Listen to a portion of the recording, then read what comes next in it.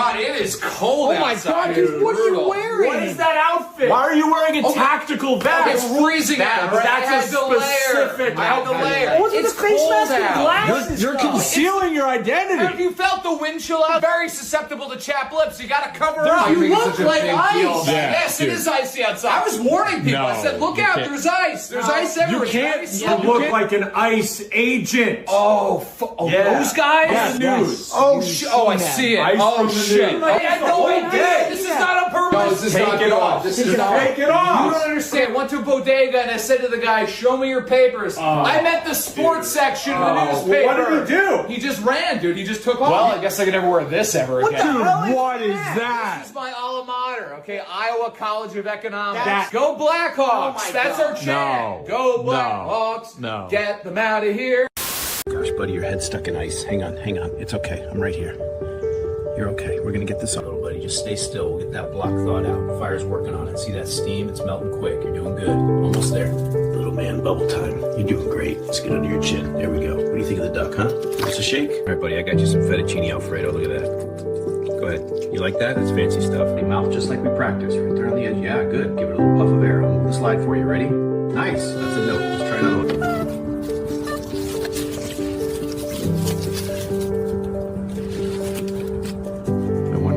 See him again. Oh, I think he's back. Let's see. Hey, buddy, look at you. You came back. I missed you, little guy. You hungry? Whoa, what are you...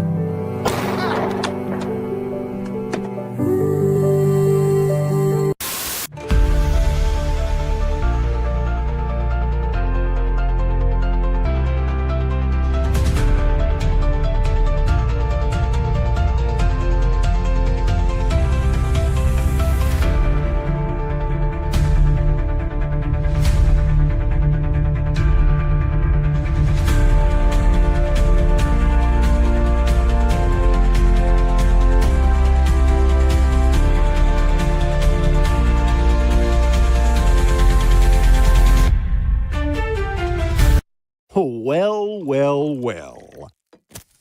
Well, well, well. Well, well, well. Welky, well. Welcome, everybody. Yes, never trust a dangerous wild animal, no matter how cute it is. Yes. Welcome, everyone. Welcome. Especially koalas. Yes, koalas can't be trusted. How you doing, RC? Doing good, doing good. Oh, that's good. Hey, Fawn. Good to see you here. Let's get started, shall we? Yes. There we go. Republicans have Wall Street Mail says Republicans have betrayed their voters so badly tonight. Democrats cheered when these bills passed. Failed to remove a mandate requiring vehicle manufacturers to install kill switches in new cars so the government can shut off your car remotely. Okay.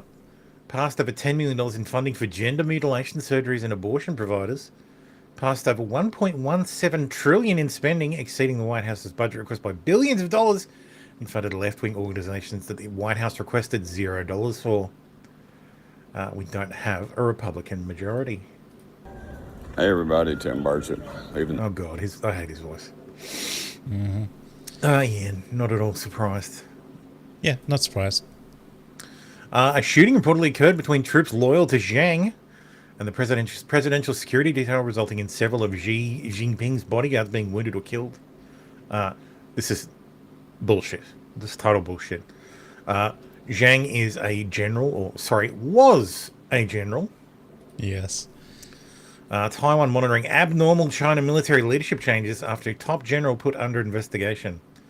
So he's been put. Zhang Yu Zhao is the second in command under President Xi Jinping as vice chairman of the Central Military Commission. I'm pretty sure he's the last member that isn't Xi Jinping of the Central Military Commission. Everybody else has been removed or arrested or retired. Yes. So it's pretty much him now. My understanding is he was under investigation for corruption, and one of the charges is probably the actual charge, because it happens a lot in China, and they don't mind the basic corruption, of, oh, well, you take some money for granting a contract, that's fine. But the thing they don't like in the military is what some people do is pay for promotions. Okay, yeah. And there's an allegation that he was paid for promoting people, which is a very big no-no in China. They really don't like it. Don't like when you do that. So yes, that's the excuse they've used. There's also bullshit about him leaking Chinese nuclear secrets to the Americans, which I don't think anybody actually believes. Pretty sure the US probably are. Yeah. The Facts dude says, I've never really looked into the Greenland topic before, but this was extremely informative. We all know that Donald Trump wants to annex Greenland. What we don't know is why. So let's dive into it. By population, Greenland is a small country home to only... I can't imagine why. He thought that was extremely informative. Okay. Hey, Daisy, how you doing? Fawn says, that was adorable compared to the week. It's almost been as busy as Trump's first January in 2024. Yes, it's been a hell of a year. Unfortunately, it's only just the 1st of February. Oh, sorry, Feb now. Well, yeah, it's Feb now, yeah. Anyway.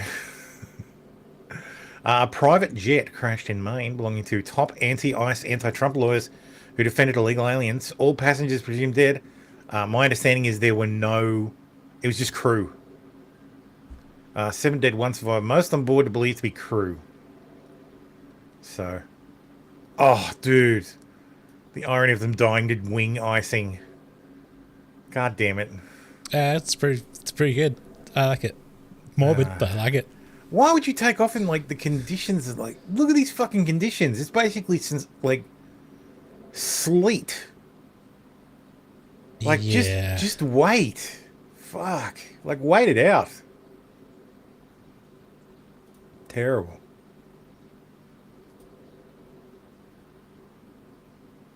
So, what a shame. Anyway, so I guess they'll need a new jet. Woke women who want to abolish prisons. Woke woman who wants to abolish prisons says she didn't report her rapist to police because it would make her feel silly and strange. A Columbia PhD candidate sparked widespread backlash after revealing she chose not to report her rape because of her stark prison abolitionist views. Anna Krauthammer published an essay titled Why I Didn't Report My Rape, explaining why she did not alert authorities to a 2021 sexual assault after she was gang raped in Las Vegas. Jesus fucking Christ. Yeah. Not just raped, gang raped. Self-proclaimed staunch prison abolitionist activist said she did not report the assault because she wished it never happened and believed imprisoning the abusers would do nothing for her. I can kind of understand that. In a weird logic sort of way. In a weird way, but like, fuck. Terrible. Just shake my head. Yeah. I mean, the reason for putting them in prison is so that they don't do it again. Yeah, that's the idea. Yeah. Treasury has cancelled Booz Allen Hamilton's contracts after employee leaked Trump tax records. So Treasury Secretary Scott Bessent cancelled department contracts with the consulting firm Booz Allen Hamilton, whose employee leaked President Donald Trump's tax returns to the New York Times. The department noted that between 2018 and 2020, Booz Allen employee Charles Edward Littlejohn stole and leaked the confidential tax returns and returned information of hundreds of thousands of taxpayers. Booz Allen Hamilton's stock price dropped 10% on the heels of the Treasury Department's announcement. Littlejohn is serving a 5-year federal prison sentence. That's what happens when you release sensitive information. It really, like, the West is just filthy with government contracted fucking consulting companies like Booz Allen, fucking Ernst and Young, like the big three, like the big three, what's it called, accounting firms, which is like, what is it, Deloitte, PricewaterhouseCoopers, and what's the other one? Ernst and Young. Oh yeah. And fucking Accenture as well. Like they're all just fucking, they're all just filthy with like tentacles into fucking government. Like it's the same here. It's the same in the UK. We spend billions of dollars on fucking advice from consultants working in the private sector, and at the same time we also have huge fucking public sectors that are full of fucking employees. Like the Australian public sector, the Australian Public Service has like 700,000 employees. The federal public service. It's retarded. Like why the fuck? We should have enough people to figure shit out. Like all the tech is like, yeah, all the tech is managed by Accenture.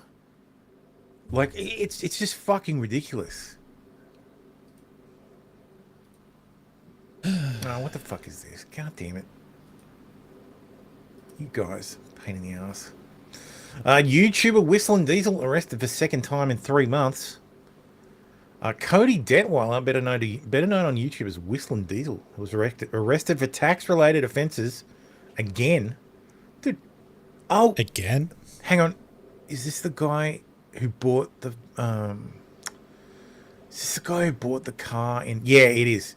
So he bought a Porsche in Montana that was registered in Montana, and destroyed it in Tennessee. But then they said, "Oh, you owe us the sales tax on that car that you bought in Montana." But it was never driven in. It was never driven in Tennessee. I think it was Tennessee. Yeah, it is Tennessee. Because that's where he is. Yeah, he lives in Tennessee. He bought the car in Montana. It was transported, not driven, to fucking Tennessee and destroyed on video because that was the purpose it was bought. Mm-hmm. And he was sent a bill for the sales tax on the vehicle. It's like, what? What? And then he was arrested for it. I would like to remind the Americans, you literally revolted over a fucking 1% tax on stamps. Yeah. Terrible. I don't know. Like that kind of fucking sales tax fuckery is bullshit. We just let it slide. It's fucked. Hasbro is being sued by its own shareholders for printing so many damn Magic cards, destroying the long-term value of the brand. Suck shit. Between $1,000 30th anniversary editions and the swath of licensed crossover sets, and the 6 discrete Dwight Schrute cards. What the fuck? Oh, for God's sakes! Gay. The recent use of Magic the Gathering, it felt like Hasbro has abandoned any pretense of restraint, and its own shareholders seem to agree. Yeah. Group investors allege that Hasbro CEO Chris Cox, oh, what an unfortunate name, former Wizards of the Coast president Cynthia Williams, and company executives engaged in breaches of their fiduciary duty as directors by devaluing the Magic brand, even as shareholders raised concerns about the ramifications of overprinting cards and sets. I don't know, but I don't know if that's going to go anywhere. I don't know. Hasbro sent $125 million to purchase approximately 1.4 million shares of its own stock. Oh, that's what they're bitter about. Share buyback. Well, get Congress to change the laws then. Yep. Is something in the air in Utah? University of Utah offers courses on black, trans, lesbian Marxists. After the recent threats in Utah, most notably the horrifying politically motivated murder of Charlie Kirk, one would have hoped their schools would have toned down the anti-American rhetoric. Unfortunately, they have not. In the latest radical university thought, according to Campus Reform, this semester, the University of Utah's English department is offering a course on black, trans, lesbian Marxists who scare you and are probably pro-Palestinian too. There's a clear waste of time and money that advances academic discourse in absolutely zero ways. Dude, you were describing 90% of colleges now. Like, that's the humanities section. It's the English. It's the English department, so... well, yeah, you can throw that out. Ridiculous. Yep. Calgary is packed wall to wall for Alberta independence. You can feel the momentum in the room.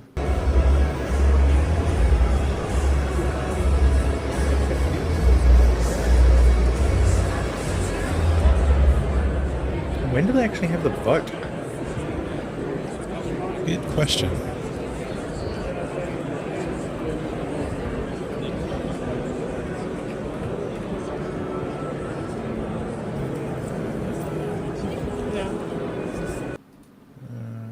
I mean, it's packed, but not wall to wall. Let's see. God damn it, my phone's like interfering with shit.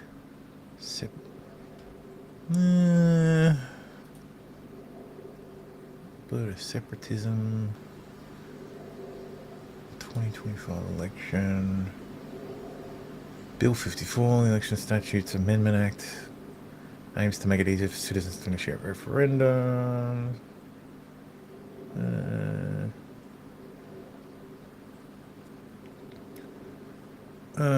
Slightly ordered the referendum question to comply with the Clarity Act. On December 22nd, Elections Alberta approved the application for the petition and announced on January 2nd that signatures to be collected from January 3rd until May.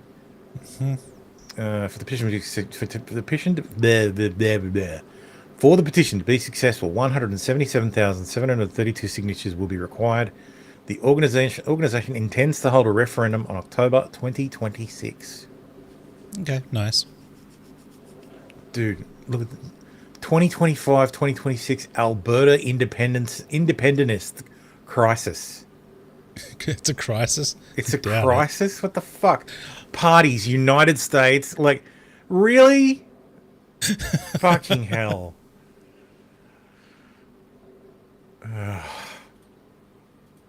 I didn't think Alberta would be the first to leave. I thought the Quebecois would be out first.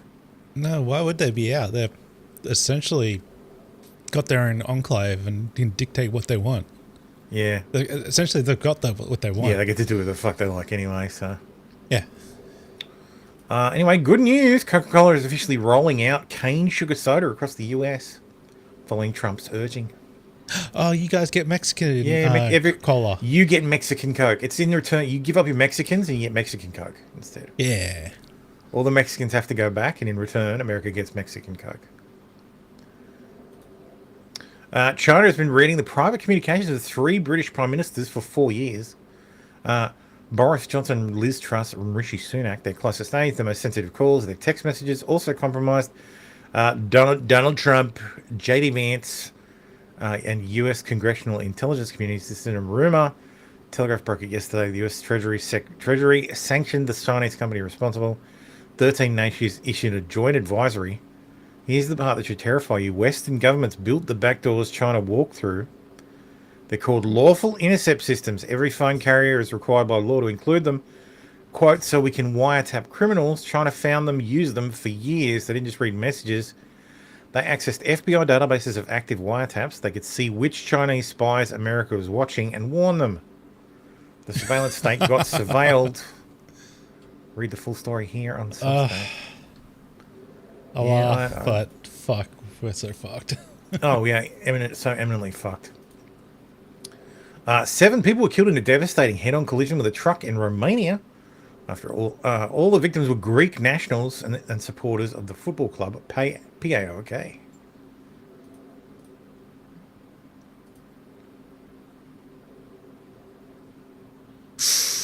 Ooh. If you slow it down, you can actually see a guy get flung out of the fucking car. Yeah, I think I not out of a window. Out the car. Out of what's left of the car. Bang. Oh, there he goes. There he is. Bye. Yeah. Back to normal speed. Like, holy fuck. I saw someone mention that it looks like lane assist. Like he had his left indicator on, and because he had his left indicator on, when he turned the wheel out of the lane, yeah, lane assist pulled him back into the lane he was supposed to be in. Like it thought he was supposed to be in. Oh, so, wow. Yeah, that'd be that if that's true, that'd be pretty fucked up. Yeah. So, But yeah, does it mention? I don't think it mentions how many. Like, yeah, people. Oh, this really looks like murder suicide. No, bro. No. You can tell he's trying to. You can tell he's trying to get up. It tried to go in and then it got pulled back out. Fucking Twitter. Goddamn Twitter.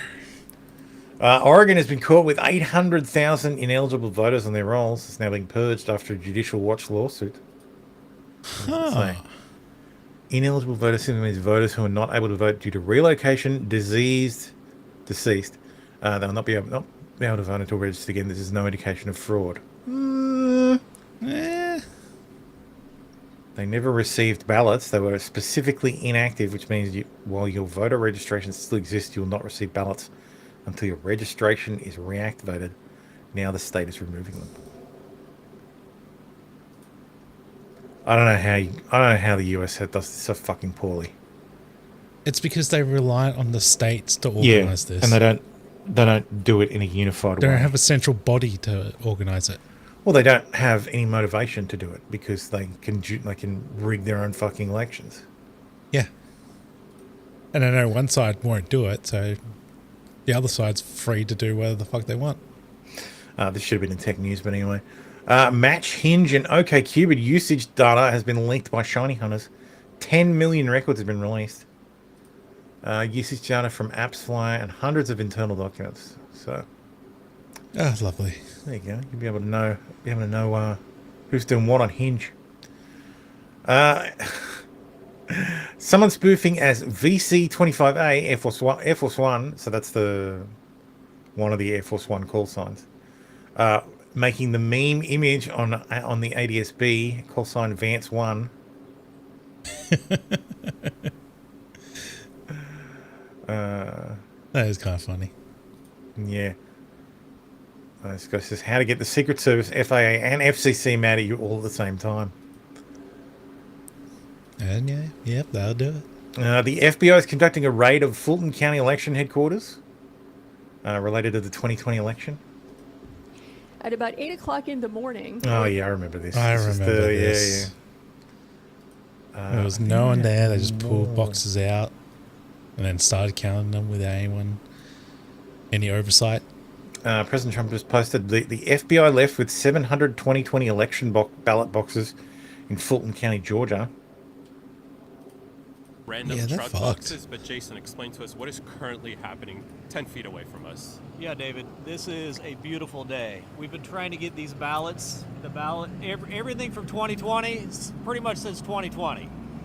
We've been told time and again, everything was fine, don't worry about it, why are you investigating 2020? This happened so many years ago. You know what, if there was nothing to hide, they would have showed us years ago. Now we're gonna find out. These trucks are on their way to Virginia. They're going to be out of state very soon, and it is time to get to the bottom of 2020. So basically, it's about 700 ballot boxes from the 2020 election because, again, this is the Fulton County Election Office. Today, FBI executed a search warrant where they seized essentially those 700 boxes. Everything. And now they've officially left. This is the train, as they'll say, that's on the way, hopefully, out of Georgia. In safe keepings. Exactly.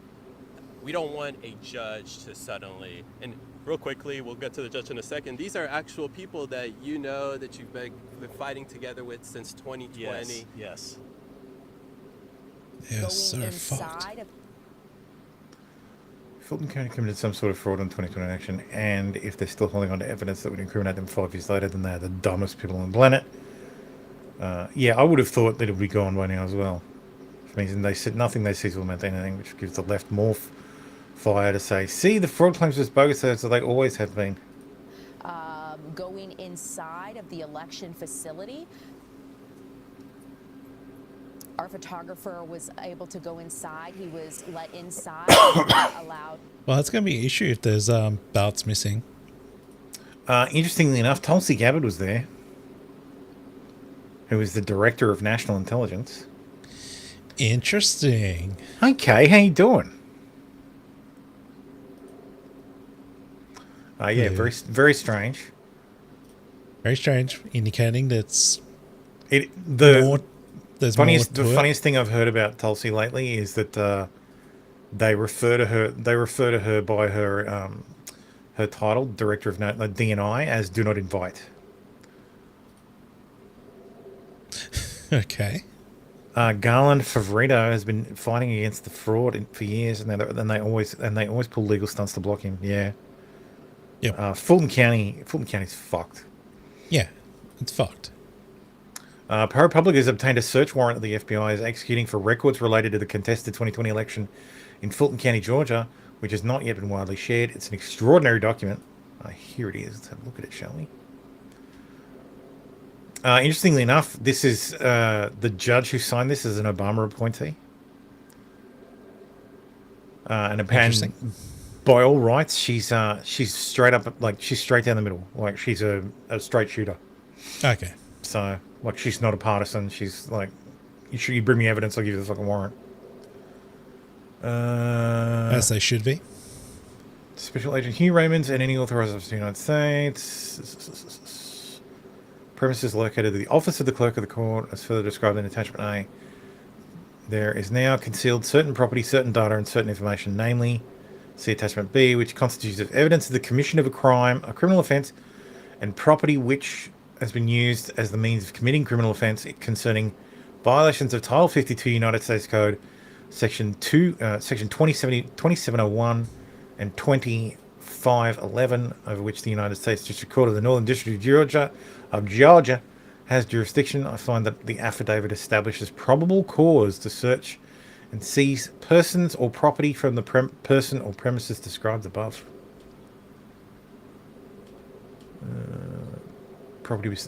That's the property to be searched. Particular things to be seized. All physical ballots, but not limited to absentee ballots, including envelopes, advanced voting ballots, provisional ballots, in-person election day ballots, emergency ballots, damaged or destroyed ballots, duplicate ballots, or any other ballot that was used to cast a vote. All tabulated tapes for every voting machine used in Fulton County, including but not limited to zero tapes, opening tapes, closing tapes, and any tabulated tape printing from a vote machine utilized in the 2020 election in Fulton County. Ooh. All ballot images produced during the original ballot count beginning November 3rd, 2020. The recount and any other ballot images that were created. Dude, how amazing would it be if they find more than the ballots that Trump was like, I just need you to find the 16,000 ballots. Like, how crazy would it be if they actually fucking find it? Yeah. I think I said on Twitter, like, the most hilarious outcome would be they find these ballots, they prove Trump actually did win in 2020, and now Trump is removed from office because he's been twice elected. And now he's like, so he doesn't actually qualify to be president. That would be funny. That would be funny. It wouldn't happen, but it would still be funny. No, because Joe Biden was sworn in, so that's done. That can't be No, because it says you cannot be. So the 25th Amendment says you can't be twice You can't be elected to the office of president more than twice. It says nothing about actually serving as president. Interesting. So technically, you can make an argument that if you won both elections and you were just screwed by the electoral college, but as part of that is certifying the election, correct? Well, you can no. Well, it depends on what it means to win the election. So, because remember, I think it was Rhode Island. The Rhode Island Attorney General basically said, "Oh well, if you can't be on the ballot in Rhode Island because you continue to say that you won, and because you say that you won, you can't be elected the third time." I don't know what happened with that. No, the Trump campaign said, no, we didn't win. So on the penalty of perjury, they said to a court that we didn't win 2020.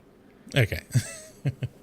So like that's how they got around that. But yeah, so the Attorney General of Rhode Island made that argument. So anyway, yes, Costi is correct. Nothing ever happens.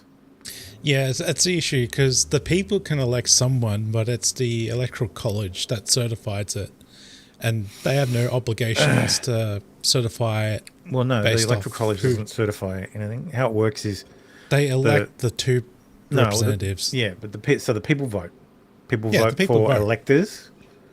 The Attorney General, sorry, not the Attorney General, the Secretary of State of the state where the voting took place certifies the election and who won. Yeah. And then the electors the slate of electors are appointed, and then they go and have their little meeting where they vote for, in some states, whoever the hell they like. And yeah, that's how then those results are certified and put into envelopes and sent to Congress. And then on the 6th of January, they have a joint session where they count the vote, read out the ballots. Is this the Electoral College? This is the Electoral College, yeah. Yeah. Yeah. Like the actual process. Yeah, I just don't. Just because he won it by the people, the state picked someone else. So yes, it would be a constitutional crisis that the Supreme Court would have to rule on. But That you can is bet true. you can bet your bottom dollar that every single Democrat in Congress would be like, "Oh, well, no, because he won in 2020," and they'd make exactly the same argument. They would suddenly become 2020 truthers. They would suddenly say, "Yes, we did Like, rig yes, it."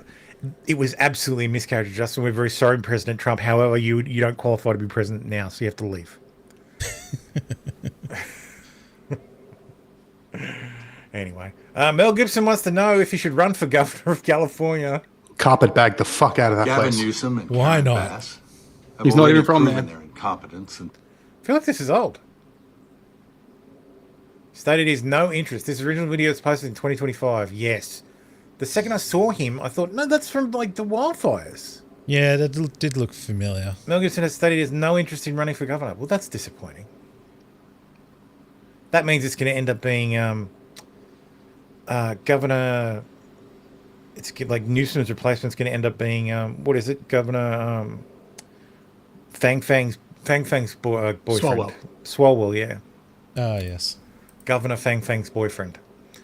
Unless Republicans can do something.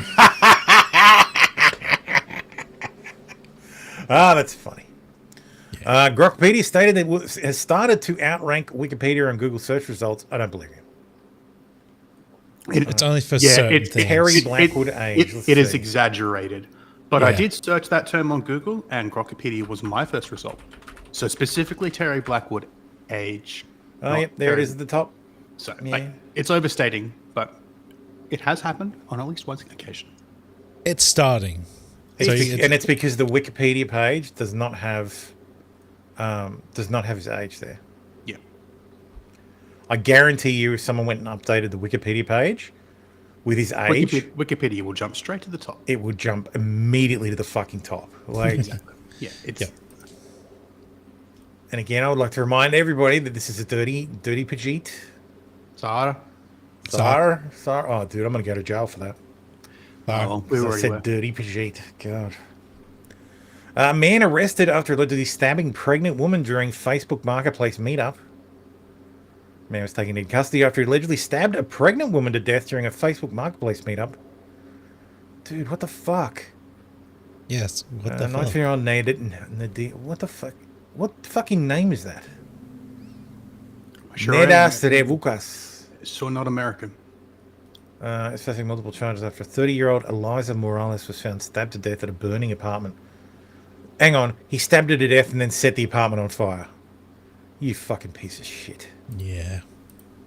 Deport into the sun. During the meeting, surveillance video from the victim's building captured Revucas arriving to meet around 5:30 p.m. God. Dude, she has a 2-year-old as well. Fuck, man. So the defendant indicated that he stabbed the victim 10 times. Oh, so he's admitted to it. Okay. And prosecutors said that he admitted to starting the fire. He admitted 10 times, but she was stabbed 70. Yeah. Fuck. And he admitted to starting the fire. So.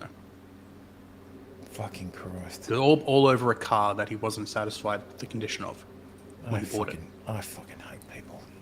Yeah. Yeah, welcome to the club. FDA recalls nearly 2,000 items over rodent and bird waste contamination.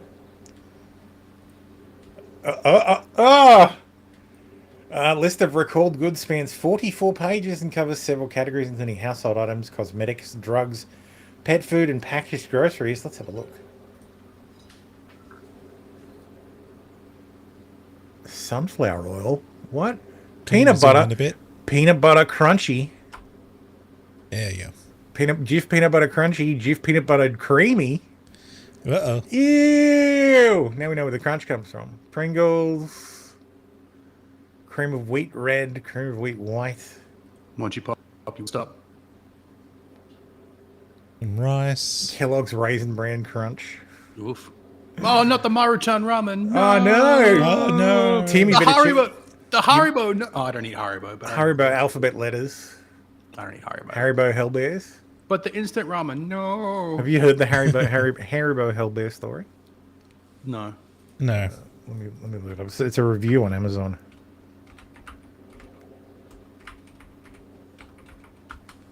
Okay, maybe. Haribo Hellbears.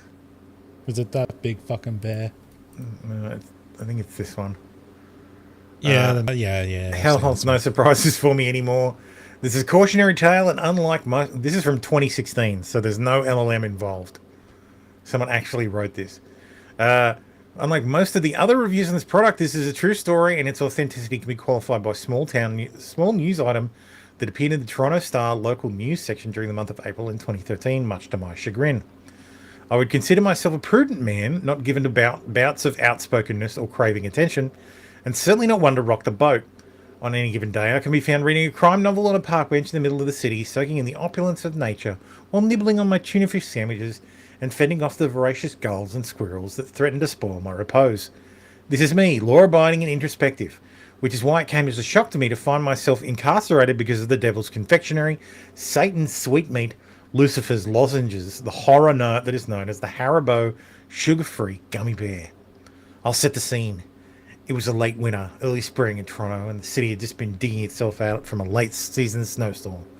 I was headed to Pearson International Airport for a red-eye flight to Amsterdam in order to give the Dutch arm of our company some training on new software that had just been installed. I'm being deliberately vague to prevent my workplace from being linked in a way to the incident that occurred. I'd just finished packing, checking the time, and I found I was running late. My flight was at 7:10 p.m. and it was now almost 5. Cursing softly, I ran to my car and threw my bags in the trunk, hitting the gas a little harder than usual in my haste to make it to the long-term parking lot as soon as possible. Luckily, traffic was light on the 401, and I made it to the airport in record time, but I knew that my chances of making the flight were still at risk if I didn't use my time wisely.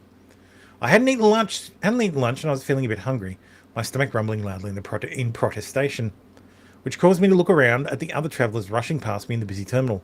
Mortified that my bodily noises might be heard by others, I briefly checked my watch and decided that I had enough time to grab a quick snack before going through the baggage check and security. And would get something more substantial once I was checked through security.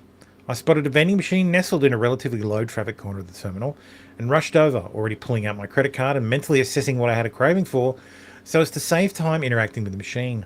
My eyes scanned the colourful array of confections, quickly coming to rest on a tantalising rainbow-coloured bag of gummy bears with the simple white and red logo, Haribo, emblazoned across the bag, in what appeared to be a slightly tweaked Helvetica round font. Now, I pause here in the story for a moment to underscore the importance of making proper choices. I was hungry. When you're hungry, you should eat food. Food is defined as a nutritionist substance that people consume to maintain life. This is what food is. These days, the definition of the word food has been bastardized, and the meaning has been broadened to include veritably any material that can be digested or rather chewed and swallowed without causing illness, death, or severe illness. The Haribo sugar-free gummy bears are not food. They aren't even from this planet. I imagine their origins being conceived in a boardroom in hell by a top team of creative pain administrators with senior-level demons rubbing their hands together in ghoulish delight as hell's chief chemist slowly lifts the veil on their new creation. The point here being, I made a very, very, very poor choice. I pushed the button and the vending machine ejected the bright coloured bag into my awaiting hands. I'd always liked gummy bears. They were bright but rather innocuous. They weren't overly sweet, so as to become cloying. And of course, each candy came in the visage of a rather happy, docile bear, reminiscent of the picture of one's mind holds of all anthropomorphic bears from Yogi to Winnie. The way I figured it, I was taking a bit of a holiday from life so I could relax my fastidiously regimented daily schedule a little to allow allow for some frivolity. After all, I was going to be in Amsterdam come morning with 16 hours to kill before I had to be training the Dutch employees. Maybe I would take a trip down to one of the coffee shops in the red light district and really let my hair down. No, I wouldn't do that. I would see that area of the city from the bus as I went to the hotel, where I would eat at the hotel restaurant and drink sparkling water. So I better enjoy the gummy bears, my one extravagance to commemorate my break from routine. I joined the queue in the KLM line, which was mercifully short, most likely because of all the passengers for my flight had already been checked through, as the flight was scheduled to depart in an hour. I checked my watch again, frowned, and absently minded opened the bag of Haribo sugar-free gummy bears and began to munch on them as the line slowly advanced. To be fair, they tasted fine, just like every other manufacturer's brand of colourful candy, and they were sugar-free to boot. This is what made the whole incident that followed so baffling. If they had tasted off or different, I most likely wouldn't have continued to shovel them into my mouth absent-mindedly while daydreaming about what I would order to eat from a room service in my hotel in Amsterdam. I gave the attendant my e-ticket and she weighed my bags. The first of the pains began in my stomach.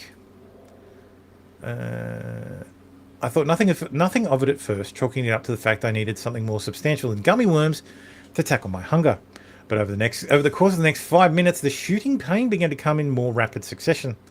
At this point, I had my boarding pass printed and rubbed my stomach a little.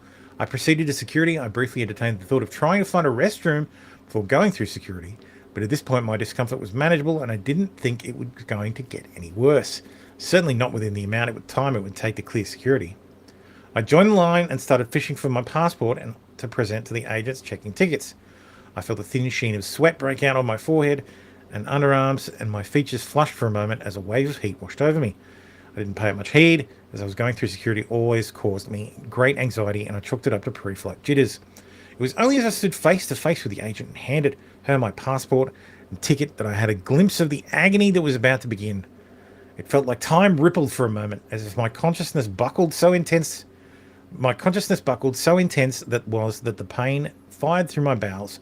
I grimaced spastically and emitted a low moan and felt myself take an involuntary step sideways.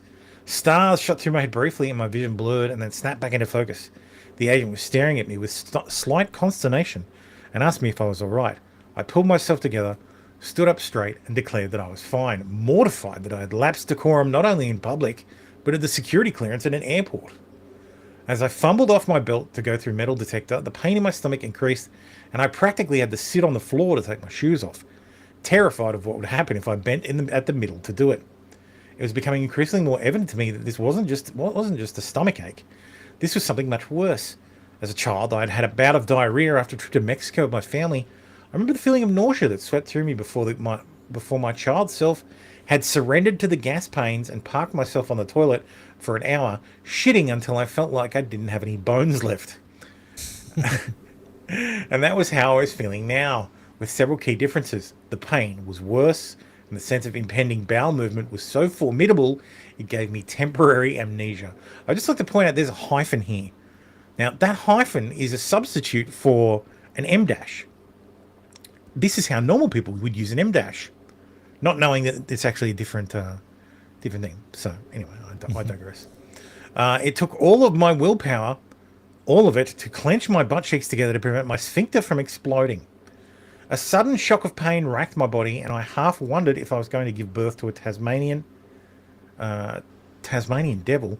The crazy fever-induced image of said cartoon animal chasing Bugs Bunny through the splashy volcanic shit kettle that was my stomach, causing me to elicit short, maniacal bark of laughter as I approached the metal detector. A wild, distant look in my eye, sweat now beginning to pour off me like a long-distance runner in Kenya. The security agent... where is it? The security agent on the other side of the detector shot a quick glance over to a co-worker who narrowed his eyes and made a subtle movement towards his holster. My breathing became uneven as I entered the metal detector, and I realized with alarm that I had taken off my socks without even registering it, and one of my shirt tails was untucked at the front. I held my breath, my eyes bulging dangerously from my head as the machine scanned me. As I shakily moved forward towards the agent for a pat-down, my stomach began to elicit sounds that can only be described as otherworldly. It started off as a sort of bubbling sound heard from afar and grew in pitch and intensity at an alarming rate. My jaw dropped in shock as what I can only describe as the sound of an agonized, wailing alley cat in heat with a persistent Doppler effect added to its voice emitted from some neither region of my intestines. The officer's eyes widened in alarm, and she kept her eyes glued on my stomach as she thoroughly patted me down. As she reached my shins, I felt my innards suddenly expand and plummet towards my rectum. With cat-like reflexes, I squeezed my sphincter shut with what seemed like nanoseconds to spare, and I knew that if I didn't get myself to the bathroom immediately, I would shit myself. With a Herculean effort and all of the strength that I could muster, I forced my butt cheeks together, knowing that one false move would open the floodgates. I began to walk like a duck, trying to remain as inconspicuous as possible, not even caring now what other people were seeing in front of them. A disheveled, barefoot, 40-year-old businessman, red-faced and bulgy-eyed, sweating profusely, shaking slightly, and walking without bending his knees with a single-minded intensity. I grabbed my carry-on, shoes and socks from the plastic tub that had passed the X-ray inspection, and without putting anything back on, I turned my heels with the intention of finding the nearest restroom and slowly dying there one squirt at a time. But that is not what happened. I turned to go and found myself staring at 3 armed agents who stopped me and asked if I would follow them. "Why? What's the matter?" I stammered, wincing slightly as the act of speech seemed to strain the tenuous and extremely fragile truce I had negotiated between my bowels and the tempest that raged within. "I have to go to the bathroom right now," I pleaded. "Just follow us, please," they said, leaving no room for argument. The other travellers, clearing security check, stared with curiosity and revulsion at the spectacle unfolding before them, whispering amongst themselves and hurrying to pack up their belongings and get as far away from me as possible, no doubt assuming that the airport had nabbed some sort of domestic terrorist. If I hadn't been feverishly trying to hold back the eruption of Mount Vesuvius, I likely would have died of shame. With each step I took towards the room that they ushered me into, I felt that my legs would give way. I marveled at how strong the human will could be. Marveled at what was essentially patching a hole in the Hoover Dam with bubblegum could actually be sustained indefinitely. Maybe I would make it through this ordeal after all. The room they brought me in was an examination room. I'd pretty much stopped registering details of my environment as my consciousness closed off all but the absolute necessary functions. Breathing, ability to walk, but I snapped back to reality when I heard the snap of rubber. The slow dawning of realization poked through my agony and stoic resolve, and I turned to face an agent donning rubber gloves. "Sir, we're going to perform a cavity search on you," a young, fresh-faced agent stated in a firm but emotionless voice. His cropped blonde hair was immaculate, and for a crazy moment, I wondered if he was an actor and this was all some sort of elaborate practical joke, done to amuse bored kids watching YouTube. He must have taken my tortured silence for resistance, because he looked at me sharply and said, "Lower your pants and underwear, please, and face the desk." Panic started to grip me in its icy grasp, and suddenly adrenaline threatened to destroy my sphincter bulwarks and rend my anus in two. I inhaled sharply, and with a pained gasp, I doubled up my efforts to clench my cheeks together. "Sir, please," I begged, deferring to this kid in an act of desperation. "I have to go to the bathroom. You can follow me into the stall if you need to. But I had some bad Haribo sugar-free gummy bears, and now I feel like..." But they had stopped listening and smirked at each other. Two of the agents, a tall, dark-haired female and a shorter, balding fat man, looked away from me, and I could see them shaking a little as they stifled their laugh. "Sir, face the wall, put your hands on the desk, and spread your cheeks," the young agent stated, a lopsided grin on his face. But I began to protest, and then a fresh shock of pain forced me to stop and lean on the table for support as an ungodly howling rose from my stomach, something between the dying moans of a woolly mammoth and the sound of bubble wrap popping underwater. I exhaled shakily, and my focus began to narrow as I rallied for the final battle, shaking uncontrollably and sweat literally raining down onto the tabletop in front of me. I turned to face the wall and heard a meek, childlike voice pleading from somewhere in the room. "Please," it said. And then again it said, "Please." From somewhere within me, my mind recognized that this sound had issued from me, although my consciousness had now begun to separate from my body, and I held my breath and prayed to God for strength. "He probably has some heroin or something up there that opened up," the female guard said as part of me Part of me that hadn't escaped into the ether yet acknowledged that she was behind me to my left, probably as high as a kite. Look at him, she said. The shorter guard agreed with a snort off to my right. Spread your cheeks, the young agent said, his voice directly behind me, and lower than the other two, and bend over. Please God, please God, please God, please God, please God, please God, please God, I whispered in a desperate maniacal mantra, not even aware of my surroundings anymore. I felt like I was lost in an opium fog with half-snatched images, sound filtering through to create a nonsensical version of reality. Another volley of pain tore through me, and I involuntarily leaned forward over the desk. My focus completely narrowed now to a spot on the wall 2 feet in front of me, a curious imperfection in what seemed to be a whitewashed stone wall. It was a dark blotch, about 5 millimeters long and shaped like a smiling bear, a yellow dancing bear. No, a green bear. No, red. It was all the colors of the rainbow. My God, it was beautiful. It just took something as simple as a slight breeze to trigger Armageddon. That's all. No trumpets, no fanfare, no fire raining from the heavens, no dogs and cats living together in harmony. No fingers on the button, no finger on the button, no prophet to predict it. No nothing. As I stared at the rainbow bear smiling and dancing in front of me, my mouth agape, drooling, eyes glazed and bloodshot, face coated with a sheen of sweat, I heard the softest sound, an exhalation from the young agent behind me, and then, at the same instant, the warm air of his breath across my butt cheeks. For a moment, maybe less, maybe a split second, even a nanosecond, I felt the presence of God there with me in that room, as neurons began to misfire at a blinding rate. Nerve endings bristled and muscles twitched reflexively. I stood on the brink, with one foot hovering over the edge, and then, without taking a step, I found myself plummeting. With a sound like an extra-large plastic ketchup bottle being run over by a Mack truck, my sphincter released. The pressure of the blast pushed me hard into the desk, and the legs of the desk screeched as they scraped across the floor. My body remained rigid for a moment, and I experienced relief that can only be described as orgasmic in its purity.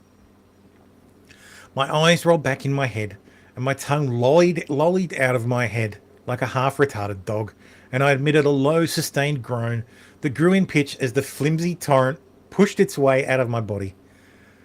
Tremors racked my body, and I must have looked like a fish out of water with an endless stream of shit firing out of its arse. Other sounds and sensations started to filter in now as my consciousness began to materialize once more.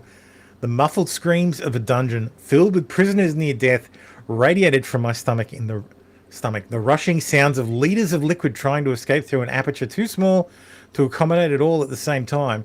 The omnipresent sound of chunky liquid splattering against a hard surface with great force. The high-pitched screams of a woman calling out to God. Another voice sobbing uncontrollably, imploring to, quote, "Make it stop!" And my own ecstatic, monotone wail.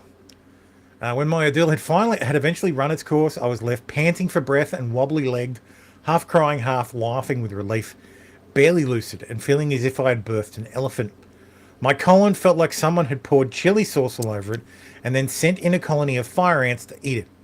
Though through my sobs I heard the sound of dripping, like when the sprinklers are eventually turned off after an office fire or after a thunderstorm, when the willow that overhangs a pond continues to rain down long after the sky has stopped. From behind me the sobbing continued, and I heard someone try to speak on a walkie-talkie, but nonsensical words were all that the man could speak, which sounded like the ravings of a lunatic. With great relief, I slowly pulled myself off the table, legs trembling, my stomach eliciting one last sound, a loud, prolonged gasp bubbling that eerily resembled a pig orgasm. I slowly turned my head to survey the devastation, and in that instant, if I had a pencil or something sharp, or some other sharp object, I probably would have gouged out my eyes in revulsion. And the smell. Oh, the smell was enough to drive a man insane. It was the stench of rotting potatoes mixed with sulfur and ammonia, cooked in broth of chicken feces and left to age for 2 weeks in a yeasty stew at the bottom of a French outhouse. After half a whiff of this ghoulish brine, I immediately stopped breathing through my nose, but the taste was to remain in the back of my throat for months to come. The young agent had taken the brunt of the foul witch's brew, and at first I couldn't process what I was seeing. I thought somehow the young blonde kid had been spirited away and replaced by a brown golem, or an ATV rider that had spent the better part of a day driving through every mud puddle he could find, after a torrential downpour. With some degree of compartmentalization, I came to understand that for some unfathomable reason, this kid hadn't moved, or hadn't been able to move throughout the whole entire fecal deluge. He had weathered the entire assault head-on like some sort of hero from Greek mythology. I had given this poor schmuck a one-man shit bukkake that would make a Brazilian pornographer retch with disgust, and he was in the same position he must have been from the moment of first impact. I tried to comprehend how he must be feeling, what he must be going through psychologically, but it became evident very quickly that he had become very broken. No doubt forced so deeply within himself once the fire hose had been turned on that there was little to no hope of him ever coming back from it. Certainly not without extensive psychotherapy or a lobotomy. I looked beyond his quivering, catatonic, crouched form to see a perfect outline of him cut out on the white wall behind him, either side filled with a dripping, opaque layer of alternatively pulpy and runny fecal stew. I noticed two quivering masses at either extremes of the room and realized they were humanoid in form, although the caterwauling that was coming from these broken creatures was just blubbering gibberish, and this was the tableau that was burnt into my mind's eye for eternity. Needless to say, I missed my flight. In fact, the next week is a blur. I have vague recollections of an army of hazmat-clad figures looming through the brown landscape of the soiled room, the slopping sounds of rubber boats squelching in puddles of fetid detritus, uncontrollable wailing, and an animal-like sound issuing from the mouths of creatures that had been traumatized beyond their capacity for being put back together, and the complete loss of sensation from my waist down as I was rolled through the room on a waterproof gurney, its wheels struggling to surf on top of this shit-soaked floor. I spent a week or so in the hospital, enclosed in a well-ventilated, sealed room, with a suited doctor coming in on the hour to monitor my vital signs as they tried to rehydrate my body. I had apparently expelled every available drop of water from my body that was possible to sustain life without for a short period of time. All my clothes were incinerated in the hospital crematorium, and the soiled bag of Haribo sugar-free gummy bears was never recovered. This is my story. It is inconceivable to think that this kind of product can be sold legally and misrepresented as food. I was lucky. I survived. But as for the family of the survivors, and the survivors themselves, they will forever live with the trauma of the events that took place at Pearson International Airport on that snowy day in April 2013. Oh my god. Yes, so that is the story of Haribo sugar-free gummy bears. Or as my wife calls them, the Haribo Hell Bears. Oh, yes. So yes, you have Haribo Hell Bears. You may have to you may have to return them because they're infected with what was it? Bird feces. Right. So. Right. All that for bird feces. Gotcha. I hope everybody enjoys story time. Mm-hmm. You can make an intro. Taos Punk says, big fan of Thermo's story. Oh, thank you. I might actually clip that entire section out and put it as a clip on the channel. I know I say that a lot, and I never do, but I think I might do that one. Anyway. Thank you, FDA. Minnesota man identified as Mark Anderson allegedly attempted to break Luigi Mangione out of prison by impersonating an FBI agent. He was reportedly armed with a barbecue fork and what appeared to be a pizza cutter, and was quickly arrested and charged with impersonating a federal agent. This is a horrifying like a joke. This is a horrifying story, and as an Italian, I feel like this is a hate crime. Yeah, why is he using a pizza? Why is he using a fucking pizza cutter? Why you need a mezza? Why is he using a pizza cutter to break an Italian out of prison? That's a fucking hate crime. Why didn't you get a proper mezzaluna, right? That's right. I had one. They're good. Anyway, Macron is finished again. French police just dropped their shields in front of protesting firefighters. Shields down, Captain.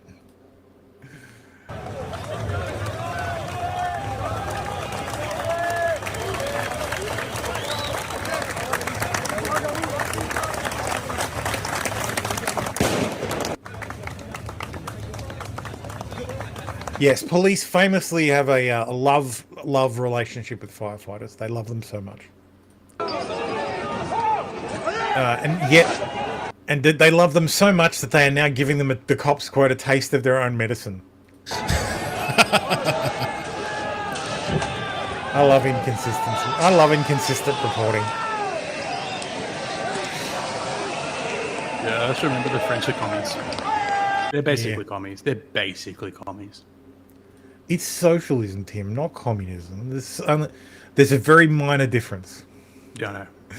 You're allowed to own things. That's the difference. Mm. Concerned citizen said some shit.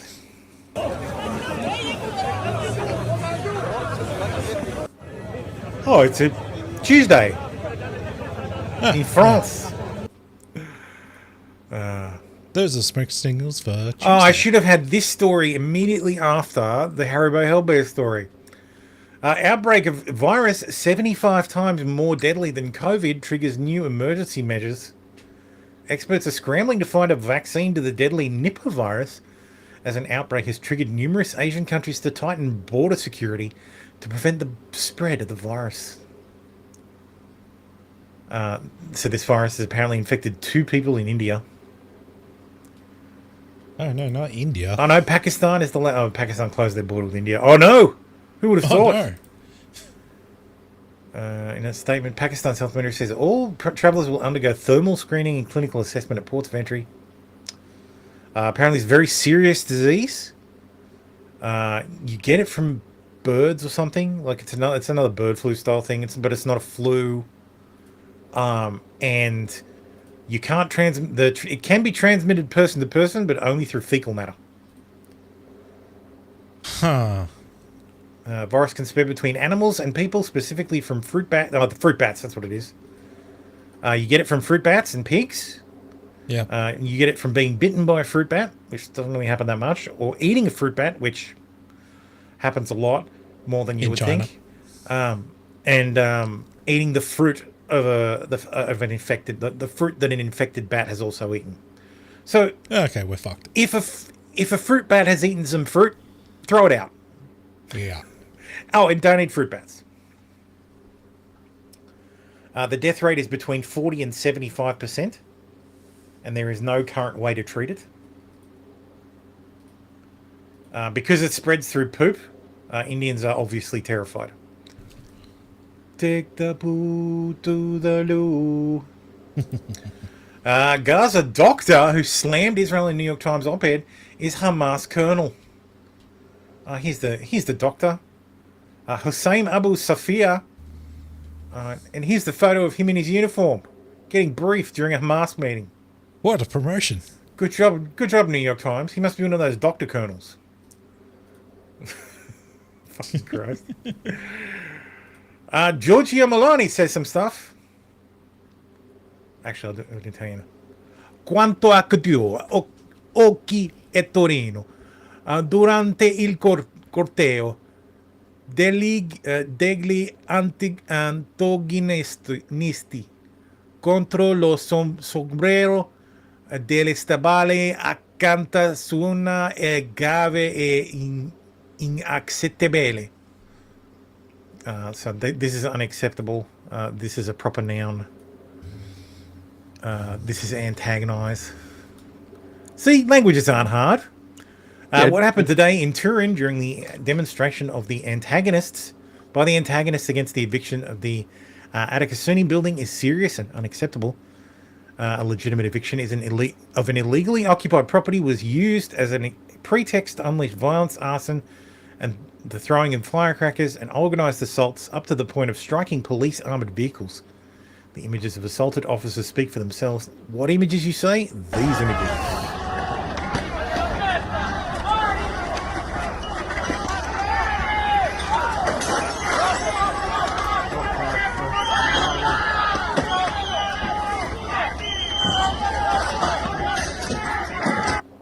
Yeah, so that's happening in Italy. Daisy asks, "What's a fruit? What the fuck is a fruit bat?" There's a bat that eats fruit. Here it is. Unlike a vampire bat. That's fruit bat. This cute little guy is a fruit bat. We call them flying foxes here. Mm-hmm. Because they kind of look like foxes, and they're cute, like foxes. They're very cute. Anyway, speaking of Australia, let's do Aussie news. Where is it? There it is.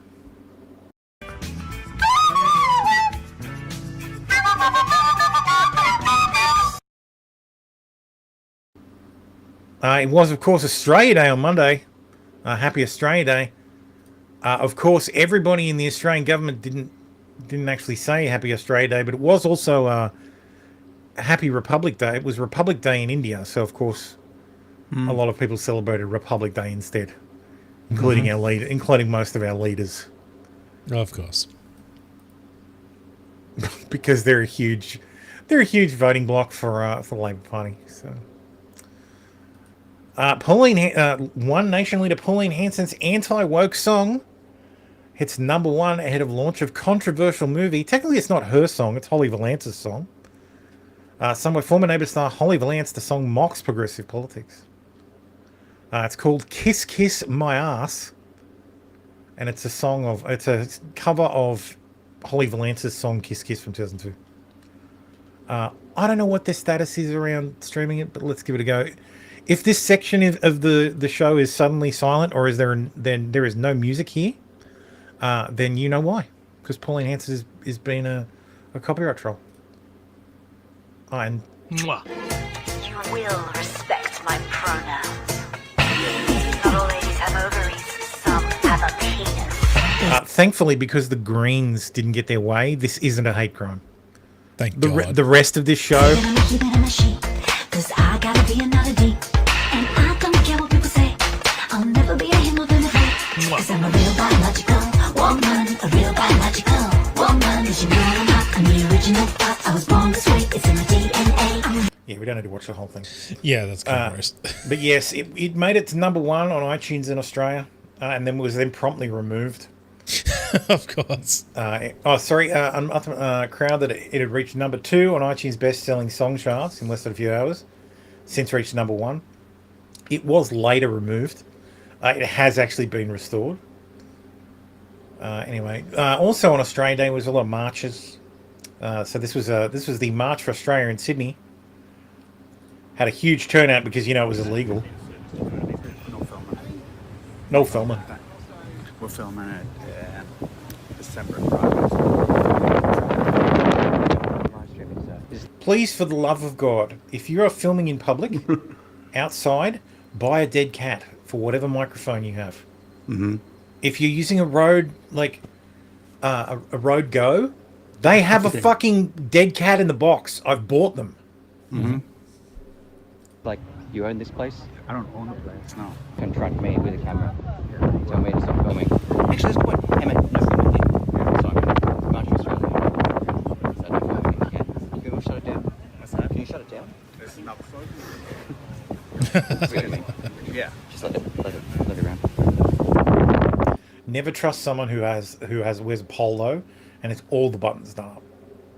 Yeah, they're hiding. strange. They're usually hiding. They're hiding like a tattoo they don't want you to see. Yeah. Excuse me. So this wasn't a stabbing. This is because Visegrad just took what Drew Pavlov said as gospel. It's paint. So YouTube, before you get all mad, that's not blood, that's paint. Or he is very well oxygenated.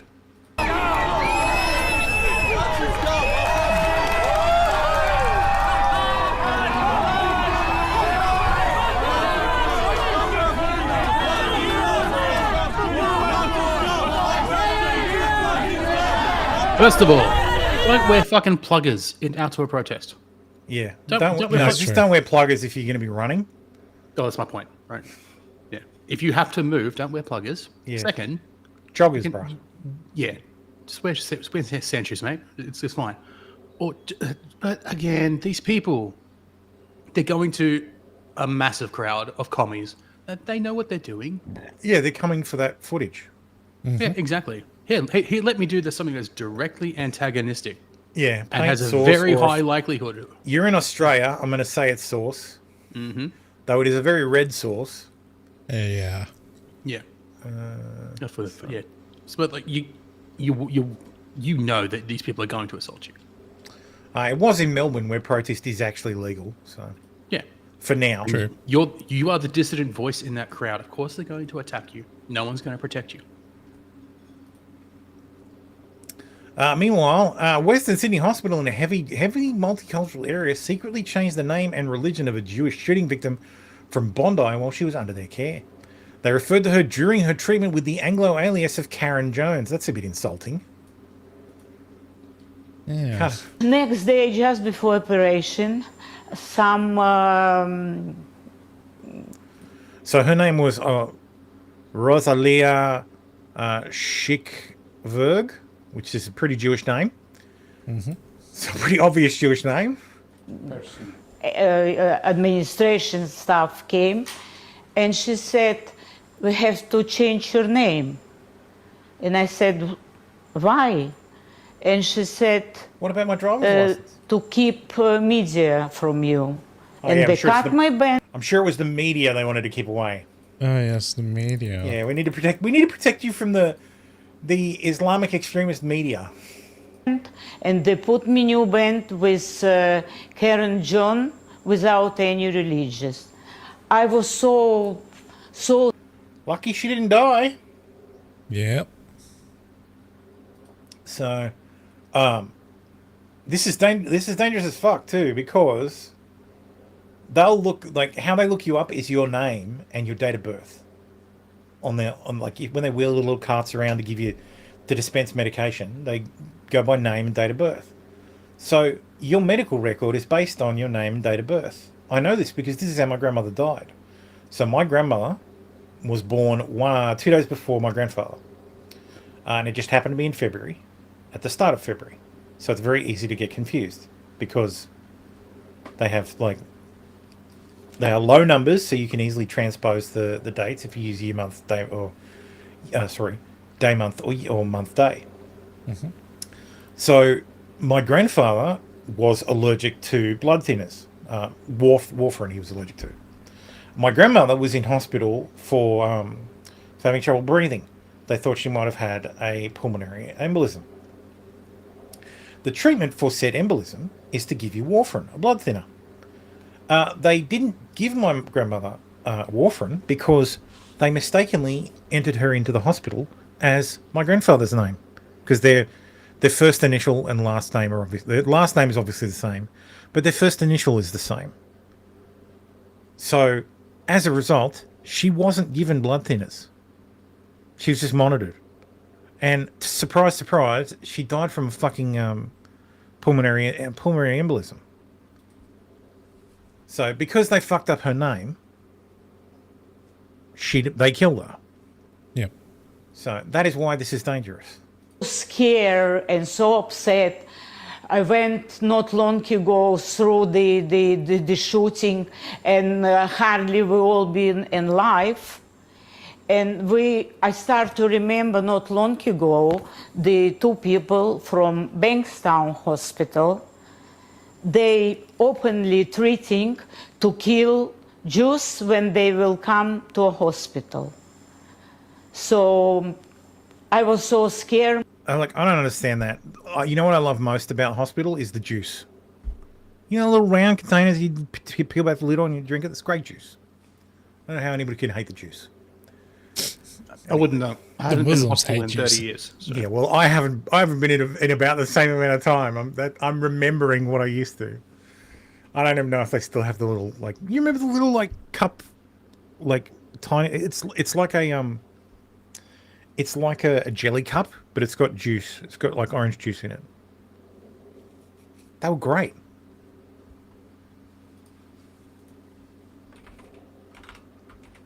I'm going to look them up now. No, I didn't. Orange juice cups. These things. Hospital orange juice cups. Ah. They used to give these in hospitals. I don't know. I haven't seen. Last time I was in hospital, I didn't get anything like that. Yeah, I don't think they do it anymore. Yeah, I haven't been. Well, maybe because I think they do it because it's frozen dinner. Orange juice. Yeah, it's mass produced and they can just store it, right? Yeah. Yeah. Frozen. Let me remind you, frozen orange juice is literally a commodity. Yeah. Mm-hmm. So you can trade orange juice futures on the on the markets. Yep. Anyway, identity of Invasion Day rally bomb maker to be kept secret.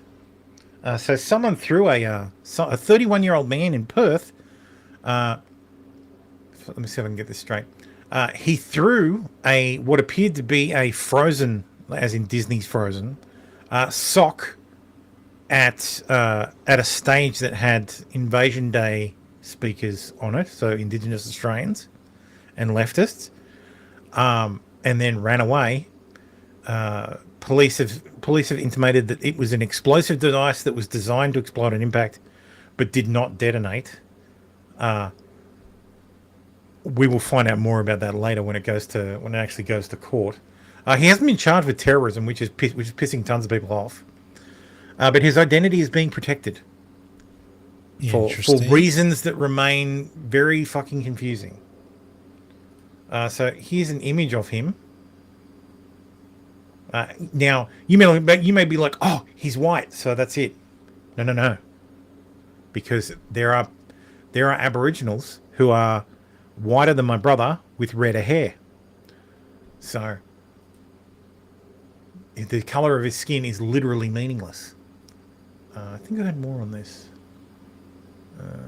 No, not that one.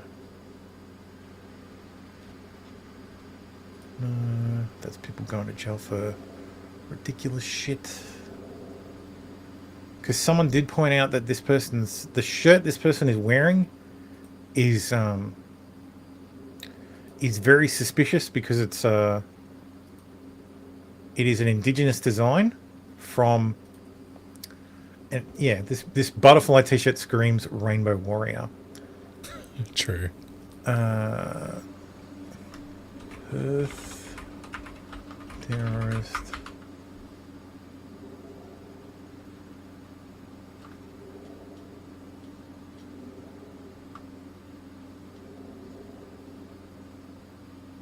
That was the guy we covered last year. Kind of looks like a white guy, yeah. Yeah, he kind of does look like a white guy, but that doesn't mean anything.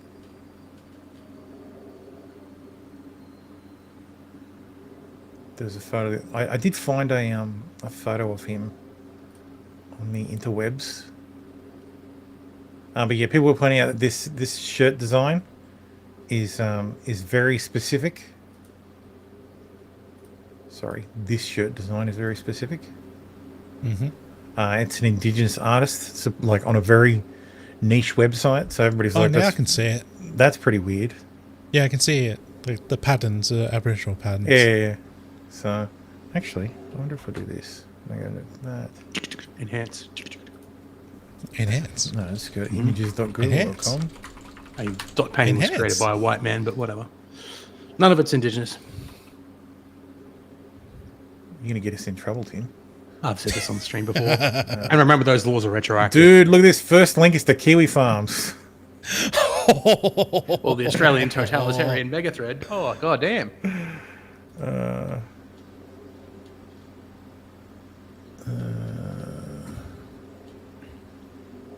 Oh, wait. Hang on. Go back up. Up a bit more. One more. Jane Ashley. Women's Butterfly Jane Flowers. Ashley, Women's Butterfly? Is that Is no, that that's the not the same same. Oh, I thought it was similar because it has the 3 butterflies on the right, but it's not exactly the same. Okay, never mind.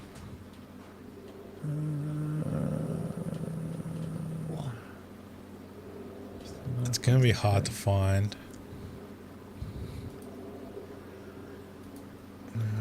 Unless you're specifically like looking at Aboriginal stores. Nah, preacher, not Elizabeth Warren levels of Abo.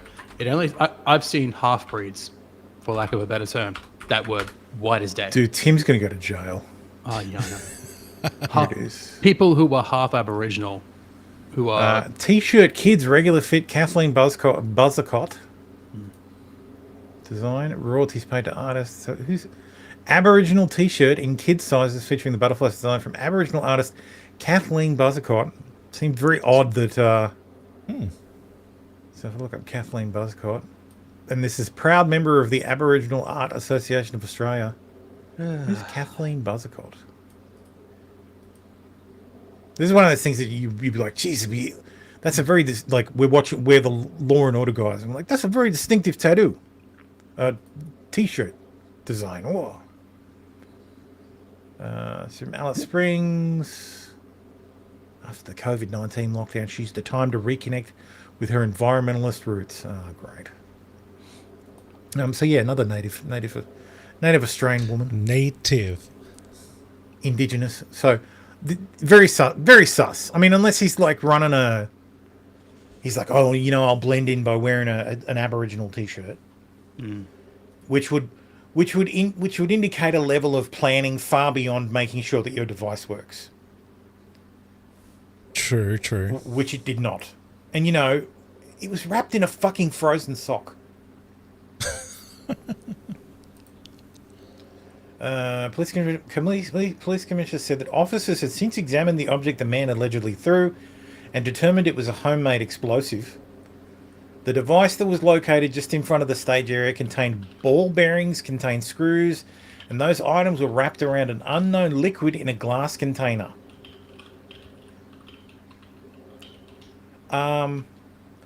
If it's an unknown liquid, how do you know it's an explosive? True. The liquid was an explosive liquid. In fact, there were multiple compounds. Like, I'm not trying to excuse this guy. He's clearly a fucking moron. But the fact that they're hiding who he is, not revealing anything about him except his age. Very. My sus meter has gone up. Yeah, my sus meter has just gone to fucking 11. So, meanwhile, of course, the lefties are like complaining that this isn't being treated as terrorism. And of course, people on the right are like, this was a false flag. I don't know either of those things. Like, I don't know if this was terrorism or not. I would assume the police would charge it if they could make the case. But something is up. But in order for it to be terrorism, we need to know his political motivations. Because that is the definition of terrorism. It's in service of a political belief. Mm-hmm. Whether that is bringing about a global caliphate or ending the fascist government. So, not that I'm saying our government is fascist. This is an example. Please don't arrest me. Australia, you've paid for this. Wondering why you can't afford groceries or to live? Let me show you. And I'll let you know right now, it's got nothing to do with fucking tariffs. Let's start in the 1950s and 60s. Why would it have anything to do with fucking tariffs? We don't pay fucking tariffs. We don't have tariffs on anybody. We'd benefit. Yes. People will just complain about Trump, right? She's just putting that to rest. So just trying to get the TDS dealt with. Menzies opened the door for foreign buyers. Whitlam gave away our mining rights. All right. So Whitlam, this pisses me off because Whitlam did not give away our fucking mining rights. That was the Howard government, and what Whitlam tried to do was nationalise the fucking mining industry. Literally the opposite of giving it away. He was deposed in a conspiracy by the Americans to prevent that from fucking happening. Yeah. So, like, fuck you. Hawke and Keating sold off Aussie companies and let the banks run wild. So, Hawke and Keating floated the Aussie dollar so that it could be openly traded, so that we weren't crippled by fucking inflation. Yeah, I guess people don't remember. I guess people don't remember the early '80s anymore. And, apparently not. And they deregulated the banks because you could go to fucking the Commonwealth Bank or some building societies, and that's it. And Keating let foreign owners buy up our farmland. That was Howard. John Howard turned housing into an investment. That was John Howard. And sold our critical assets overseas. That too was John Right. Howard. Gillard, Turnbull, and Abbott Didn't do shit about it. all let global firms buy Australian homes. Okay, so the foreign owners of homes in Australia are an incredibly small number. You can only buy new property. They can't buy existing. They can only buy new property, and they can only buy Chinese owning Australian property. It's crazy fucking small number of people. Like, the Chinese are the largest owners of the foreign properties that are sold, but it's something like 30,000 properties over 15 years. Yeah, but what they own are the, Which like, is, the and they're apartment the blocks, right? fucking apartment. No, well, they're the mansions. They use it to park their money. Yeah. Yeah.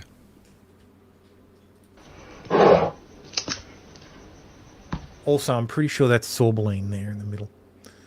Maybe. Morrison handed all of our COVID money to big business. No, he didn't. He handed it all to people directly. Didn't give shit to me. I didn't get anything. But I had a job. Anything. He fucking... No, that is true. I did So have a did job. I. Yeah, that's the thing. Go fuck I off. didn't get Rudd's stimulus. I didn't get anything from Morrison. I didn't get shit. Yeah. I mean, I could have. I just didn't put my tax returns that year. Like, he literally fucking just increased the dole to the minimum wage. Like, all the benefits just went through the fucking roof. Mm-hmm. Like, I think, actually, no, he did give money to some businesses to keep staff employed. Mm-hmm. But, I mean, they did keep the staff employed. They didn't just pocket the fucking money and walk away. Like, say what you will about Scott Morrison. Like, economically, his response to COVID was pretty much what everybody would be expected. Like, throw money at everybody. Keep everybody employed. The people you can't get employed, fucking increase benefits so that they can fucking survive the environment where nobody's fucking employing anybody. Like, you can shit on Scott Morrison for lots of stuff, but you can't really shit on him for that. And he also let the big supermarkets completely fucking price gouge us.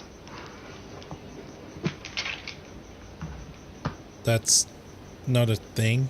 Well, no, of course they price gouge us, but the margins on shops... So the margins supermarkets in Australia make are about the same as they make everywhere in the world. So there's just they've been investigated how many times? Yeah, they constantly Is that the investigate it. prices? There's tons and tons of options for different supermarkets like in other countries. There's 3 in Australia. And really there's only 2. Coles and Woolies. Aldi's the outlier. Aldi is in some places. But yeah, if you like during COVID, what were you going to do? Get an Aldi home delivery? They didn't offer that. Yeah, they don't do that. So your options were Coles or Woolworths. So, or going in. Good luck.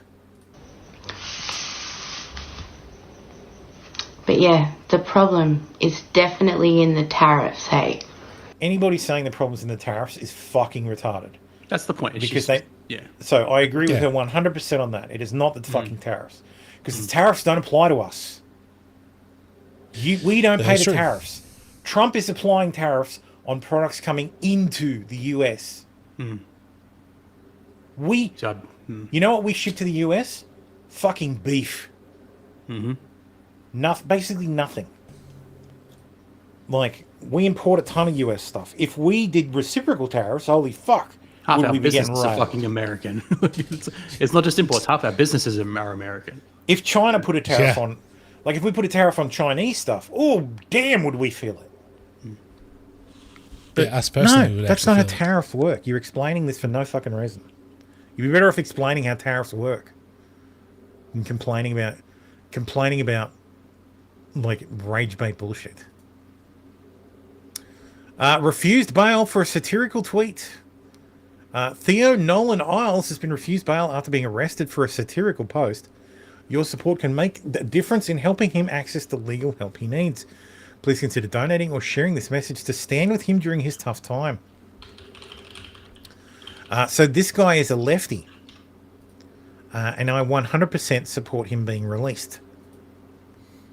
Here's his GoFundMe. He's raised $14,000. That's great. Hi, my name's Perry. I'm raising funds to help my friend Theo Nolan Isles with his legal defense cost. Early in 2024, his life was turned upside down after displaying a Palestinian flag at his home in in Botany, as an expression of solidarity. Fucking 100% legal. You want to fly a flag on your property? I don't give a shit. You fly whatever you like. Hell, I'm fine with you flying the Nazi flag, so that way I know which house to avoid. Or rob. Or burn to the ground. No. Like, that's fine. He was. They discovered a suspicious device attached to his vehicle, accompanied by a handwritten threat demanding the flag be removed. They had the bomb squad come and clear it off. A man was charged with offences including stalking and intimidation, sending an article to cause alarm. Jesus, sending an article to cause alarm is a crime. There's so many people who need to go to jail. And using a carriage service to menace or harass. In the aftermath, Theo was subjected to a significant volume of online abuse, leaving him fearful for his ongoing safety and ultimately forcing him to relocate. That's unfortunate. On the 25th of January, Theo was arrested by New South Wales Police in relation to social media posts that authorities alleged encouraged violence towards politicians. Theo maintains that his posts were satirical and political in nature and strongly disputes the characterizations put forward by the police. Now, nowhere in any of these articles is what he actually fucking said. That's true. What did he say? It's a GoFundMe, so they wouldn't put it on there. So what did he say? Strangely enough, Grok has the details. Now, thank you, Grok. To anybody, I am reporting the news, which is protected under the very slim number of hate crime bullshit fucking provisions. So I am not endorsing this in any way, shape, or form. I am attaching as many caveats as possible because I'm going to read word for word what he said that got him arrested. Now, granted, I'm pretty sure he was arrested under New South Wales law, not federal law, but the same exclusions apply. I am reporting on the incident. I'm not saying what he said to encourage people to do this. And if you do this, you're a fucking moron. His exact post was, quote, now hear that New South Wales Police, quote, I hereby pledge that no person after this date intentionally causes physical pain to any politician who voted I to the passage of the Combating Anti-Semitism Hate Speech Bill will pay for beer while in my informed presence. Please join me in this pledge. End quote. So this obviously sarcastic phrase, because he is clearly not, there's clearly no way for him to know, there's no way for any of them to cause physical pain to a politician. Like, come on. Ridiculous. I mean, this led to his arrest for inciting violence. Tim, you just got a problem with him because he's a lefty. Well, that too, but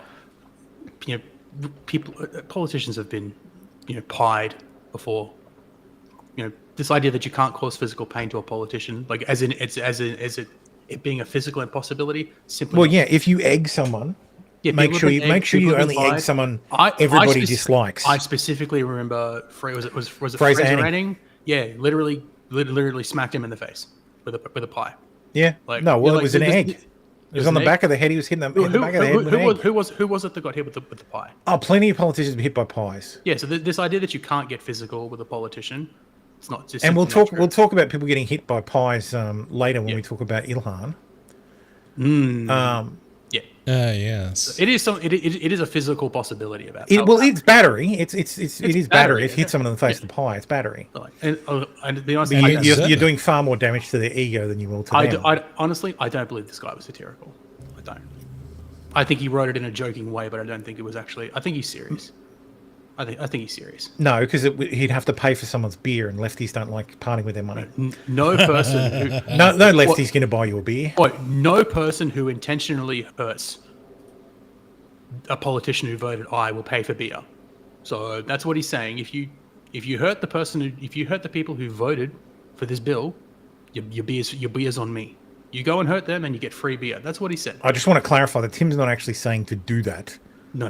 We're having a discussion about ASIO, roll back the tape. I said quote as well. So, yeah. No, I believe the guy was serious. I don't believe he was satirical. Grok says it's satirical.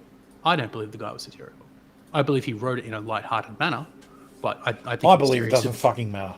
It shouldn't matter. It should not matter, but legally, I believe it matters zero fuck. Like it's zero at all. It's words. He shouldn't be in jail.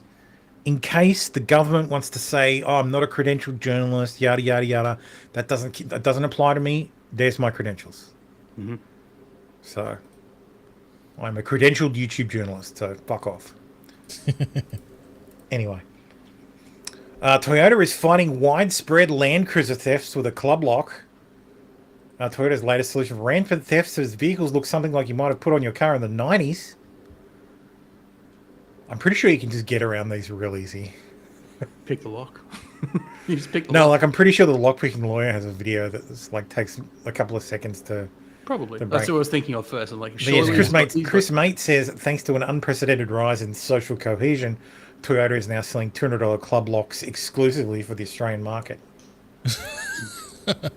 I wanted to point out this one. Normally down with your tweets, but they are internationally organised crime groups stealing dozens of Land Cruisers at a time and shipping them to the Middle East. Hell yeah. Yeah. What do you think they get yes, all the 2 Toyota people technicals? arrested recently, flown in for the Middle East to work with organised crime, organised Middle Eastern crime in Australia to steal them. Yeah. Where do you think they get all the vehicles to turn into technicals? Yeah. Yeah, No, like literally. sold those. Confusion has surrounded tonight's screenings of Pauline Hanson's cartoon in Melbourne. Yesterday, the Dude, local what the hell? premiere. What the fuck? It's pausing.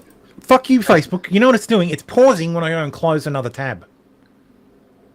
Yeah, if So- you move away from the window, it'll If I move my mouse away from the Of window, a super progressive movie was cancelled, only to have the decision reversed last night. Ms. Hanson says 600 tickets have that is some fucking TikTok bullshit. Yeah, you move away been from the screen, sold it for the pauses. 2 sessions. You gotta sit. You gotta watch and because consume. people said, Like, switch tabs does the same. oh, you might be offended you by leave the it. tab, I'll you go can and get a life, mate. And I said, well, I'm sorry, I'm not telling anyone it's cancelled. Protesters are expected outside tonight's screenings. They were laughed at. Of course. As they should be. Yep. I think it's, what is it, like it's super progressive A movie? super progressive movie, yeah. Yeah, this is the... Oh, clever. So they were smart. They bought superprogressivemovie.com and superprogressivemovie.com. So when you go to super progressive movie, They got both of it them. takes you to the correct domain. Nice. Because this is the movie. You can actually watch it on the. Oh, what? You got to purchase it? Yeah. Shit's free. It's only 15 $15. bucks. Jesus. That's cheaper than the price of a cinema ticket. I don't give a shit. So you got to make her money back Not somehow. making money. Well, it depends. This can't fund a campaign. That'd be illegal. No, she Oh, got to make God, the no. money back on the production. I get it's all flash, but you know. Be interested to see how. But yeah, none of that can fund any political activity. No, that's illegal. Yeah. Of course not.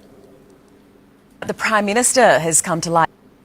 A shocking plot to kidnap the Prime Minister has come to light this morning. A recording leaked to 9 newspapers reportedly reveals a man being offered $10,000 to rent a van and abduct Anthony Albanese in the wake of the Bondi terror attack. I'm sorry. 10 grand. 10 grand? 10 grand? Look, I know we're not the United States, but come on. Like, really? Only 10 grand? That's fucking disgraceful. I'm very sorry, Albo. That's just... You're worth more than that. That was among multiple threats allegedly discussed in an online chat room run by March for Australia organisers. Rotro. Oh, it's the fucking Nazi boys. The NSN. Oh dear. Oh, they have 100% infiltrated that entire movement. And I know the NSN technically doesn't exist anymore, but or is it? They're out supposed to here be there? fucking. They're out here fucking saying, "Hail, hail Thomas Sewell!" Like hail, like if you're out there hailing fucking other people, man, fuck you, you piece of shit. What's Fallen sent me? You tagged me in something. Oh, it's Torrent. Yeah, okay. Oh. I didn't even care enough to steal it. I'd thought, oh, it's for free. Anyway, in 6 News projection based on latest YouGov polls, One Nation is on track to become the official opposition as former coalition parties collapse in support. You know what I found most interesting about this? The Liberal National Party is basically destroyed in Queensland. Like in Queensland, it's gone. Well, the Absolutely yellow wiped. legend. Absolutely wiped out by fucking One Nation. the coalition is dissolved anyway. So Well, the coalition is, but the Liberal National Party is still a party. In oh, Queensland. sorry, the state level one. You're thinking, sorry. Yeah, the state level. Yeah, but they run as Liberal National in the federal election as well. Oh, So yeah, but the Libs and the Nats put them together, and yeah, still only because in 23 Queensland, seats. it's just Liberal National. Liberal National, the LNP Yeah, is yes, one yeah. party, and they run in I the know. seats. Yeah, I know. But yeah, One So- Nation is bigger than the coalition. If you put Lib and Nat together, Yeah, One Nation is itself is bigger than the coalition now. yeah, that's fucking nuts. Like they'll be the official opposition, but only because, well, they won't form government. No, So- but they would they'd have No, to not yet. they'd have to coalition with the Libs and the Nats separately, and to even be a decent opposition. Like it's Oh, what's the gain on the independents? These are seat changes. Oh, okay, so Curtin and Kooyong would swing back to Liberal. Freo, Calwell, Bean. Freo, Cole, and Bean will go from ALP to Independent. Why did it only say +1 Independent then? Because they lost 2 to the Libs and I'll gained lose 1. 2 and gain 3. Yeah, okay. Yeah, or gained, yeah. Math hard. Oh, hello, Lord Dawson, Capricornia, Flynn, Hinkler, White. Also, okay, up there is going to One Nation. That makes sense. Yeah. Longman will go to Longman will go to ALP. Ryan will go to ALP. Yeah. The Libs will lose 1, 2, 3, 4, 5, 6 seats to One Nation, and they'll gain look. 4 from Labor and 2 from the Independents. Which federal? I should know. I should know what electorate.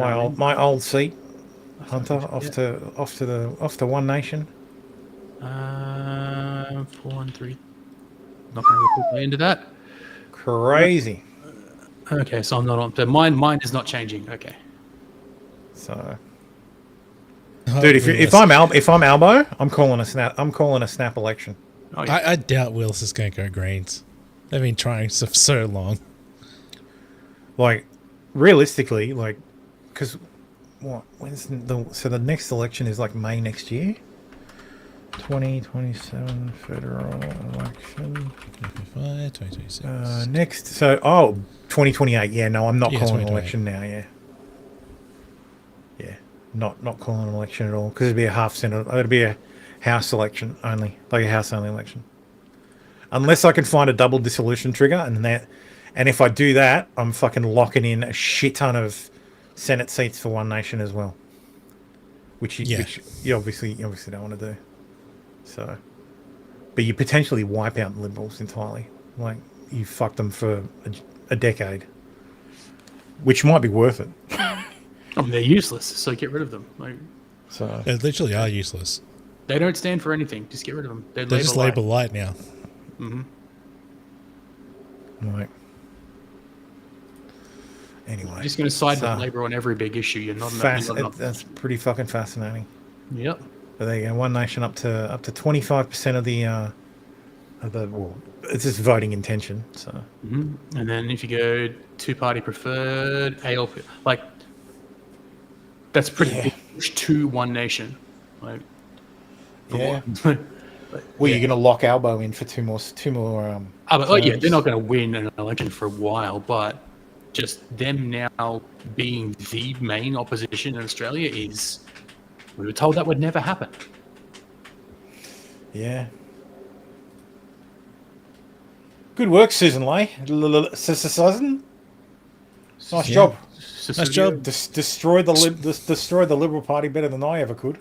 Destroyed the coalition as well. Yeah. Snap the coalition in half. Twice. Fucking Andrew Hastie. He's like, oh, I don't have the votes. I'm going to have to go and join One Nation. Lawtube Cottage, Melbourne's oldest surviving building, has been vandalised in the latest anti-Australia attack. Lawtube was the first governor of Melbourne, like Victoria. Yeah. Before it was Victoria. Oversaw 54 plus massacres. Fuck off. Or is that 544? I can't fucking. 54 plus. Right. Yeah, and the cenotaph in St Helens in Tasmania. Whoever did that needs to be fucking jailed. I'll just be nice for once. Yeah. Violence has spilled onto King Street after 2 men were removed from a gentleman's club in Melbourne. A chair thrown out. This is the new reaction gif. Like, this is great. A chair thrown outside a strip club hits a man in the head and he goes down hard. It happened here. Security is just fucking laughing. 9:20 last night on King Street in the city. You will find out why in a moment. Outside bar 20. The man and a mate had been inside but were thrown out. One of them grabbed a chair from a restaurant they next have the door, same shirt. I wonder despite staff and customers gonna there happen. trying to stop him. And it's suspected he was trying to throw it at security at the front door, but instead it hit his mate in the head. He recovered reasonably quickly, got up and walked away. It's under control of the police or an ambulance. 7 News tonight. Dude, you don't even need audio to hear what like, to just you can hear it in your head. Let's watch it again. A chair thrown outside a street. he's out for a split second. A chair thrown outside a strip club hits a man in the head and he goes down hard. Dude, there's a bit of fucking twitch in there. He comes back. He snaps I know out. I know he gets back up, but if you watch his feet, a strip club hits a man in the head and he goes down hard. Yeah. It happened He does here have, around like, there's some 9:20 twitching in his last night feet. on King Street in the city. he got fucking knocked the fuck out. He was probably out on the way down, and then He got his bell wrong. Yeah, absolutely. Oh yeah, shit yeah. Yeah. Like, that's fucking gold. And he's gonna be Holy meme shit. forever. A chair thrown outside a strip club Right in the hits bald a spot man too. A chair He's literally thrown. got a target on the back A of his chair head. thrown. Watch the corner of his A head, chair right in the bald spot. A chair thrown. A chair thrown. A chair. A chair. Bang. Oh well, fuck you, Channel 7. A chair thrown outside. I just wish we could get. What we need is the footage without the fucking Channel 7 logo. I can easily I'm sure move AI that. can fix that up. Anyway. Sri Lankan man 57 has been charged in Sydney after allegedly posing as a casting agent and offering young actors false TV and film roles in exchange for sex. I mean, I've seen this detective many times, I swear.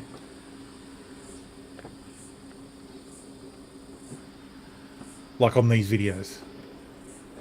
probably all happens. Dude, in open the other area. side.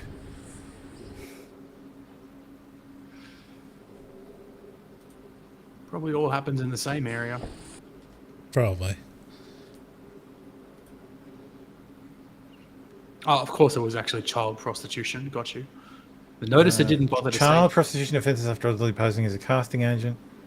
Detectives strike force Verdobel in reports of a man allegedly falsifying and posing as a casting agent for an international company, offering false TV and film opportunities in exchange for sexual activity. Gerard Varmadevan, Sri Lankan. Probably not his real first name. No, the last name. It sounds Dutch. Varmadevan. Varmadevan. Maybe it's. It could be either. Who knows? Lewisham on Friday. 6 counts of possessing identification information with intention to commit, facilitate indictable offence. 3 counts of deal with identification information to commit, facilitate indictable offence. Stalk, intimidate, intention of fear and physical harm, and procure child for prostitution. He claimed to pose as a Disney executive for social reasons. ABC reported. All I did with them was bought them coffee and shouted them dinner, he told the court. I was lonely and I wanted company. I have 3 who remained friends. He asked for bail so he could get mental health support, saying his primary trigger is solitude, and blamed drinking to self-medicate for committing the alleged offences. Said he'd be pleading not guilty. He was served a recognizance release order but granted him bail on strict conditions. Of course. Must report twice weekly to the police station. Only access the internet for work and only hold 1 mobile phone that he must grant police access to. All right. Let's hear what Australia's Race Discrimination Commissioner, Gidharan Sivaraman, has said about Australia. We're all migrants at one point or another, apart from First Peoples. No, we're not. Okay, so I was born here. I'm not a migrant. The independence for India is such a different thing to January 26 in Australia. Independence from India was finally shaking off the yoke of the colonial masters. Shaking off the yoke, bro. They left. British. Whereas here, January 26th is such a conflicted day. And for me, as a migrant from India, I was born in India. I came here when I was young. I feel very conflicted when I think about January 26th because I think, what are we celebrating? We're all on stolen land. And we actually need truth-telling about the history of this land. And if we're... So when he says we're all on stolen land, doesn't that include Aboriginals? If anyone... Well... Yeah, I mean, they stole it from each other. And if anyone... Realistically, if anyone stole land in this equation, it's him. He's the migrant. Yeah. If you wanted to extrapolate on that, I don't even own land. So I didn't steal anything from anybody. Nah, but you're living on it. You're living on it without asking permission. I did have to ask permission from the people who own the fucking land. They didn't ask permission for the original owners. I don't even know. Maybe they did. Maybe they didn't. Nah, they didn't. Never did. Nah, they didn't ask the traditional tribe. Something like half of the Go back to where you came half from, of Tim. the land. Something like I am where I came from, literally. Something like it's fucking dumb, isn't it? Yes. Something like half of the territory of Australia is under native title. Yeah. Like, is not enough? I mean, you can have it all back, but you get it all back exactly the way we found it. Oh yeah, we raised the whole country. We bulldoze everything into the ocean. Yeah. Going to come together, we should come together on a platform of truth and honesty. And I think migrants need to have that understanding, that sense of positionality where they are. I don't want to get along with you. I would abolish this. I would abolish this. I would abolish the SBS and ABC. Hell yeah. I would abolish the e-safety commissar, which costs $50 million a year. They would all just be gone. Like, the civil service would be like, no, please don't elect Thermo. You can again, I've said it before, you can keep the military, you can keep the legal system. I will concede and let you keep Medicare. But you get rid of almost every other public service. Okay, consumer protection and maybe agriculture. Get rid of the rest. Like, again, there's no need for any of this stuff. There's no need to have a government department that needs to oversee basic rights or tries to administer or mediate like basic rights like speech or communication. No, it's like you can defend the country, physically defend the country. You can resolve disputes between private parties. Other than that, you shut the fuck up and leave us alone. Like, you take as little tax as you need to get those basic functions done and fuck off for the rest of it. Which is what the Liberal Party was supposed to be all about, like basic classical liberalism. But that's dead. That's dead. You know what's interesting? This guy doesn't have a Wikipedia page. Probably not. No, he doesn't.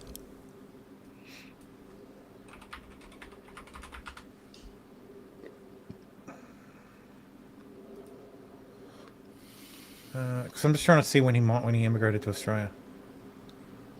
Well, I'm 7th generation, so, you know. Third generation before politicians have got much jobs around. Yeah. I'm 7th on my 6th or 7th on my dad's side, 5th on my mum's. So what am I going to do? Like, oh, he makes $400,000 a year, so that's a. Of course he does. That's a nice cost saving. Yep.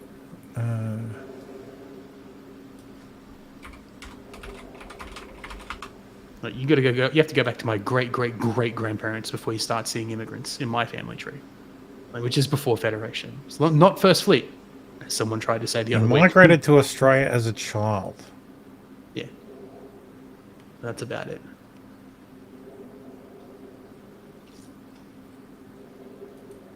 Okay. Anyway, let's talk about the Epstein files.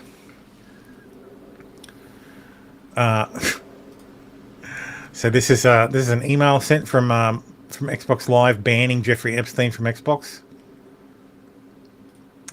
Bill Gates, Rizless nerd, has Epstein help him get Russian prostitute. Gates gets STD, asks Epstein for STD medication. Epstein helps him. Gates worried his wife will get STD. Gates asks Epstein for help secretly slipping antibiotics into her food. Epstein gets annoyed. Epstein tells Gates he doesn't want to hang out anymore. Gates absolutely seethes. Gates calls in secret network of assassins, Microsoft staff. Epstein banned from Xbox Live. That isn't the reason he was banned from Xbox Live, but it is funny. He was actually banned from Xbox Live because New York State, back in 2013, required Microsoft to ban anybody on the sex offenders registry from Xbox. So if you're on the sex offenders registry, you can't have an Xbox Live account. I thought this was interesting. It says like a price list for drugs that you can get delivered to your hotel. Interesting. So yeah, if you're spending like, there's even like if you're spending $2,000, you get coke for $57 a gram. So, see, Ricada should have been like at $57 a gram. What, Ricada had 24 grams? Like, that's not much at all. But he's talking about him having such a big, maybe not adjusted for inflation. I don't know when this is from. But yeah, you can pick up 20 milligrams of Adderall for $18 a pill. 30 milligrams for $27. That doesn't seem fair. Oh no, half of 18 is 8. That's not fair. Should be 26. 30 milligrams. 5 milligrams of dextrine for $9. And it even, it's like, stimulant, 6 hours, oral or snort.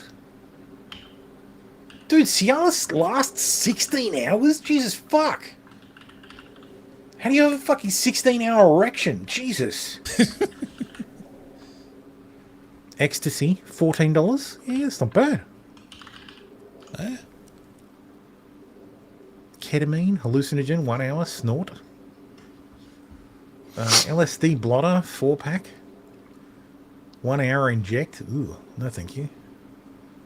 $11 for a Xanny, that's pretty good. God damn. $11 for a Valium. Clonopin. So who's delivering this again, sorry? Like delivered straight to the hotel. Oh, for Epstein, sorry. For Epstein. This is from the latest tranche of Epstein files. Haven't looked at them. Brittany Venti has found JF Gabrieri again in the Epstein files. Oh no! We already knew this. We already knew this from. I don't know. It is funny though. Yeah, that is funny. Yet another Microsoft product full of viruses. What's this one? So trying to get to this PDF. Yeah, some 18 years or older. Page not found. God damn it! Arrest Pan Bondi now for holding back the files. Illegal! Disloyal! I believe that was the. I wonder if I downloaded it. 1 sec. No, it's no PDFs there. Damn. Preacher, you sound like you're speaking from experience with that. Cialis lasts for up to 1.5 days. It prolongs your erection but doesn't induce it, more like flow control, prevention of accidentally thinking of your grandma and losing your heart on mid-coitus. That does sound like someone with experience. I can honestly say I've never taken a Viagra or a Cialis or anything like that. I can honestly say I've seen it being offered publicly on the streets, but yeah, no. I've had a friend who took some, but I've never partaken. So this file was the one detailing the crazy tips that were called into the FBI's hotline that were investigated, that were all fucking absolute batshit fucking nonsense. I wanted to go through them because it's actually weird Epstein. I've got to find it on Twitter now. Someone said it had been taken down, and then I saw someone else say no, it is actually back up, but it must be at a different link or something. Might be. God, you search for Epstein and it's just fucking wall to wall fucking tweets.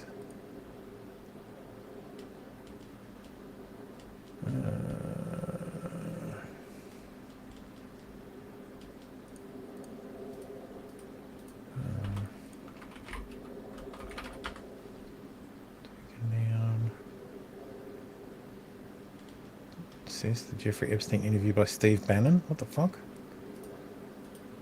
Before we get into the deep stuff, let's just talk. Let's give some basics. Or Oh shit! Things I want to do inquire from the others. Walk me through the Santa Fe Institute. What This was must it have been in the about? Epstein files. Yeah. This is Jeffrey Epstein's interview with Steve Bannon. Hot diggity fucking damn. Nice. The time, the math, and this was in the. Because he spent like 15 hours with Epstein. Like before he died. / killed late himself. 90s. I can't remember this specific one, but it's not actually here. Okay, here it is. Is this it? Page not found. Fuck you. Oh, apparently this implicates Trump. Oh, God damn it. If it was there, we would know about it. Yeah, it's some bullshit. Search. Go back to the. You are now in line. God damn it. What is this, an MMO? Fuck off. Your estimated wait time is less than a minute. I'm sorry, there's 5,000 other players in the queue. You have to wait.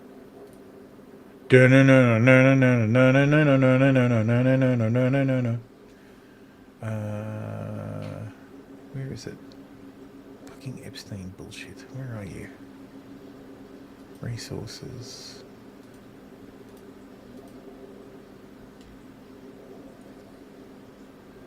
Department of Justice publishes Epstein, blah, blah, blah. This can be found at justice.gov/Epstein. Search the full library. Paste. Search. Okay, that's what I'm after. What the fuck? This is the file. I go to the file. It's gone. Fuck you. They've fucking removed it. Cold That's calendar goes. that's fucking worse than not publishing it in the fucking first place. Because now, like, if you read it, it's clear it's fucking batshit insane people. I'm reading the summary. Called, quote, calendar goals. Jeffrey Epstein, Elon Musk. Ooh, Jeffrey Epstein would bring the children in and Trump would auction them. Donald Trump. So I don't know what the fuck that is. I don't know what. It's unhinged fucking it's what happens when you closed all the fucking lunatic asylums and you make numbers you announce that the FBI has a number you can call to get attention. Yeah, there they are. They're quoting the same summary. Like, this is just. I'm looking for the actual, like, surely someone pushed the fucking PDF. Hang on, go back. What was up? Up. One more. The DOJ file hasn't. Or is that from this to?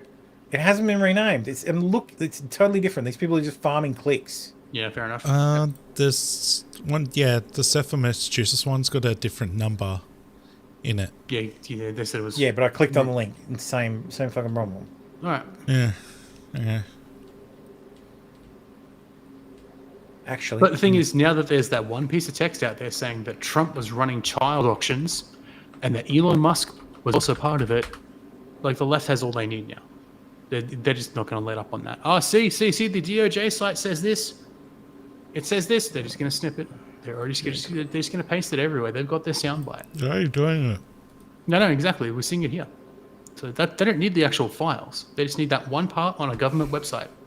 Oh, Trump was running a child auction. It's that screenshot. It's not. It's unfortunately not in JDrive yet. Like, they're still updating the release. So 46% of the files from Volume 9 have been uploaded and indexed. Currently indexing. So bless these guys for doing this. This is the only good thing that Dropsite has ever done. Supporting this. We looked at this last time. This is a Jmail, so I think this is some of them. So this is some of it in brief. But report an unidentified female friend who was forced to perform oral sex on President Trump approximately 35 years ago in New Jersey. The friend told Alexis that she was approximately 13 to 14 years old when this occurred, and the friend allegedly bit President Trump at performing oral sex. The friend was allegedly hit in the face after she laughed about it. The friend said she was also abused by Epstein. So review the original document. Yeah. Surprise, surprise. Page not found. God damn it. Did I just close the wrong fucking window? Yeah, I did. Fuck. Closed too quick. So this one's fucking hearsay. Mm-hmm. There was one. All they need. There was one that I debunked. This one, online. This is actually longer. Like all of these are truncated. I don't know why they're fucking rendered this way. Online complainant reported she was a victim and witness to a sex trafficking ring at Trump Golf Course in Rancho Palos Verde between 1995 and 1996. Now, I saw that and I thought, huh? That doesn't sound right. And sure enough... I know where Rancho Palos Verdes is. I was nearly... Well, you know why it doesn't sound right? Because he didn't own it during that time? Well, it didn't exist. Close enough. 2006. Huh. He bought the land in 2002. It used to be the Ocean Trails Golf Club. So, like, it didn't fucking exist. So, ridiculous. On June 1999, the $126 million construction project of the Ocean Trails Golf Course was almost complete. So, the original course that Trump bought wasn't completed, wasn't even completed in 1999. But she was sold into sexual slavery along with other people in 1990, between 1995 and 1996. Like, these people are fucking insane. Oh, but you see, they were using the construction site as a hideout.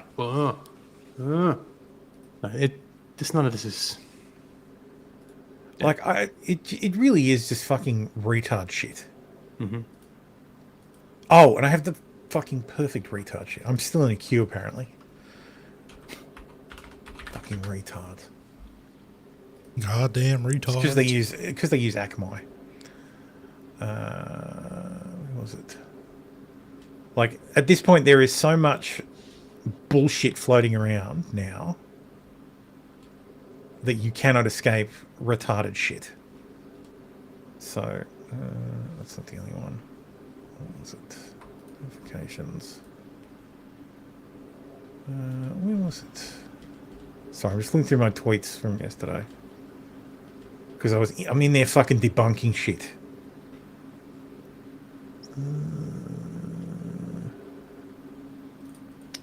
What's his fucking name?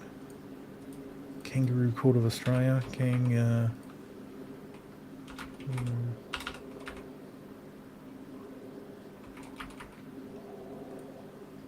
Dude, I think he might have blocked me.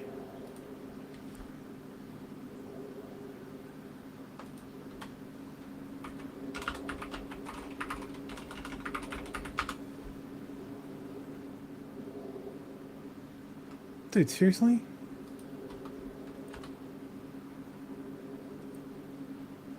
Oh no, he still follows me. What the hell? I literally searched for Kangaroo Court of Australia and it didn't come up. So, this has been floating around, unfortunately, because people are fucking retarded. Kangaroo Court of Australia, Shane Dowling, who is a fugitive Australian journalist, says Jeffrey Epstein had a list of Australian Prime Ministers plus Mark Latham with targeting written on top with what looks like blackmail ideas, as per below.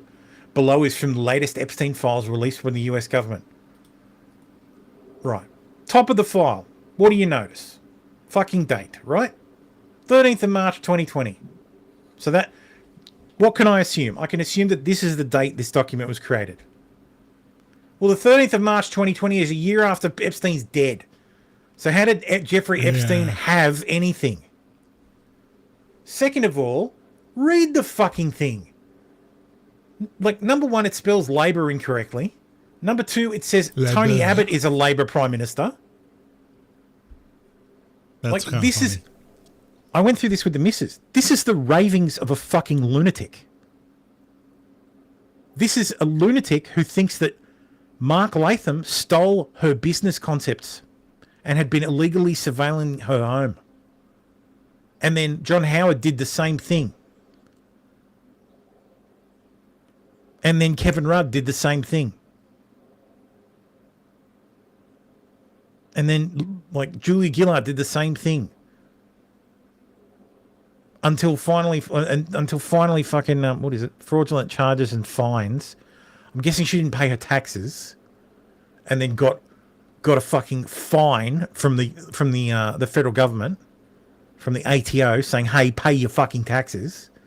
Which is how we get to Malcolm Turnbull, fraudulent charges and fines, continuous stolen business concepts. So this is a paranoid schizophrenic writing a fucking letter and then sending it to the fucking FBI with probably a cover letter. I haven't been able to track down the original one, but I'm sure there's a cover letter associated that somehow ends up in the Epstein files because everything related to the case gets dumped into this one fucking file. But here's the fucking tip-off for, let me do some journalisming. Right here. Ooh. You may find interesting. Scott Morrison, sexual targeting, police presence, restricted services, screenshots of messages on mobile. What the fuck? That's odd.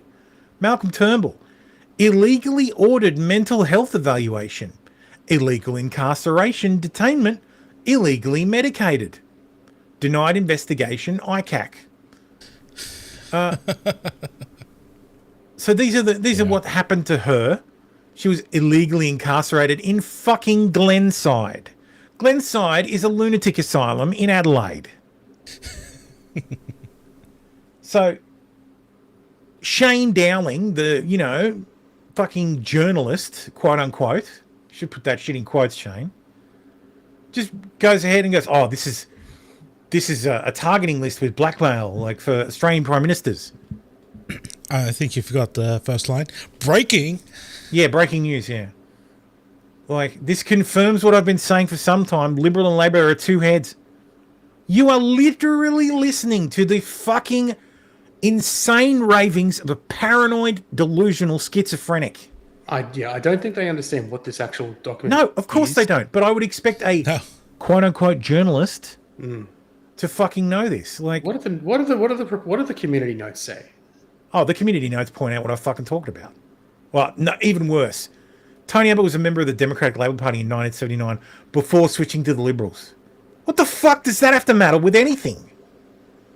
The document is not part of the official Epstein files. The date is dated after Epstein's death while containing errors listing Tony Abbott as Labour and spelling Labour incorrectly. None of that. Terrible community note. Terrible fucking community note. Doesn't refute anything. Finally, I'm starting to appear at the top of my own fucking list.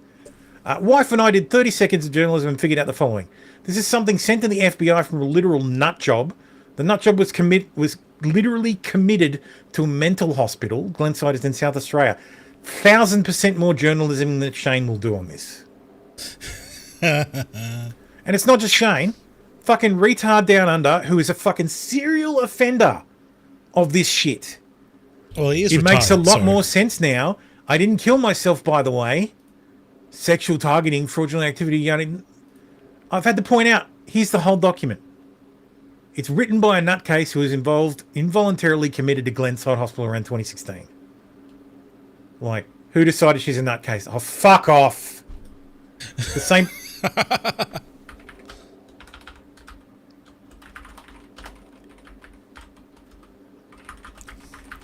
Call her retarded. Paranoid retard.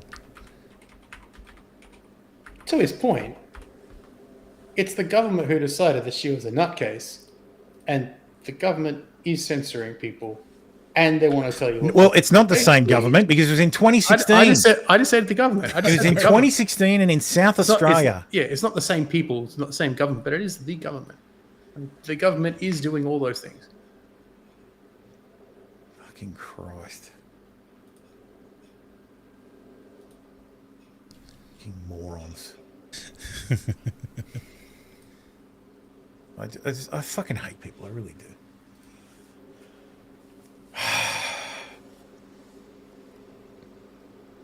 Complainant reported meeting Lisa Villeneuve when they were roommates in 2000, who now goes by Ghislaine Lisa Villeneuve, Are you going to tell me you changed your name to the person who trafficked you? Fucking Christ. Like, all this stuff, and this is the thing. Oh, God damn it. Yes. Skewky says, sorry, Thermo, in this chat we believe all women, schizophrenic or not. Like, fucking Christ. Who decided she's a nutcase, though? Really? The government did. No, me! From her fucking ramblings! Well, she was put into. She thinks Mark Latham, John Howard, Kevin Rudd, Julia Gillard, Tony Abbott, Malcolm Turnbull, fucking Scott Morrison all stole her business ideas, her business concepts. That is fucking textbook paranoid schizophrenic behavior. And if you can't fucking recognize when someone's gone off the fucking deep end, maybe you should withdraw from society for a while. Because you won't be able to recognize it in yourself. I'd say eat a bullet, but we don't allow guns around here. I do want to point out the king of the Epstein files so far, Cody Rudland, who on fucking the 13th of August 2019 sent Jeffrey Epstein an email saying, "You are dead, lol, good riddance." Rest in peace, Buzzer. So congratulations, Cody Rudland. So far, you are the winner of the Epstein files.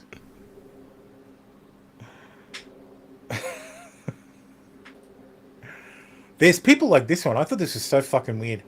My dearest Jeffrey, I don't know when you'll get to read this. I was so sad to read that you had been found unconscious in your cell. No matter what happens, I will always be loyal to you and you will always be in my heart. I've been in remission for 2 years and just ended a returnship at blank, at Redacted. I'm now looking for a permanent job. I'm still in London. Always with love, Cecilia, and here's my mobile number. Cringe. Like fucking, dude, he's in prison, he's in federal prison.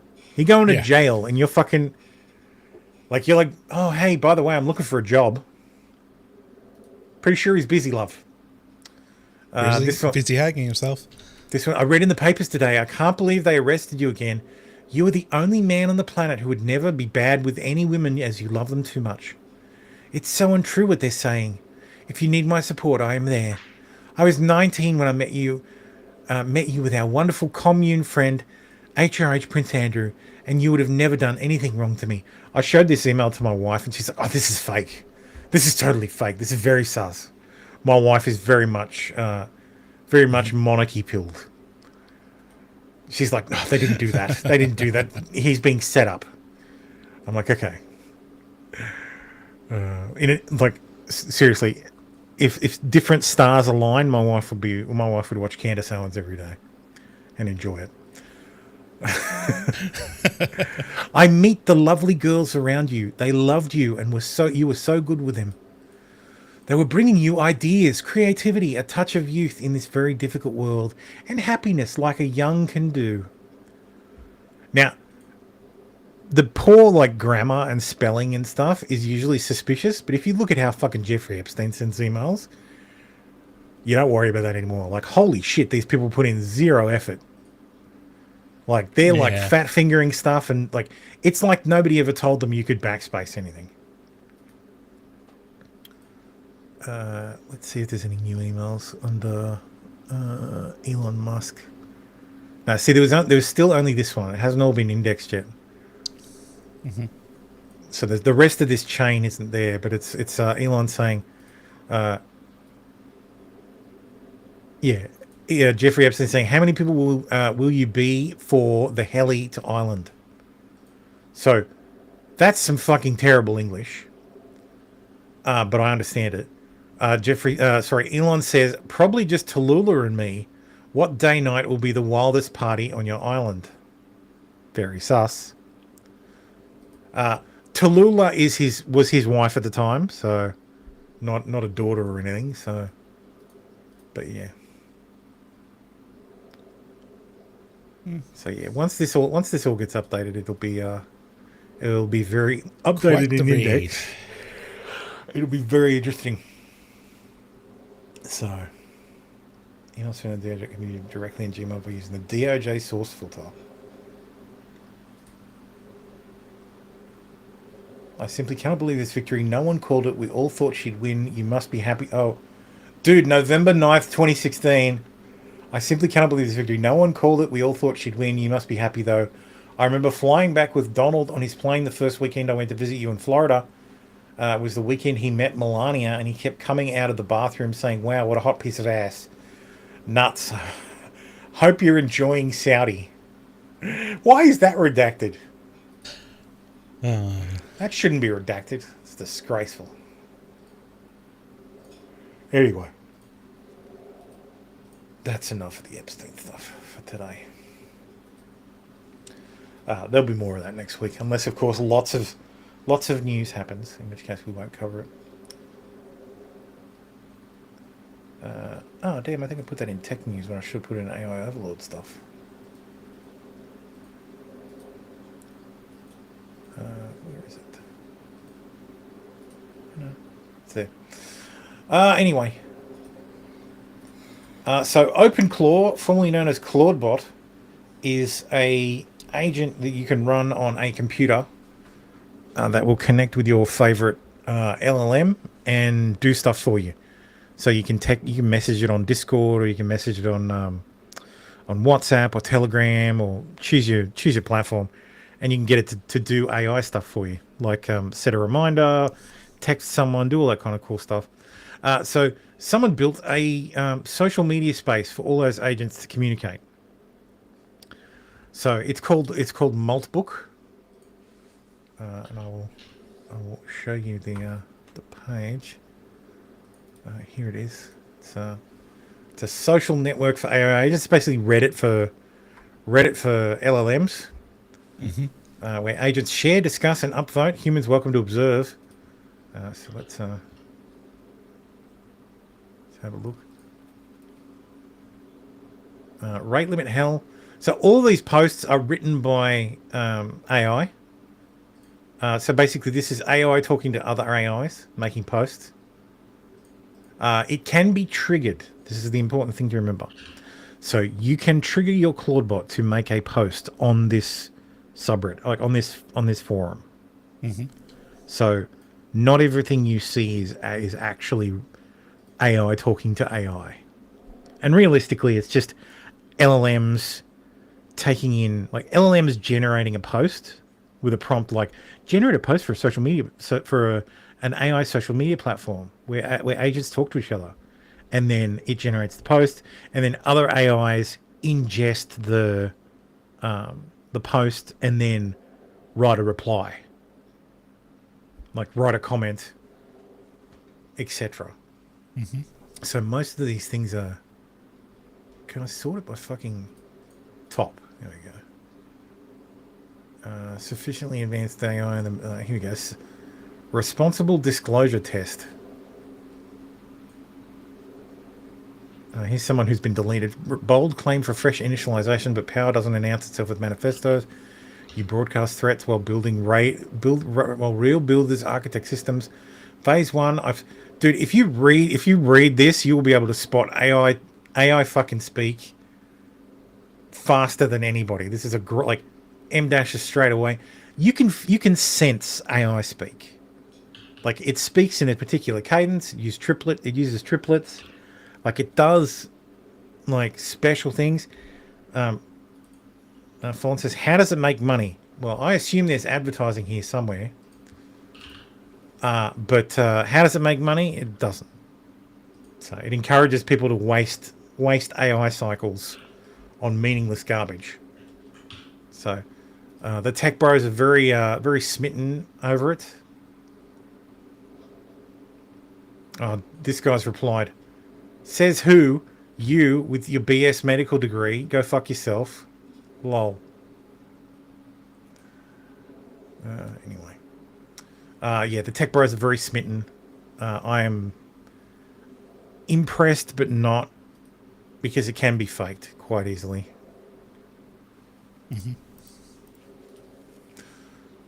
Anyway, moving on.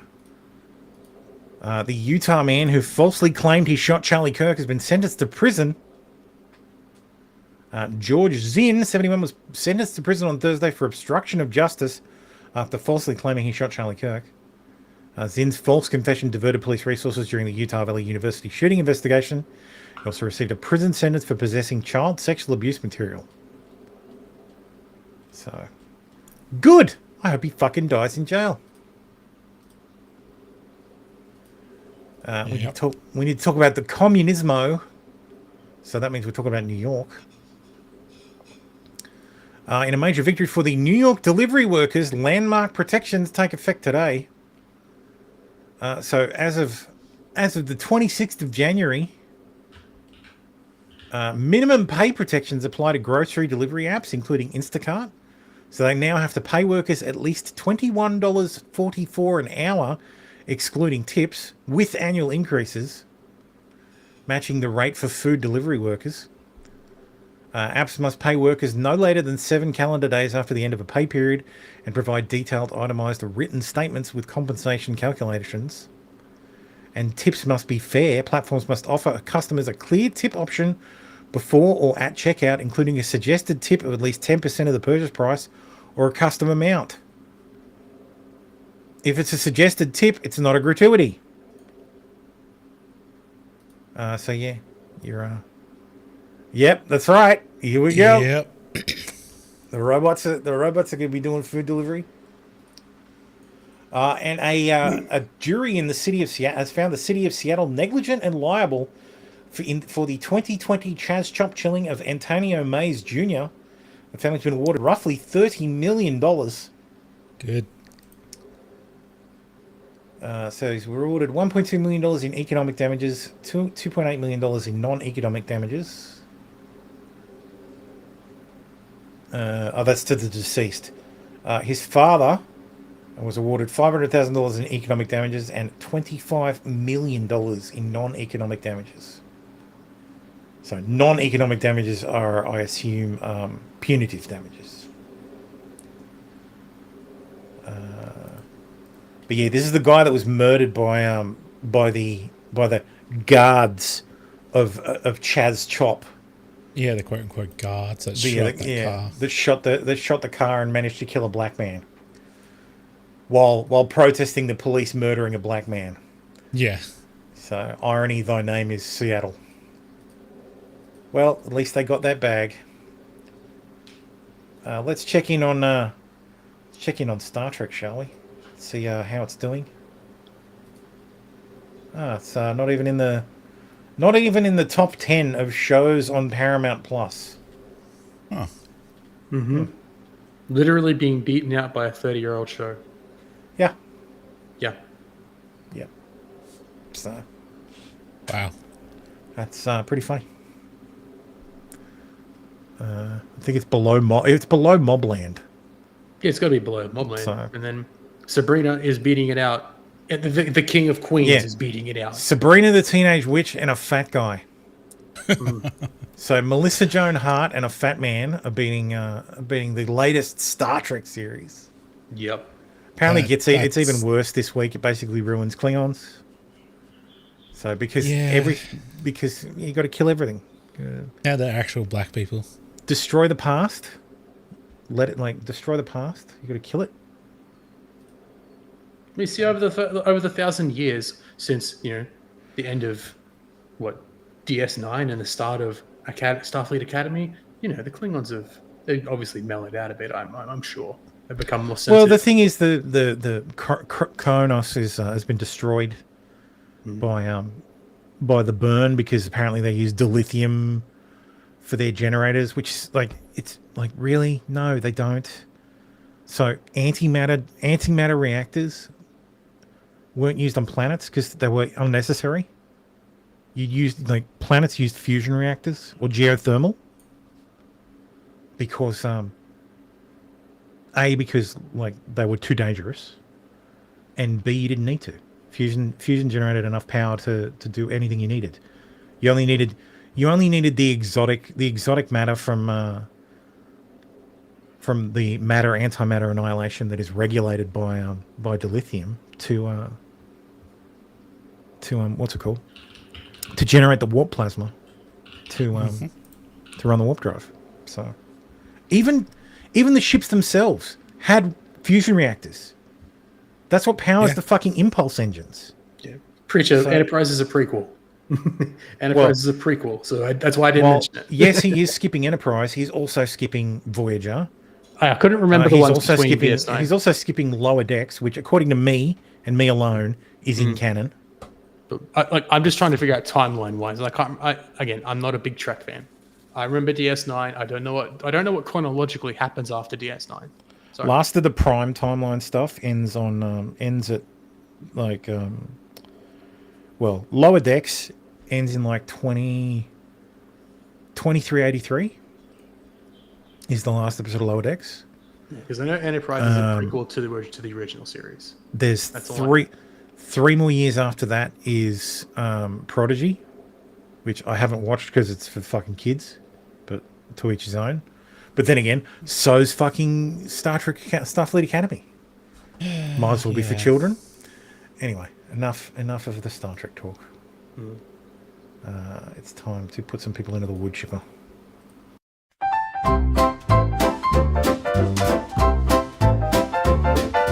Into the chipper they go, oh my, worst of the worst, say bye-bye. Crime so bad they've... Yeah, I don't like playing the whole thing. It feels really long. I blame Suno. Mum of 2 and 5th grade teacher who had sexual conversations with preteen charged with rape. Kentucky elementary school teacher was first arrested over allegedly sexually explicit messages with a child is now facing additional criminal charges. How fucking hot is it in here? Fucking 28 degrees in here. How's it hotter in here than outside? Damn. Sydney Graff, 36, a married mother of 2 and a 5th grade teacher. Yeah, it's literally 27 outside and 28 in here. The fuck? Sobbed in her mugshot after being charged with the rape of a child under the age of 12, sodomy of a child under the age of 12, and unlawful transaction with a minor under the age of 16. Oof. Jesus. Right to fucking jail. Right into the wood chipper. Fuck. Yep. Married music teacher, breathtaking confession in court as she admits to having sex with a boy, 12. Naoma Takia Craig, 33, had sex with boy, 12. Boy fathered child with her at 13. Pleading guilty to 15 charges on Tuesday. Where is this? Honduras. Where the fuck? This has got to be the US. Confessed to having sex with a 12-year-old schoolboy and continuing to abuse him until she was 8 months pregnant with his child while he was only 13. Naomi Takia Craig appeared in Mandurah local court via audio link on Tuesday. I feel like this might be Australia. And pleaded guilty to 15 charges over a sexual relationship with a boy, which lasted about 14 months. Magistrate Claire Cullen read the charges aloud in court, which include multiple counts of penetration of a child under 13, and after his birthday passed, sexual penetration of a child over 13 and under 16. Further charges include additional counts of indecent dealing with a child and possession of child exploitation material. 12 of the incidents took place in the Manoora suburb of Silver Sands, and 3 took place in nearby Meadow Springs. No, this has got to be the US. No, it says primary school. It must be Australia. Craig's relationship with the boy began on October 31, 2024, and ended on December 16, just days before her arrest. She would have been about 8 months pregnant with her second child at the time and was on maternity leave from her job as a music teacher at Frederick Irwin Anglican School, a private co-educational Anglican institution. What the fuck? What? Meat Candy says, I'm finally here so you chipper feeders and teacher watchers can get started. Thank God, I was waiting. Craig was represented by a top Perth lawyer. Yeah, Perth, okay. He told Magistrate Cullen that his client had understood she was not required to enter a plea, but she had chosen to. Pleaded guilty to all the charges. Lol. That is a very buttoned up jacket. Right in the fucking cheek. Actually, just put her in the ocean, feed her the sharks. Sicko Long Island cop caught in FBI sting, pressuring dad to rape daughter 10 while he watched it live. Feds. A Nassau County detective moonlighting as a pervert No, I think you mean a Nassau County pervert moonlighting as a detective. Mm-hmm. Allegedly tried to talk a young girl's father, an undercover federal agent, into raping her while the sicko watched on a video call. Robert Sarko had been unknowingly messaging an FBI agent as part of a 3-month sting using encrypted apps, offering up money to who he thought was a 10-year-old girl's dad, according to court documents. What the fuck? In return, Sarko demanded nude photos of the young girl, while also sickeningly pressing the dad to sexually abuse his daughter and let him watch the act remotely Friday, according to court documents. The disgraced detective claimed he had a long-standing attraction to children and a fixation on young girls in particular, casting it as a twisted secret he wanted to act on, court papers said. The creep also allegedly planned to purchase butt plugs and vibrators for the girl. Dude, fucking just shoot this guy. Take this guy out and shoot him straight away. What the fuck? This in no way represents the professionalism and integrity of our outstanding police department. Sting operation was kicked off in October, revealed his online chats progressively escalated, with the veteran cop sending... You know, it would be funny if they were both running stings on each other. That would be funny. In this case, it is not the case, but still. Oh. Admire the 10-year-old from a distance while he played... I'm out. I'm moving on. Fucking bury this guy. Don't even bother with the trial. What the fuck, Florida? 23-year-old woman posing as a 14-year-old homeschooled girl on Snap to sleep with multiple 12 to 15-year-old boys 30 times with just one victim. She's back in cuffs after 4 more kids came home. What the fuck? Yeah. What does Colin Rugg say? Zinger was Alyssa Ann Zinger was arrested last November. She would pretend to be homeschooled 14-year-old girl online to meet up with boys. Dude, there's no way these boys didn't know she was fucking older than 14.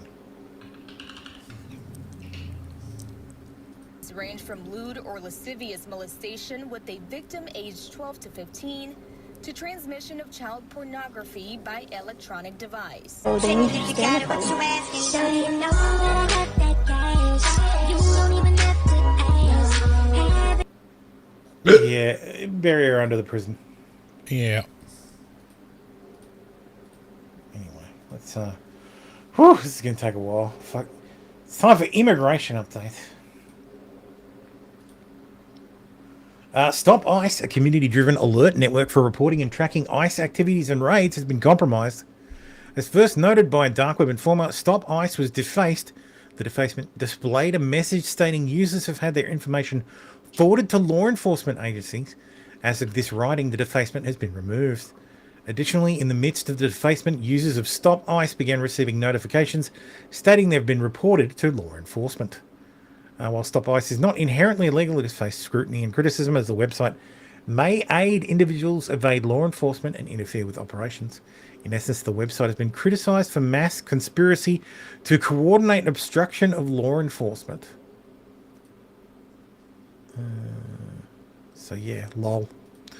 Over 100 priests were arrested in Minneapolis for protesting ICE in Minnesota today, where it's minus 21 degrees outside Minnesota Airport. The clergy gathered in prayerful solidarity to demand airlines... Dude, did this fucking person seriously use fucking AI to write this fucking thing? Everyone does. Oh my god. Everyone does now. Like, normal. If you're doing this on a phone, you can't... Like, this very, very difficult to do an M-dash. You would just use a hyphen. The only reason you would do this if you did it in word processor and cut it and paste it. Why would you do a small tweet like that? I'm willing to bet this guy isn't even in the US. No, in the US. Okay, so I lost that bet. But for fuck's sakes.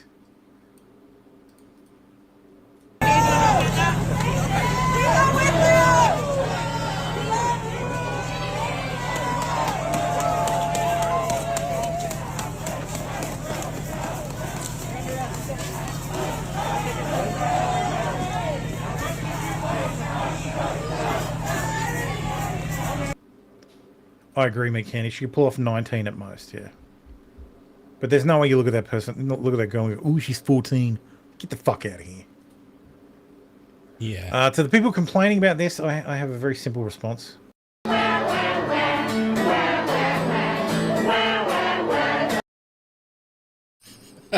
That's going to get so much fucking use. Oh, that's funny. Urgent update from James O'Keefe. I've never experienced anything quite like today in my life. I've interacted with the cartel and have witnessed some crazy things in the desert in 24. But what strikes me is how organised these agitators in Minneapolis are. They have spotters everywhere in the city and the suburbs, on street corners, even 30 minutes away from downtown. They have people at hotels that work with them and signal to them, which made it difficult for us to lose our tail once my cover was blown. Usually I'd lose a tail, not this time. We switched locations 3 times. I recorded and posted this while leaving Wayzata. While they were still surveilling, we all agreed we must make the threats public ASAP, even if we have people still in the field with the hidden cams. I'm not going to read the rest of it. I'll just play the video. This is James O'Keefe in downtown Minneapolis. We have a team of undercover reporters still inside the mob.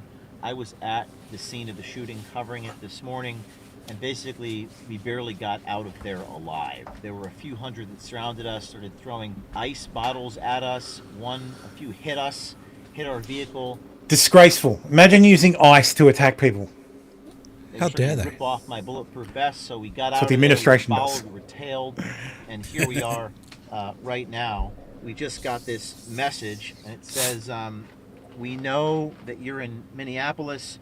You're with O'Keefe and his crew of Nazis. You're in a white Ford license plate. They actually wrote the license plate down from Florida. You have 1 hour to leave or you're dead. You have 1 hour to leave or you're dead. We are going to produce our footage. I'm sure MPD took care of that very quickly and arrested that person for making threats. Or is that legal in the US now? Apparently it's legal. If you're allowed. Depends on your politics. Armed protesters have arrived in Minneapolis. They're wearing like exactly what the ICE people are wearing, except fuck ICE and not a cop. So ICE people should just put that on. Oh no, we're not ICE. No, you're under arrest. Yeah, and then Antifa member who urged his followers to arm himself. Oh, this was the Antifa general from last week. My name is Kyle. I'm Antifa, and there's so much rage in me that I've had to record this like 15 times. Listen, my link to my Venmo is in my bio, okay? If you can't give via Venmo, you can fucking, send me gifts now. I'm monetized. It's a freedom and defense fund, okay? It's an emergency freedom and defense fund. And I'm not gonna tell you what I'm spending my money on. I'm not gonna tell you why I need you to give me large sums of money right now. I just want you to understand that this is a fucking actual guerrilla war in our streets now. They're using live ammunition to... It looks like, what, class 1 body armor? I don't even think maybe it's that. Maybe class 2? I think it's just a vest. For no particular reason whatsoever. This is the Caltech PR57. Carries 20 rounds of 5.7 by 28 millimeter. Just for no particular reason at all. I believe it's probably a very good, expensive caliber. Yeah, but I mean, what's the rule? Three shots is all you need for most. Yeah. And look, what a great price. So what a fantastic price.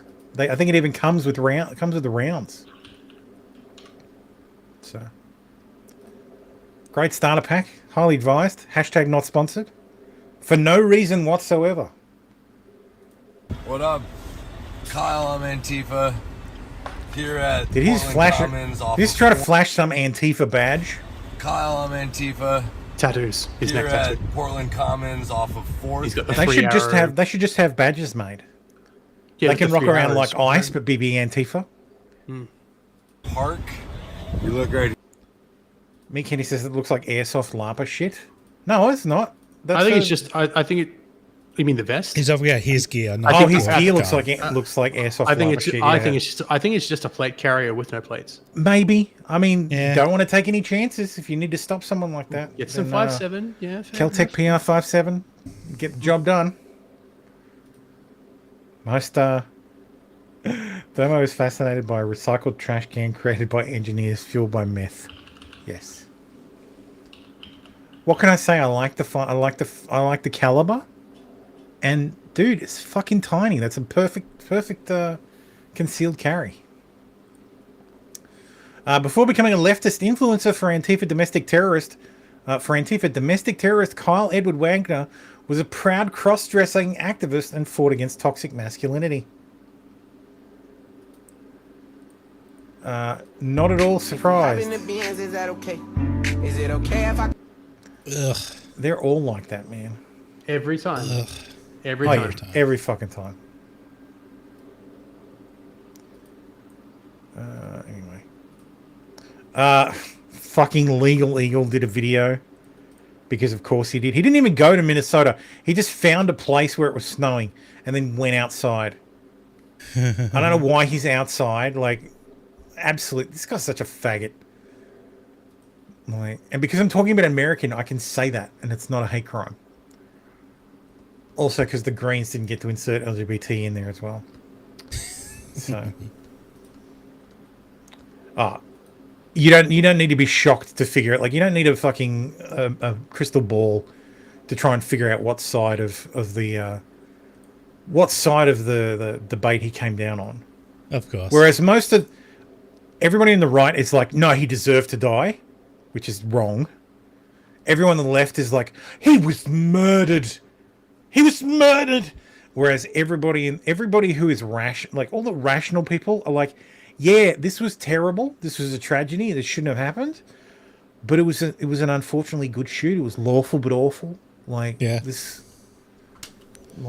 is unfortunately what happens. And as many have started to point out, when you concealed carry, you are supposed to avoid conflict. Like, you are told to avoid confrontation. You have a responsibility to, you have a responsibility as someone who is armed, who is literally bringing a weapon into the fight, to avoid the fight. And this guy's getting all up in fucking ICE's face. Yeah, that was the whole point. So, he has the right to carry, but he doesn't have the right to interfere with cops. Josh says, this is not the information I want. And he's Googled how to support ICE and gotten supporting immigrants facing U.S. immigration customs actions involves knowing your rights, providing community aid and legal support. It's not what I asked, God damn it! Dude, can you blame the company that is filled to the brim with H-1Bs for being anti-ICE? Yeah, thanks, Sundar. Yeah. Cam Higby says, insurrectionists flee the state county. A tipster, bitch, you need soap, messaged some of the people in one of the Minnesota insurrectionist signal chats. The user indicated that she intends to flee the state because, quote, we're in so much trouble. We're all fucked, Sky said before talking about contacts in Cuba.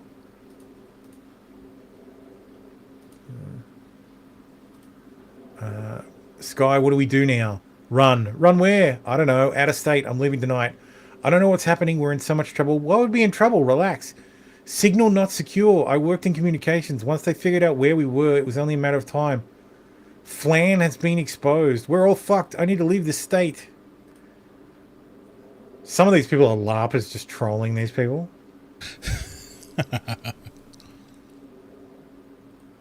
But yes, all the protesters were using a what's it called? A signal group chat to coordinate their activities. Democrats and Antifa straight up hunting suspected ICE agents. Live streamer ambushed and attacked in his car in Minneapolis tonight. This is getting insane. Stream. I got these guys fucking with my fucking shit. Oh, okay. Alright, what's good? Oh, yeah. Yeah, you just gonna punch me in my car? Let me out, bitch. Let me out and fight fair, motherfucker. Yeah, let me out, motherfucker. Blam. Yeah, let me. Get out the car. You gotta. Get out the fucking car. You just gotta sucker punch me, motherfucker. Get out the car. All right, move back. You told me to pull up. Yeah, I did. What's up? No, bitch. Hey. Get your bitch ass up. Yeah.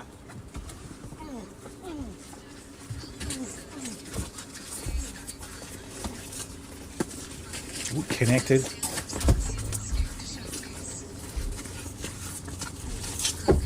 you faggot. Yeah, of course. Of course there's more than one person. Like, it's... Dude, if you're in Right. Minnesota and you are white, arm your fucking self. Mm-hmm. Arm yourself, because they're going to assume you're ICE and they're going to fucking drag you out of your fucking car and beat you. Mm-hmm. And the only way you're going to be able to stop that is if you're armed. Brandish that shit. Speaking of AI slop, so I do not doubt that this person is a retired Green Beret. What I think this person has done is dumped their unconstructed thoughts into ChatGPT, and it has shat out this. I'm not going to read it because actually it's not that bad. I thought it was longer than it was. I will Still, read it's it. just like too long. Didn't read. As a former former Special Forces warrant officer with multiple rotations running counterinsurgency ops, both hunting insurgents and trying to separate them from sympathetic populations, I've seen organised resistance up close. From Anbar to Helmand, the pattern is familiar. Spotters, cutouts, dead drops, or modern equivalents, disciplined comms, role specialisation, and a willingness to absorb casualties while bleeding the stronger force slowly. What's unfolding in Minnesota right now isn't protest, it's low-level insurgency infrastructure. So, this point response, like comparison thing, fucking LLMs do this all the fucking time. Now, granted, people do this as well, but it's not good writing. Built by people who've clearly studied the playbook. Signal groups at 1,000 member cap per zone. Dedicated roles, mobile chasers, plate chasers, logging vehicle data into shared databases, 24/7 dispatch nodes, vectoring assets, salute style reporting, size, activity, location, unit, time, equipment on suspected federal vehicles, daily chat rotations and time deletions to frustrate forensic recovery, vetting processes for new joiners, mutual aid from sympathetic locals, teachers providing cover, possible PD tip-offs on license plate lookups, home-based coordination points, rapid escalation from observation to physical obstruction, or worse. Yeah, that's what I think this guy did, yeah. 100%. I don't think he set out to... Because his other stuff isn't like this, but I think he's just had he's like, oh, fuck, they're doing this just like they did in Afghanistan. Like, ChatGPT, clean this up. This is like crazy talk. Or worse. This isn't a spontaneous outrage. This is C2, command and control with redundancy, OPSEC hygiene, and task organization that would make an SF team sergeant nod in recognition. Replace ICE agents with occupying coalition forces, and the structure maps almost one-to-one to early stage urban cells we hunted in the mid-2000s. The most sobering part, AI fucking loves stuff like this. Like, what's it called? The fucking question you don't actually want an answer to. What are they called? Fucking... Yes, thank you. Rhetorical questions that you then answer. Sorry, yep. Gotta get close to the mic. Yeah, yes, rhetorical questions. AI fucking loves it. It's domestic. Funded, trained somewhere, and directed by people. Neville Singham. Who live in the same country they're trying to paralyze law enforcement in. When your own citizens build and operate this level of parallel intelligence and rapid response network against federal officers, complete with doxing, vehicle pursuit, and harassment that's already turned lethal, you're no longer dealing with civil disobedience. You're facing distributed resistance that's learned the lessons of successful insurgencies. Stay below the kinetic threshold most of the time, force overreactions where possible, maintain popular support through narrative, and never present a singular center of gravity. I know that the implication is, oh, this is all centrally planned. But a lot of these things that happen in insurgencies happen organically. Like, non-violent insurgencies like this are always going to stay below the kinetic threshold because that's not their intention. Their intention is to frustrate. Their intention is to force an overreaction. I was trying to talk about this. I was watching Sean. I think Sean covered this as well, because he was playing some of the videos of the comms, the phone calls, the comms, the group calls. They're organizing over Discord and stuff, and you listen to what these people are saying, and it's like, oh yeah, you're a fucking middle manager. You guys are all customer service. Yeah, like corporate customer service. It's like a call center. They know how to manage people. Yeah. These are regular people who are applying the skills that they've learned in their regular jobs. Yeah, there's like none of these people are like ex special forces. These guys are not combatants. None of these people are trained in fucking insurgency and counterinsurgency. But these guys deal with structured communication in their day job. And it's because the military, like the guys in the military who actually did that stuff, don't want to be anywhere near this bullshit. No. Yeah. So, but the people who were like the fucking pogues. The Pogues, absolutely, they are fucking all up in this shit. They are like, this is gonna be my Iraq. Mm-hmm. Like I didn't get to lead the fucking green zone, so this is gonna be my Iraq. It's gonna be right from the comfort of my home. When the ice guys drive out front, I'll come out with my whistle. Like fucking ridiculous. Anyway, I spent years training partner forces to dismantle the exact kind of apparatus. Now pieces of it are standing up in American cities, enabled by elements of local government and civil society that should keep every thinking American awake at night. Not because I want escalation, but because history shows these things don't de-escalate on their own once the infrastructure exists and the cadre believe they're winning the information war. And they are winning the information war because they were always going to win the information war. They have the entire fucking media on their side. Mm-hmm. Yep. And ICE is in a lot of cases overreacting. Yeah, exactly. Like their reactions are the shootings have been lawful, but awful. They put them in this. They put themselves. These are situations that you should be de-escalating. Yeah, not escalating. No, yeah, you're right. What's staggering is everybody's like, oh, it's because these ICE agents, they're poorly trained. No. The guy who shot Renee Good was a fucking 10-year veteran. Not him, but the other one. It's the Preddy shooting that really reeks of. Those guys weren't even ICE. Those were fucking Border Patrol. Well, some of them were ICE, but Border Patrol was the one who pulled the trigger. I know. Border Patrol guys were the ones effecting the arrest. Yeah. They were supporting an ICE operation, but yeah, like the narrative that they're all untrained is bullshit. Most of these guys that are getting into these actions have been with ICE for ages. Yeah, they've been redeployed to these locations, and what they're doing is the new people that are coming in, they're putting in officers, running background checks, fucking doing administrative warrants, that kind of stuff, or they're sending them to places like Florida where all I have to do is drive to the jail. Mm-hmm. And Sheriff Grady has fucking hands me the illegal, and I throw him in the back of the van, and we drive to the facility. Yeah, which is how it should be, but you know. So whereas the actual trained guys are there, the problem is these guys aren't trained in fucking crowd control. Yeah.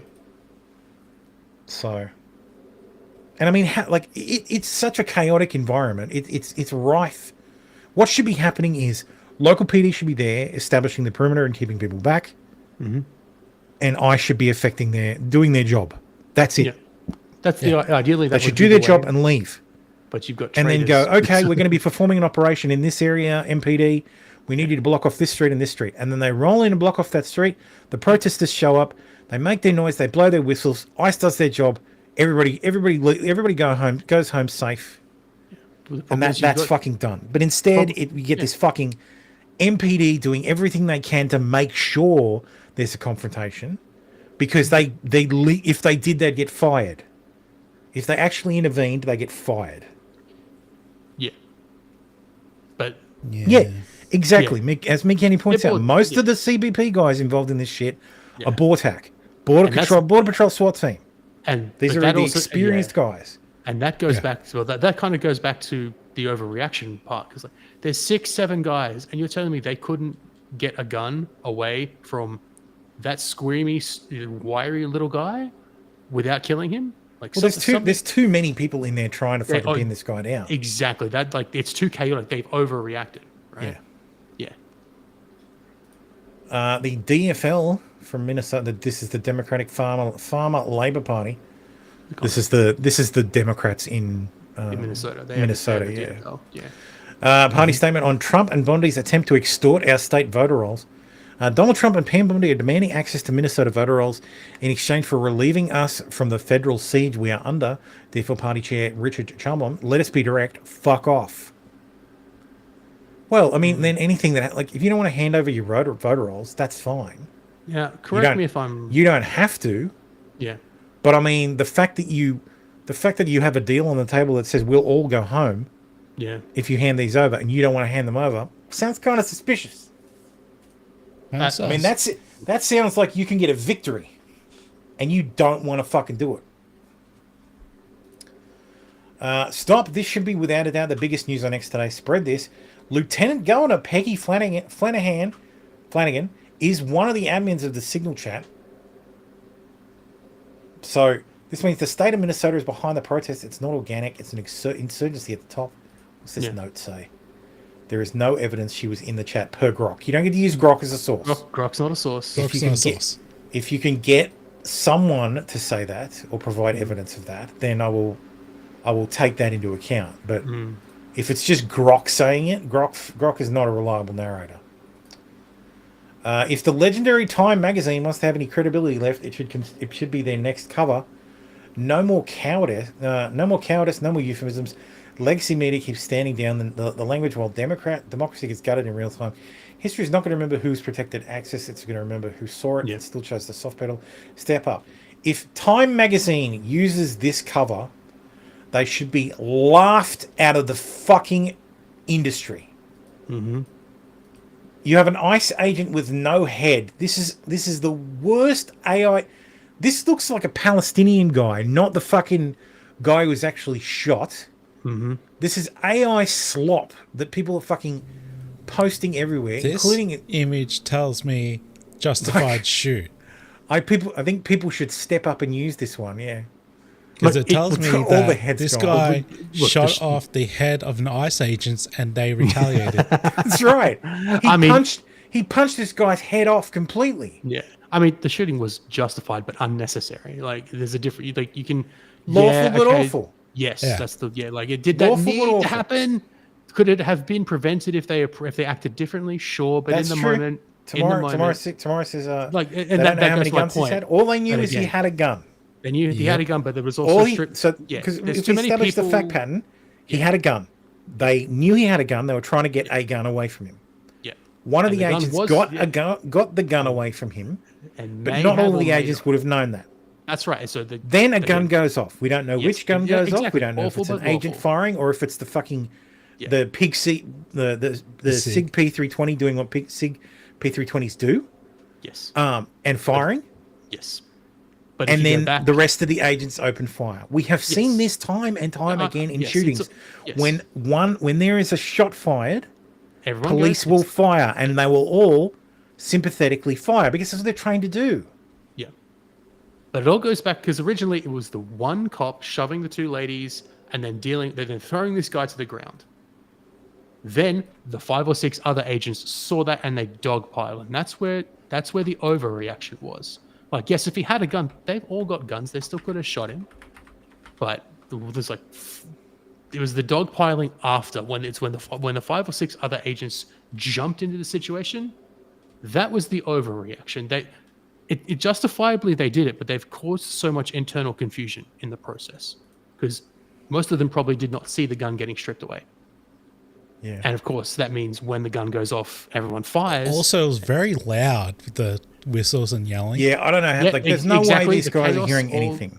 Yeah, exactly. Yep, 100%. Like the agent yelling gun gun gun. Like maybe they hear gun gun gun. Like Or they and just that hear puts gun. them. That Maybe they- increases the high, like the threat even 100%. higher again. That's it. Yeah. Like awful but lawful in the circumstances. What they did makes sense in the circumstances.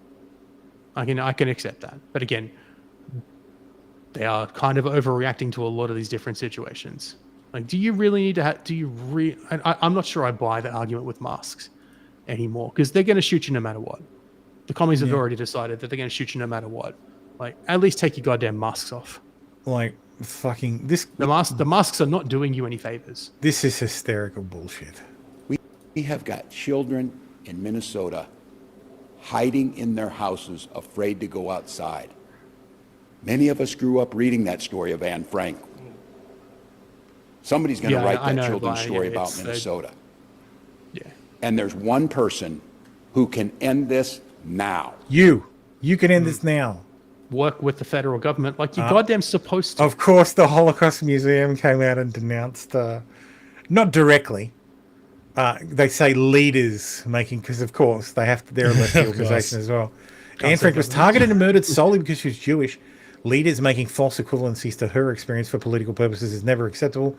Despite tensions in Minneapolis, exploiting the Holocaust is deeply offensive, especially as anti-Semitism surges. Yeah, Alex Pretty was probably Jewish.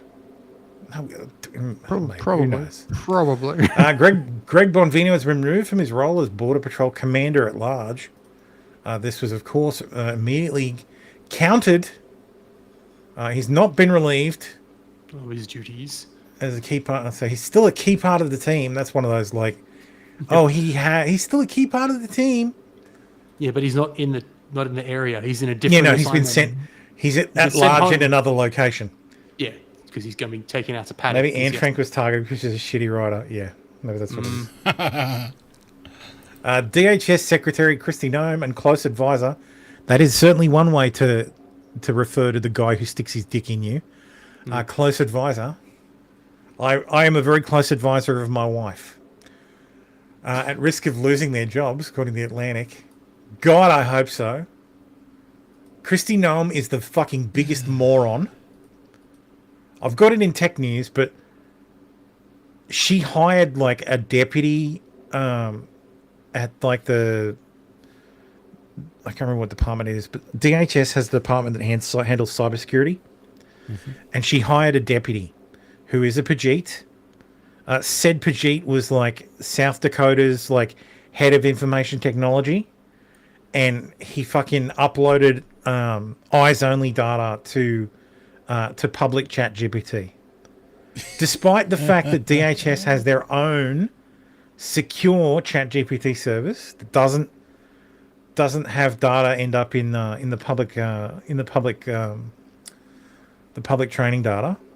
So, because this is the thing, everything you upload to ChatGPT, if you upload a document, someone else can do a query on ChatGPT and potentially get the document back. Yeah. So, Hegseth approves request by leaders of Minneapolis immigration siege for use of military base. Which base?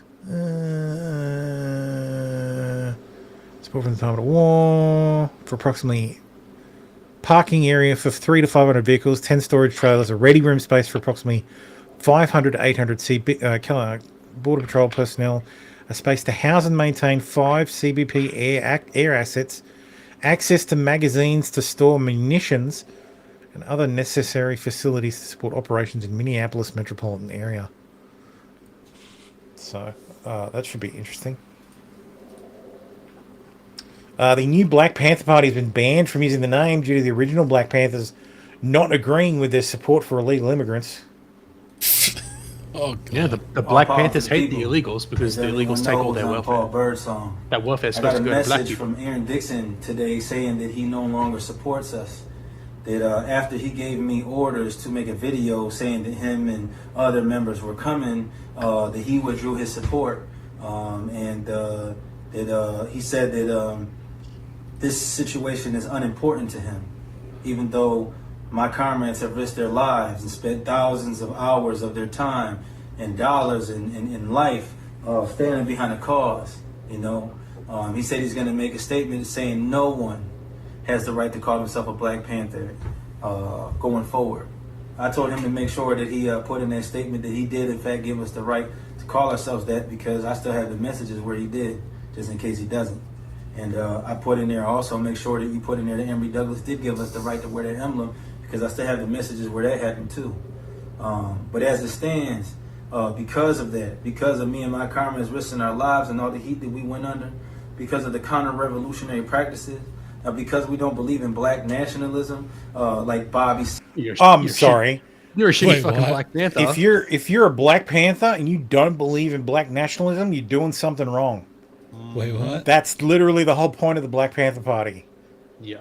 Like, But yeah, new Black Panther Party emerges in Minneapolis protests, but everyone isn't happy about it. But yeah, basically the original Black Panthers don't give a shit about migrants. In fact, they hate migrants. Yeah, because migrants take their welfare. Yep. Migrants take the welfare away from black people. Yep. Minnesota chief federal judge orders acting ICE director to appear in court on Friday to explain why detainees have been denied due process. You know what's hilarious? I don't know the name of the ICE director. We know fucking Bonvino, but who's the fucking ICE director? He's Border Patrol. He's not even ICE. That's right. That's what I mean. We know Bonvino because he's Border Patrol, but the fucking Border Patrol has no jurisdiction beyond 100 miles from the border. Todd Lyons. Todd Lyons. Who the fuck is this guy? I've never even fucking heard of him. The director of U.S. Immigration and Customs is a civilian. You would think we'd be hearing from that guy a lot. Yeah, he's been acting since March 9th last year. Fucking ridiculous. Huh. AF Post points out that Alex Pretty's picture was edited using AI to make him appear prettier, and I can prove this 100%. So here's the picture they're using. It's Nick. Nick Ricardo, yeah. Nick's long lost brother. Mm-hmm. Oh, yes. And here's the picture on MSNBC, which is now called MSN Now. He's been made wider and slightly more muscular, and they made him smile. They literally AI fucking smile filtered this guy. They did this. They did the smile filter meme. Like, look at this shit. Someone took a photo of someone took this photo, digitally zoomed it in, and someone took a photo of this and then fucking used it to AI upscale and fucking it fixed his smile. Fixed. Like, ridiculous. And they're using it everywhere. Like, this is a fucking, a minute silence for Alex Pretty. Like, how positively fucking dystopian. Like, you get to die. Like, you get to die doing something stupid, but, you get to be murdered by, in horrible circumstances. Murdered? Well, it doesn't matter. Murdered, killed, whatever. Yeah, true. His death, regardless of what you say, Tim, his murder is a homicide. He was killed. He was killed by another human. In the That's line homicide. of duty. Yes, his homicide. Yes, it's not murder. Murder's so his death was a homicide. So yeah, yes. Someone else killed him. Another person killed him. Yeah.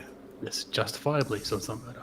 So, Minnesota State Patrol has now been activated. They could have done this the whole time, but it wasn't until after a call between Waltz and Trump and the discovery of the signal group involving Minnesota government officials that this happened. It's Waltz's plan the whole time. Make the Trump administration embarrass themselves by going too far, or make it look like. Oh, this was the whatchamacallit, the hotel where the ICE agent is standing in the fucking door with a shotgun with beanbag rounds bleeding. Yeah. Just the one guy against a mob of people.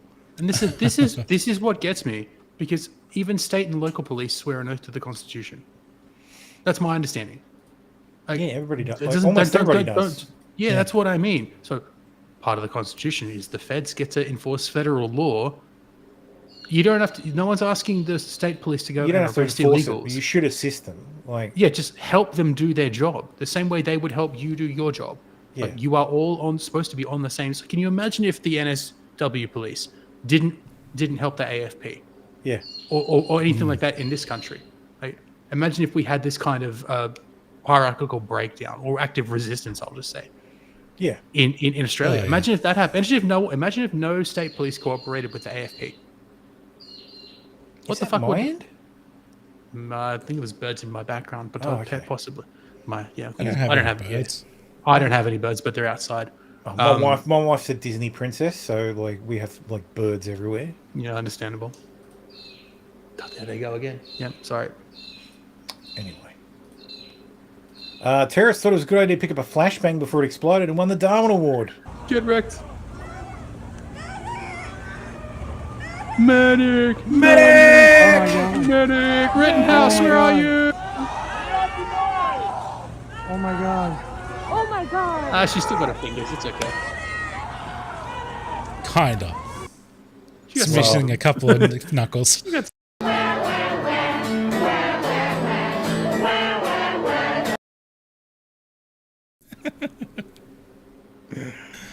Don't pick up exploding things.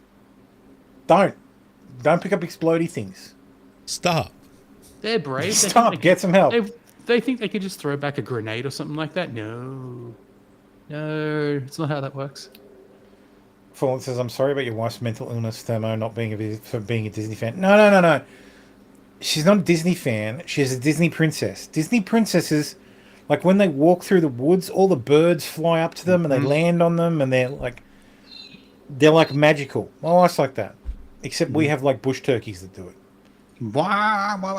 Yep. Like we have native Australian birds that fly right up to our back door and demand food.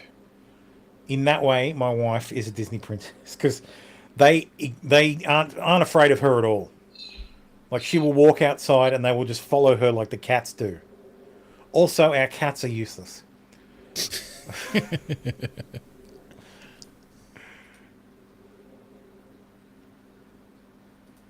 Oh god, fuck man, what's it called? Like Restream is so fucking slow today. Like I'm unclicking super chats, chats, and they don't fucking disappear. God, I wonder if Chris Pavlovsky's gonna jump onto the stream and give me thousands of dollars. I doubt it. I think someone needs to call 911. They are seriously attacking me. We'll call 911 right now. Yep. What's your location? Call 911. I'm right at the corner of Jefferson. So this is the call center. So she's on a Discord call, probably to one of her fellow antagonists. Nope. One of her co-conspirators, I believe the term is. I will not get out of the car. Well, bitch, that's a federal crime. Get out of the car. I will not get out of the car. Pennsylvania versus Mims, bitch. Get out of the car. No, I will not get out of the car. You can't. You can't do this. Watch me. Get your fucking hands off me. Get your hands off me. Fucking hands off of me. I am not doing shit. I am observing. I am observing. I have not done anything.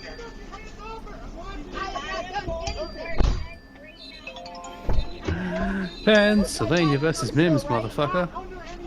Lol. I'm calling 911 right now. That's alright. They'll be gone by the time fucking PD rocks up. Yeah. You can't arrest me. You can't arrest me. You want to bet? Get off of me. Get off of me. Lol. Look, I know the dude had his baton out. Just use it. Just. No, that was for the glass. I know, but because two of the agents came out guns drawn. I know. I just saw one. And the other agent came out with glass. It was she was getting out of that car one way or another. I know they were going to break her out. I'm just saying, just use it. Just give her a couple. Just shoot her. That's what we're doing now. Yeah, all the standards. Trump said ICE would rather go after the worst. Little Ramos. Liam Ramos is 5 years old. He's a child, not a criminal. He should be in school, not arrested by ICE. Fucking liar. We talked about this. Liar. The kid was abandoned by his dad. Liar, El Banzo on fire. The child was abandoned by his father, an illegal alien from Ecuador who fled law enforcement. The ICE officer ensured the child was safe and tried to reunite him with his mother. The agents cared for the child for hours and got him a meal from a drive-in restaurant. Yep. And the mother refused to take him back. Illegal convinces immigration agents to let her daughter say bye to her husband. Facilitates in his escape from custody. This is why I don't feel bad about the ICE arrests 5-year-old hoax.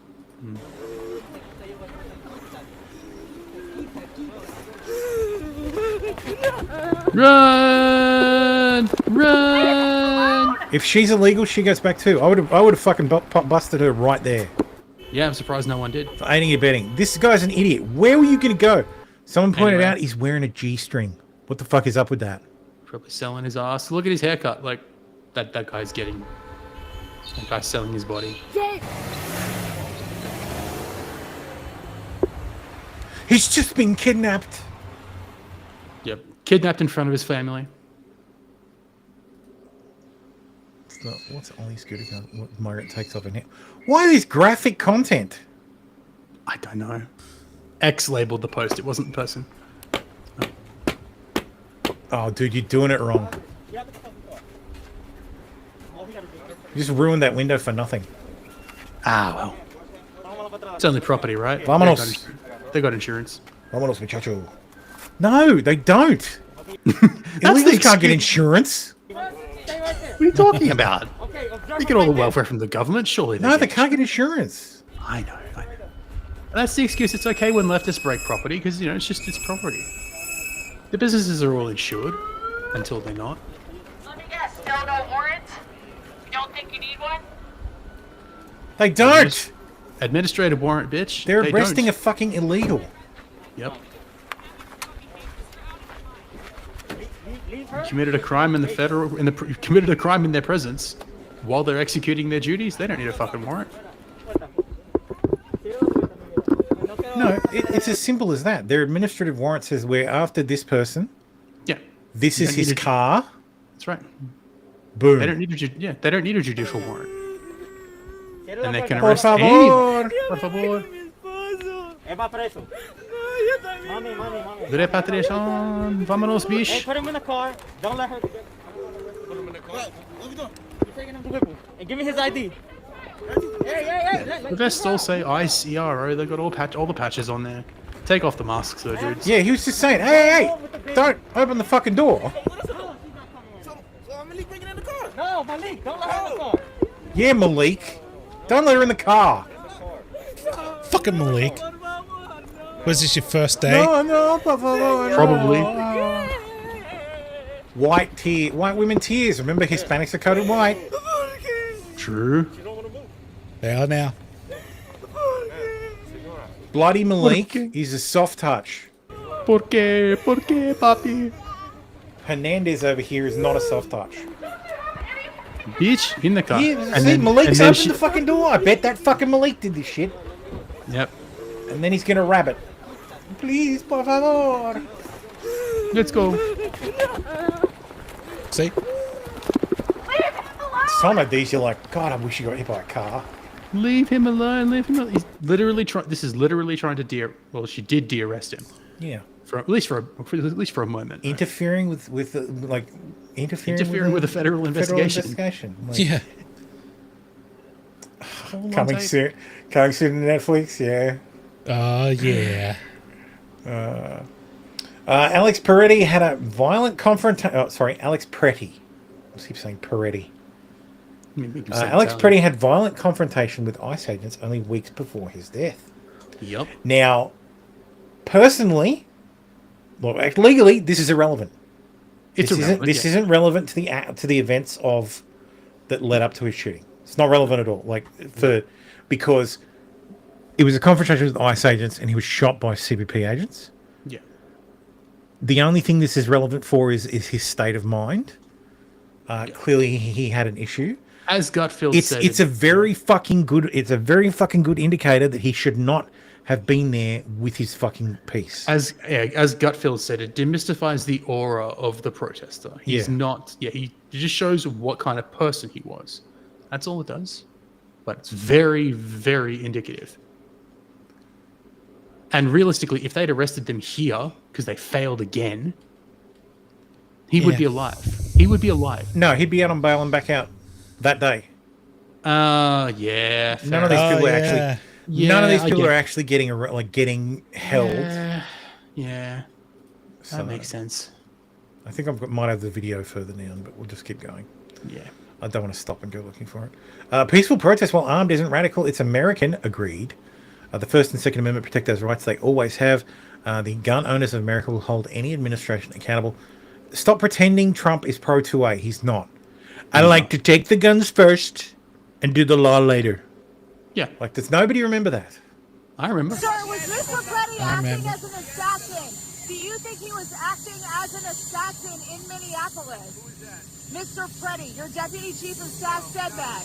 You don't think so? Stephen Miller said he was acting as an assassin. Yeah. That was the spin. The spin that he came there to. This is what absolutely fucking drives me nuts. Bavino said the same thing about the Noam fucking administration. Yeah, and fucking Noam and Bavino both said the it. stupid bitch in charge of the place did it as well because Bondi she's said a it fucking too. moron. They're all fucking morons. They have no fucking media instincts, and it is so fucking retarded. They just can't be completely objective. They always have to spin it. No, they just have to lie. This isn't spin. Well, spin is lie. Spin is not like spin is like spin is like curving a ball slightly by applying a little bit of momentum.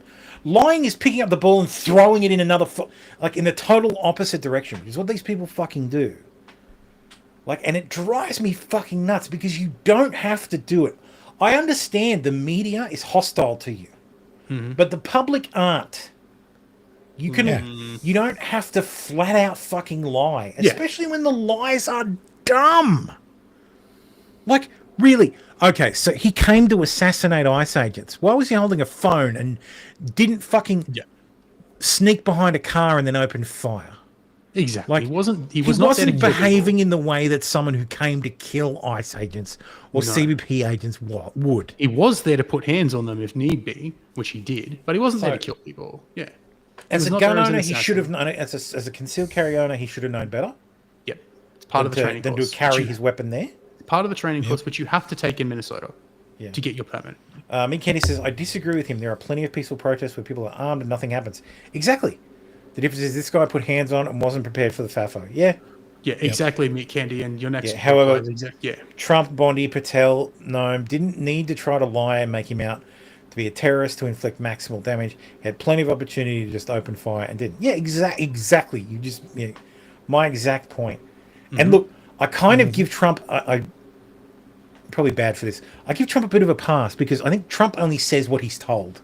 Yeah, to be fair, when Trump goes on Truth Social and says, "Oh, he was trying to kill agents," it's because he's just been told that by these morons, or he's just seen Kristi Noem say it on CNN, so it must be true. Yeah, and it's like, dude, fuck.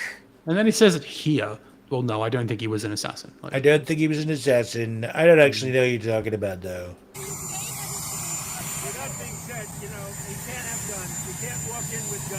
What about the Second Amendment? You can. What about the Second Amendment? Oh, and that idiotic fucking little man that's the fucking director of the FBI. Thanks for that one, Trump. Yeah. Being like, oh, you can't take a gun to a... No, dude, are you fucking kidding? Do you remember who fucking... Like, who the president is? Who, like, what the little R next to his name means? Are you fucking stupid? You absolutely can take guns to a protest.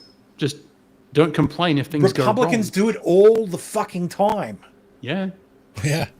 Republicans did it during COVID. It was only 6 years ago. Do you not fucking remember 6 years ago? VCU Health says we prioritise health and safety of anyone who comes to our care. VCU police are assisting with investigation per policy while the investigation is underway. The individual is on administrative leave and will not be in our facilities or interacting with patients. This is the chick who said that. I don't know. This is a different. Yeah, Sokol Colleen. Meet Melinda, healthcare worker at VCU Health.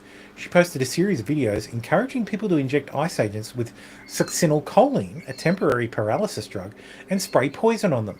She also encourages women to go on dates with agents and drug their food. Any comment, VCU Health? I thought of something good. I think it's something weird spot. Sabotage tactic, or at least scare tactic. All the medical providers, grab some syringes with needles on the end. Okay, so first up, syringes don't come with needles on the end. No, she's saying get the ones that do. Get the needles. No, they're separate because you use the same syringe and the needle can be a different gauge. She's saying get them both, put them together. I know. Have them full of saline or succinylcholine. You know, whatever. That will probably be a deterrent. Blam, blam, blam. You point a needle at me, I'm shooting you. Tip, I vote. Anybody got any poison ivy, poison oak in their yard? Get some of that up with gloves, obviously. Get it in some water. like a gallon of water, get the poison ivy oak water, and I'm gonna put it into a water gun. Aim for. Well, here's my. Or you know what you could do? You could just go out and buy mace. Like, you could go out and buy pepper spray. That shit's legal in your country, bro. Yeah. Why are you fucking reverse engineering pepper spray? You can buy pepper spray. I know. Look, Also, diluting fucking poison oak in water is not going to get the job done. Maybe a few hours later it will. Are the single ladies where these ice? Look, guys these are people have gone? never been Have punched a in the chance face. to do something. These people have never experienced violence, even in a Not controlled environment. These people have never experienced... Especially women. Especially the women. But the reason these people are going so unhinged is partly it's because social media, and they have an outlet to just... Dude, what the hell? Let Really? loose. What a waste. Yeah. A lot of syringes in the US come with needles installed already. The fuck? What a waste. Interesting. But like the reason these people are just openly expressing all of these violent intents to kill, because they're fantasizing. Exactly. They've never actually experienced any kind of real violence or even simulated real violence. What in a you are controlled seeing, environment. No one's ever put them in their place, is what I'm trying to say. what you are seeing, Timothy, has a term. It's called impotent rage. I know. These people have no control over what's happening. I know. So they're expressing an impotent rage into the cosmos. I know. And they get themselves fired. Mm-hmm. And look, I don't agree with what Libs of TikTok does half the time, because it does feel very dibba bullshit. Mm-hmm. Because she's taking, guaranteed this account was seen by maybe 50 people. Yeah. Now it's been seen by He's amplifying it. 9.7 million fucking people. And then you see these what is actually generally a fringe or even almost non-existent, and it's becoming over-inflated and over-magnified, and you get the Streisand effect. Yeah. I stuck to Alex Pretty. So here's the altercation, I think. CNN is learning that Alex Preddy had a physical... Okay, did they actually have the altercation? No, of course not. Why would they federal have the altercation? enforcement... Of course not. It breaks their narrative. This, I think, is bullshit. Conservative libertarian is always very sus. No, it's not. It's not bullshit. It's The parents. law. Well, let's see. You must have your permit on you if you're a carrier. No, but I'm saying Like, the parents say their son quit their hospital job months ago. You can't point to fucking one thing and go, no, it's true. Yeah, I can. I do it all the time. I guess you can, yes. Yeah. I do not have that luxury. The parents of Alex Pretty said a son quit his hospital job. False. He seemed to have joined some kind of group. True. We warned him 2 weeks ago, protest if you want, but don't engage, don't do anything stupid. I believe that is true. That's from an interview. Yeah. But he didn't quit his hospital job. He was carrying legally. Even if he had his permit, okay, he would have been like, this is a bullshit argument. Like, yes, you need to carry your permit on you, but you are permitted. Yeah, like, you will get a fine, whatever. Yeah, it's a minor crime. It's a minor crime. You shouldn't have to be permitted anyway.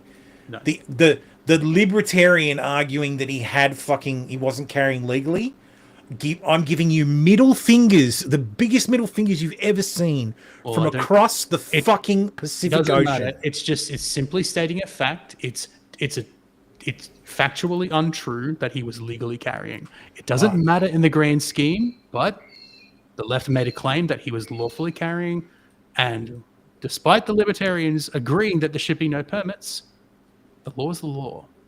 That's all it is. That's all it is. It's not making a statement. It's just, no, you're wrong. He was not legally carrying. Oh, sorry. Here's the footage.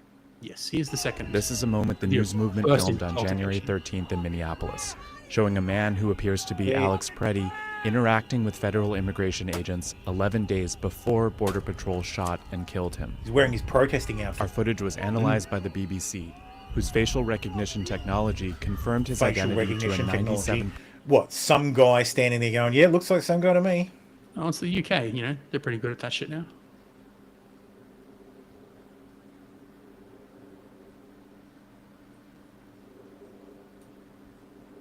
That's probably the clearest frame. Technology confirmed his identity to a There's later. I think there's 97% later accuracy. footage where he spits on them. He already On the morning of January 13th, Oh, that's right, yeah. our He team spat on received a them. Then he tip spits that on the federal car. agents were blocking a street at the corner of East 36 and Park Avenue in Minneapolis. Candy, enough We that shit. arrived around 10:15 a.m.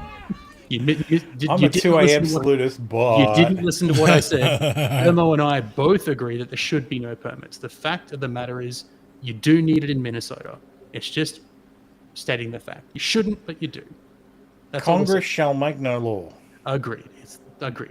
You should not And need the and the right to keep and bear arms shall not be infringed. Shall not be infringed. Congress shall make no law. First and Second Amendments, pretty fucking clear. And yet, you don't need a speech license. A license to speak would be fundamentally like antithetical to the First Amendment, but a license to carry a firearm is not antithetical to the Second Amendment. I'm sorry. Yeah, exactly. That is bullshit. We saw observers shouting at the agents as they walked back to their vehicles. When they started driving away, the man kicked their taillight. An agent then got out of the vehicle, grabbed him. The funny thing is, the second he broke that fucking taillight, watch his behavior. Immediately like, oh, fuck. An agent then I'm gonna got out of the vehicle, step back and I'm gonna give grabbed middle him, fingers and and that's pushed it, him I'm to the done. ground. Come on, man. And that he's trying to fucking get away. He's like, oh no, I'm gonna hold the pole so they can't take me. Yeah, so they can't take me down. And then he slips out of his jacket. During the altercation, agents fired tear gas and pepper balls into the crowd. They continued to hold the man down And before then they they throw a retreat, smoke grenade and and he he walks gets away. As he slips out. Now, if he slipped out of his jacket, surely they would have fucking spotted the gun. Yeah, it's tucked in behind his The waistband. man in our footage is wearing a similar in- outfit to what inside the Petty was waistband on wearing his right. on the day he was killed. Let's see What when he appears turns to be a around. gun Yeah. is also visible above his waistband. Maybe they didn't see it in the chaos. Maybe. Potentially. Or maybe the ICE guys are better trained than the CBP guys. Yeah, because they didn't shoot him then. I'm waiting for my voting license in the mail, yeah. Oh. Shh, don't give the Australian government ideas. We already have a we already have a voter ID slip that gets mailed out to us. You don't need to use it, obviously. But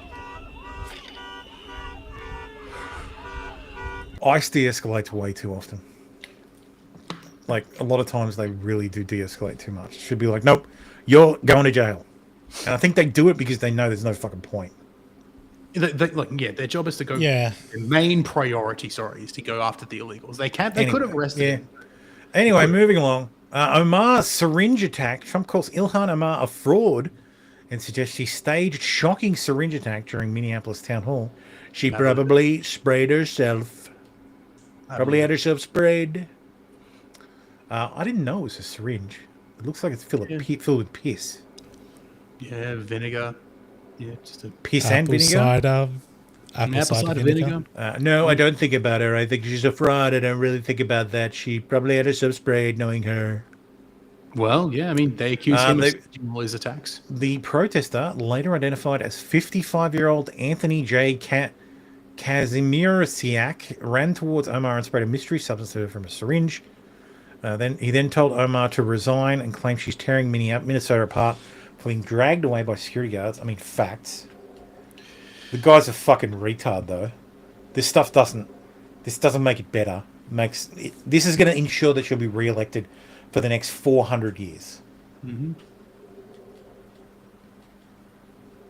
It also gives her a fucking dope moment. Let me find it.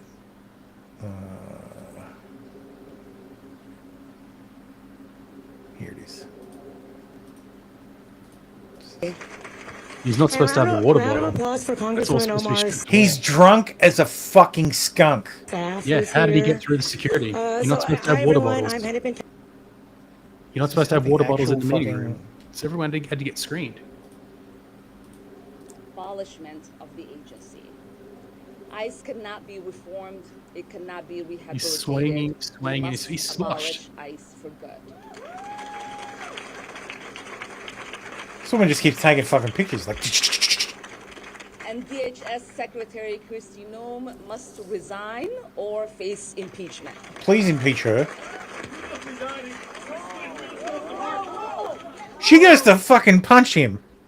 So she's just been sprayed with God knows what, and her first instinct is to fucking go and punch this guy. Like, full on. Dude, I don't like this woman at all, but that's fucking based. Like, that's ballsy as fuck, man. You have no idea what he sprayed on you. That could be... She knows because it's staged. She knows. I don't believe it's fucking staged. I believe it's. I believe it's staged. I do believe. I believe. Look, listen to what he said. Oh, Kristen Abrams not resigning. Yeah, but you're tearing me apart, Lisa. Yeah. You're tearing Minnesota apart. The timing between her line and him getting up. No, that's too. No, The that's quick glance. retard conspiratorial thinking. It's just it's a fucking retard. Everybody is running at fucking. Everybody's cranked up to fucking 11 in Minnesota. It is so fucking retarded there, and nobody wants to take the fucking water off the goddamn stove. They just keep fucking. My understanding is that pouring more water in. Oh, no, that'll fix it. My understanding is the people who were going when this. Now, I can see there's water bottles under the podium. That's not what I'm talking about. My understanding is that the crowd weren't allowed to bring water bottles in. So why the fuck is he drinking out of a water bottle in the front row when everyone was allegedly supposed supposed to bring water bottles in? In case people start throwing them. Fill them with water, and you've got a 1 pound projectile. Where's evidence that they weren't allowed to bring water bottles in? You can make that assertion, but you just making an assumption. Bill Stancil. It was totally Bill Stancil. I'm trying to find the tweet thread. Again, it was allegations. I said allegedly. I didn't make a claim. Will you apologise when it's proven to be staged? Yes, I will absolutely apologise. I will absolutely apologise on this. It was totally Stancil. In some makeup. This is hilarious. This is that white supremacist guy, Jaden Scott. But this is funny. Like, this is actually funny what he did. He went and found Mercado Media's house and apartment and stood at the front door. Andrew, your video, it was cute. However, the team of Punishers, we got your address. We know who you are. The team who punishes, okay. Wipe your paws. Well, they brought him a... Watch your fucking mouth. You hear me? Watch your fucking mouth. Commies, stand down. We've broken your signal groups. We've hacked your sites. You didn't do shit. You dumb fuckers vibe coded out a site that should have been locked down. And Andrew, watch your fucking mouth, bitch boy. Why does Andrew Mercado look like he lives in a fucking hotel? Yeah, me, Candy. I think my mind's just drifting back to the random person. Again, I said allegedly. I didn't make a claim. I was seeing comments. That's all. Oh, let me just cover my ass. Play the tape back. Play the tape back. I said allegedly. I said it. The most complete glimpse yet into the life and radicalization of Anthony Kazmariak, the man who rushed Ilhan Omar, from rarely posting anything to physically attacking members of Congress in just a few years, another victim of the algorithm. It's more like a victim of leftist politics, if you look at me. So he was divorced in 2009, shortly after he received a DWI. A year after that, he received another DWI. In 2014, he was sued for $11,000 of debt. In 2017, he had his second divorce. Court filings revealed he was unemployed and received $39,000 of annual disability. He has no retirement account or plan, and his Lexus was stolen. He had over $10,000 in loans / credit debit to his name. In 2021, his best friend died. In 2021, he also attempted to troll his Nextdoor group about Kamala Harris, his first political posting. Then he posted a political cartoon about Ilhan Omar on Facebook. In 2022, he purchased a Glock 43X. Also in 2022 was his first date with black girlfriend, race relevant later. 2022 also was he posted his last new photo with his daughters on Facebook. One has since moved out. The other appears to be involuntarily committed. One calls themselves gender fluid in their Instagram bio. The other uses she, they pronouns. Last public interaction with his girlfriend was in 2022. Does not post again until September 2023. Significantly less activity after he returns. And the majority of posts are old photo re-uploads. In 2024, he was sued for $1,000 in a debt of $1,000. In 2024, his daughter was also involuntarily committed for mental illness and chemical dependency sometime between April and July. He answers questions on Quora, pushing election fraud conspiracies, expressing hatred for Democrats, saying he feels sick at the thought of Biden winning, asks when descendants of slaves will pay reparations to descendants of Union soldiers for freeing them. In 2025, in November 2025, he sued for $1,200 in debt. In March, his daughters. See, this is why Americans stop using the state format. So, like, they've sorted it and it's ruined it. Daughter's involuntary commitment was extended in March. He creates a Twitter account. Andy is right, and his first post criticizes Klobuchar. He tweets frustration on the 8th of the 8th. He tweets frustration about black people reproducing. Later that month, there's more racist tweets calling black people Negroes and evil beasts. In September, he makes President Trump his Facebook profile picture. And soon he makes President Trump and Erica Kirk his Facebook profile picture. He tweets that black people are reverting to apes, but in November. In December, he tweets dismay at the lack of Somalis arrested by ICE in Minneapolis. On the 29th of December, he tweets that white people are genetically superior to blacks. Also tweets further dismay that black people are reproducing. On the 8th of January this year, he tweets about and justifies Renee Good's shooting. And then on the 28th, he rushes Ilhan Omar at her town hall event. Oh, so he was a groper. Okay. I don't know, but certainly complaining about the... He hasn't had a good run. He's complaining about black people. So I don't know. He's certainly had a bad run. So, but he clearly blames. I'm still sticking with my story. He's staged. The rice and banana and rice lady got arrested. So I'm Somali. I'm proud to be Somali. Eating bananas with rice. It's a lot. It's like Oh, her head must have healed. The arrest photo doesn't have the band-aid. The obvious band-aid. This one. Yes, Dick Durbin used the AI photo on the floor of the fucking Senate. Shake my head. I expected stupidity, but the gun was Jewish might be the dumbest one of them all. Lucas Gage says, wow, it was a Jewish gun that misfired, leading to ICE agents thinking erroneously it was Pretty every single time. Even I've never gone that far. Like, it's not... No. I just, like, Alex Pretty was Jewish. ICE members were Jewish. Everyone there was Jewish. The gun was Jewish.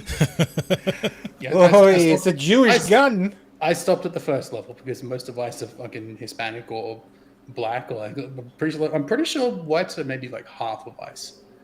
They're very overrepresented with the minorities. Ridiculous. Yeah. Steve Compare says, do not compare ICE or Border Patrol agents to the Nazis. That's an unfair comparison. Share your screen. Oh, I should. Look, Dana, they're trying to portray Border Patrol agents and ICE agents as Gestapo, Nazi, and many other words. Yes, do not compare ICE or Border Patrol agents to the Nazis. That's an unfair comparison. The Nazis were willing to show their faces. You know why the Nazis were willing to show their faces? Because if you did anything to a Nazi, you and your family would be fucking executed. Yep. Here, if you stalked the family or an ICE agent, nothing would fucking happen to you.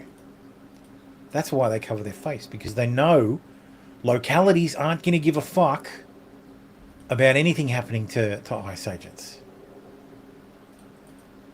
Because they fucking hate ICE agents. They hate ICE. They hate the entire concept. Yeah. Nurse Alex Pretty, who was killed days ago by an ICE agent at a rally in Minnesota, helped disabled veterans get back on their feet. And there's nothing more that needs to be added about the spirit of this man. Last I checked, There were more than 11 11 original colonies. Well, yeah. So there's about too few Also, the too guy few stripes on that is flag. missing a leg. Yeah, this guy doesn't have the act. Like, yes, RC, he's missing a leg. That's why he's doing therapy. He's a disabled veteran. That's But no, why he's actually practicing missing his physical actual therapy leg. for walking. Yeah. He's missing his actual, the real leg that was there.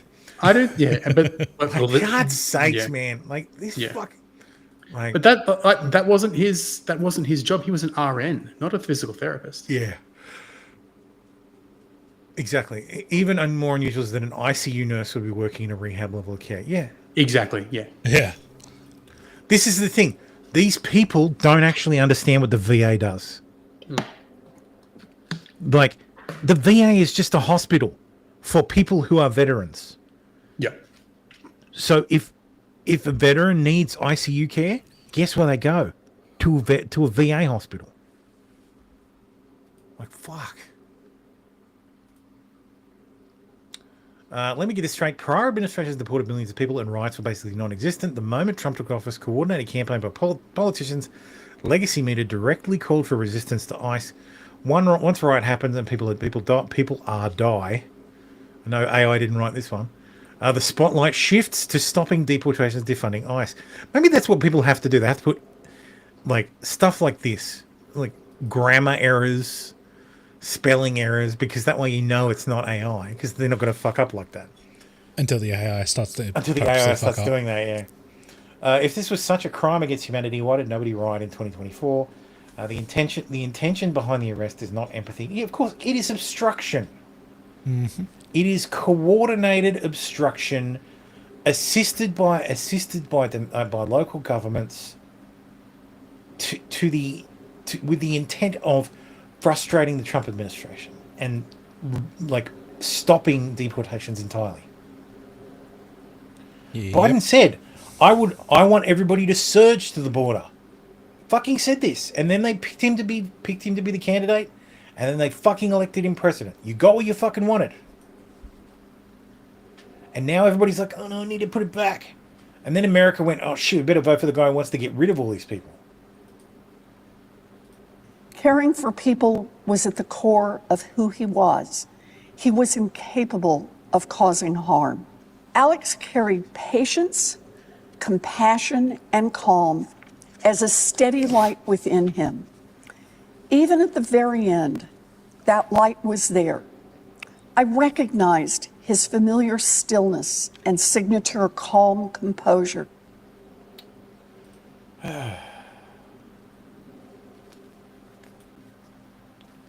Several dispersal orders issued by local authorities in the LRAD system outside the Graduate Hotel in Minneapolis as protesters target another hotel they believe federal agents are staying in. Washington Avenue Southeast is private property. I've spoken with the lawful possessor of the property, and they demand you leave their property immediately. You are in violation of Minneapolis City Noise Ordinance 389.65 and Minnesota State Statute 609.705, an unlawful assembly. I am hereby ordering you to depart from this property immediately. This property includes the interior of the building and the surrounding sidewalks. Please leave the property by walking eastbound on Washington Avenue. Lol. There was apparently a shutdown of the entire country. I don't know how well it went, but last I checked, the country's still there. Urgent memos leaked detailing a new ICE operation targeting Haitian communities in Ohio and nationwide. I would leak memos from ICE every fucking day. There'd be fake memos from ICE leaked to the media every fucking day. I would have these guys running all over the country, burning as much money as possible to protest ICE when they're not even there. Don Lemon has been arrested, released following arrest over Minnesota protest. I will not be silenced, he says. Finally. I think I had his... Clapped him with conspiracy of rights and face act, as we called it. Yeah, here's his indictment. So two judges refused to issue an arrest warrant. And finally they just said fuck it, and they impaneled a grand jury. Yep. And the grand jury handed down the indictment. Yep. But yes, he has been indicted under 18 USC 241, 248, and 248 is the FACE Act. Yes, 248 is the FACE Act. 241 is what's it called? Obstruction of rights. Conspiracy against rights. Yep. Conspiracy against rights to religious worship at a place of worship. Object of the conspiracy, meaning on an unknown date and continuing on to or about January 18th. Yada yada yada. Manner and means. Overt acts. Further, so yeah, this is because he's been charged with conspiracy. You need an overt act. Further to the conspiracy and to accomplish the object thereof, defendants Armstrong, Allen, Kelly, Lemon, redacted, Lundy, Cruz, Fort, and redacted, together with other persons unknown to the grand jury, committed overt acts, including but not limited to the following. Defendant Armstrong posted a flyer on 2 Instagram accounts controlled by her, advertising an anti-ICE action dubbed Operation Pull-Up, telling fellow agitators where to meet for the operation, and exhorted them to be ready to mobilise. ICE refers to Immigration and Customs Enforcement. On or about January 17th, defendant Allen posted a similar flyer. On the morning of January 18th, all named defendants gathered with approximately 20 to 30 other co-conspirators for a pre-operation briefing led by defendants Armstrong and Allen at the parking lot of Cub Foods at 1440 University Avenue West, St. Paul, Minnesota. I knew this it's clear as day. Like, if you understand how the law actually works, it was clear as day. Like, you can see from Lemon recording the fucking, streaming the events. Yep. That they are coordinating. They are conspiracy. It's like, nigga, are you taking notes on a criminal conspiracy? Yes, you're live streaming it. Yeah.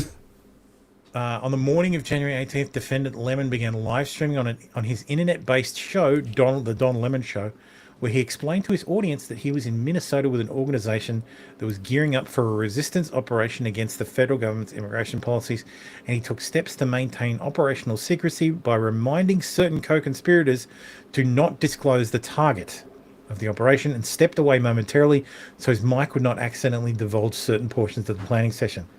That is him acting overtly in furtherance of a conspiracy. Yep. Like, ladies and gentlemen, we got him. Do I have his... sorry, I'm just quickly jumping to the links that I haven't loaded yet. I don't have it. One sec. Let me just pull it up. I have his... what's it called? Bookmarks. It's not too far down here. Maybe I don't have it. Damn it. Oh, that's why it's on my profile. Ugh, god damn it.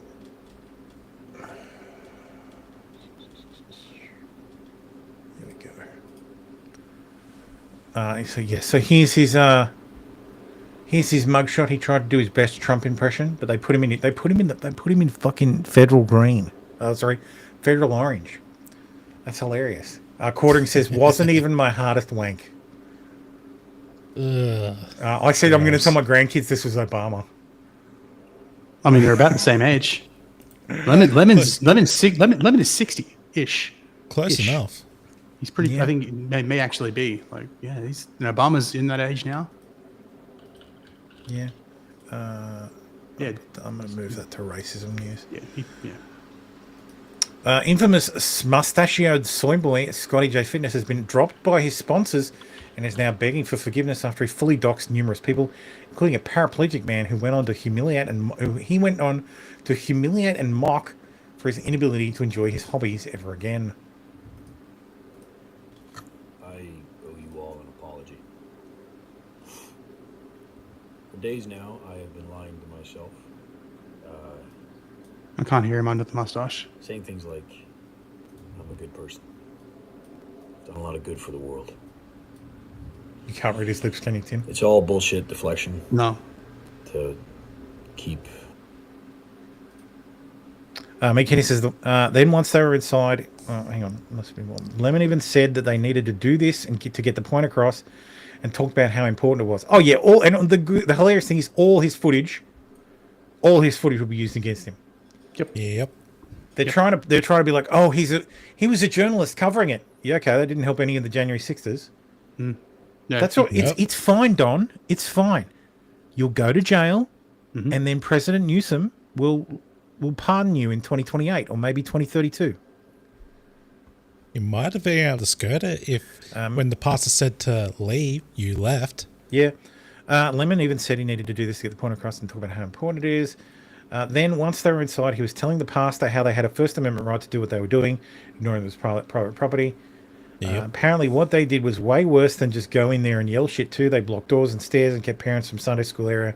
Kids were told their parents were Nazis. Yeah, I saw that. Blocking the doors and stairs is the FACE Act violation. One kid was quoted as saying they were afraid their dad was going to die.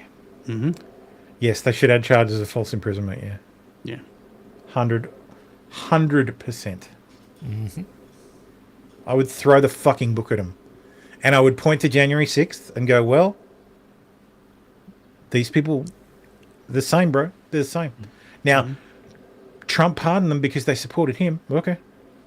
Newsom will do the same. So you're welcome to avail yourself of the next president's hopes and dreams.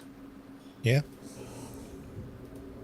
Me from taking responsibility for my own actions. Oh, actually, before that, Don Lemon was arrested last night. Jury will now go off and deliberate on. Guilty! That nigga is guilty! So settle down. Play the rest of it. I also wanted to point out this because this is I quoted the Bible at a pedophile church and they scored it. Valentina. I would say Romans 1:32, homosexuality is sin, and whoever supports that is worthy of death. You're not a pastor. You're a rumor. I would also say she's violating the FACE Act. Leave your pride behind, get on your knees, and follow Jesus Christ. Ask God for forgiveness. Follow Jesus Christ. I 100% endorse arresting her under the FACE Act, under this very same act. Like, I'm perfectly happy to be consistent. She should be arrested as well.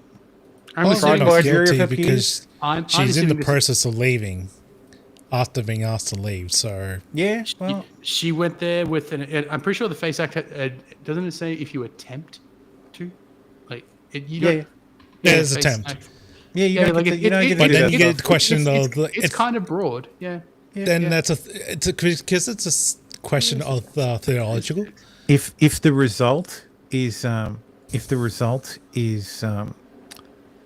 the FACE Act gets made unconstitutional, well, that's what a victory.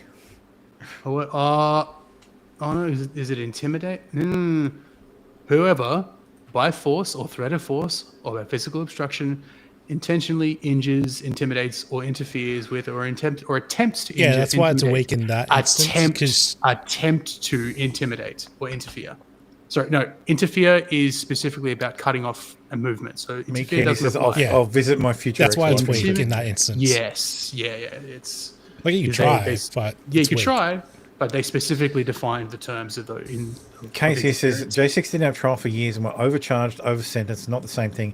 He's being correctly charged and treated fairly. Yeah, absolutely. Could be a piece to absolutely.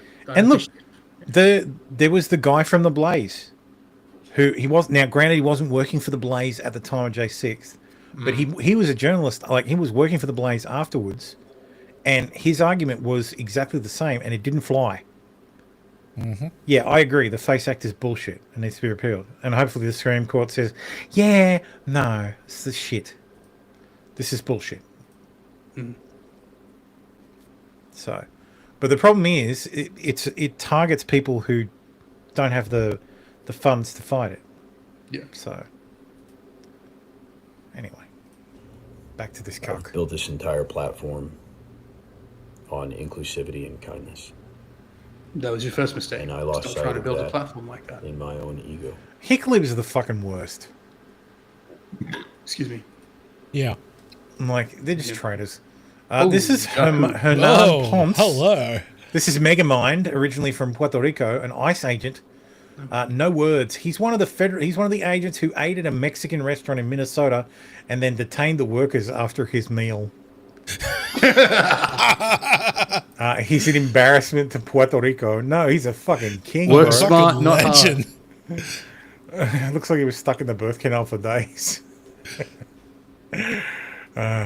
Holy son of Yaqub. Holy crap. Anyway, let's move on to racism news. Oh yeah, I've got to do the intro. Just got to do the intro for racism news. Go on, say the M word. Go on. Fuck you, nigger. Okay. Nigger. That's racist. Racism news.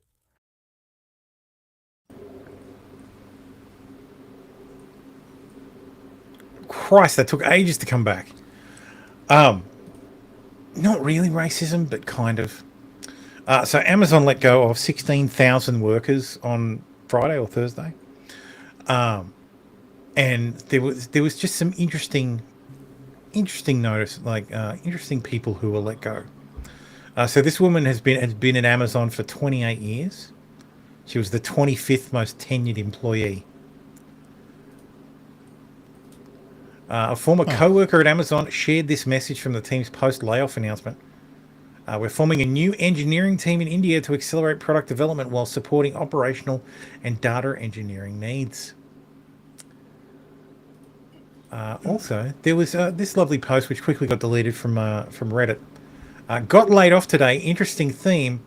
I was on a team of 8 senior developers with all of us around the same tenure. They laid off 3 of us, and just so happens that we were all the Americans. Same with the last layoff. They laid off the American. So basically, my org has 0 Americans now after 2 layoffs. Why should they be allowed to lay off Americans before H-1Bs and claim that they need H-1Bs? And that makes a very good point. Why is a company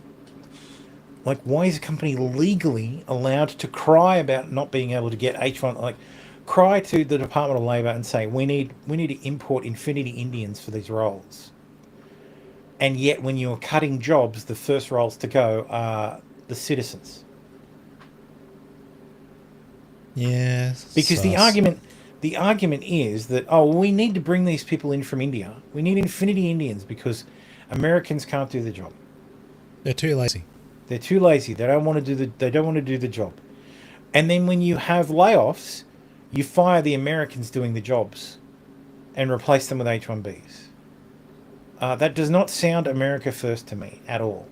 And if Trump wasn't captured by the fucking the all-in crew, he might have actually done something about it. But unfortunately, he has been captured by the all-in crew.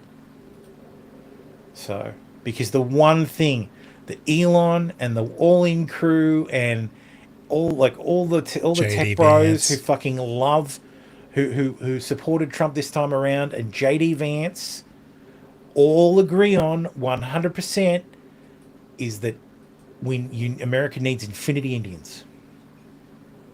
Yeah, so need this is going to be a problem for JD need Vance. Infinity Indians to win the AI war, Mr. President. We need Infinity Indians. And look, Australia's no better. We signed we signed a free trade deal with the Indians last year. Hell, that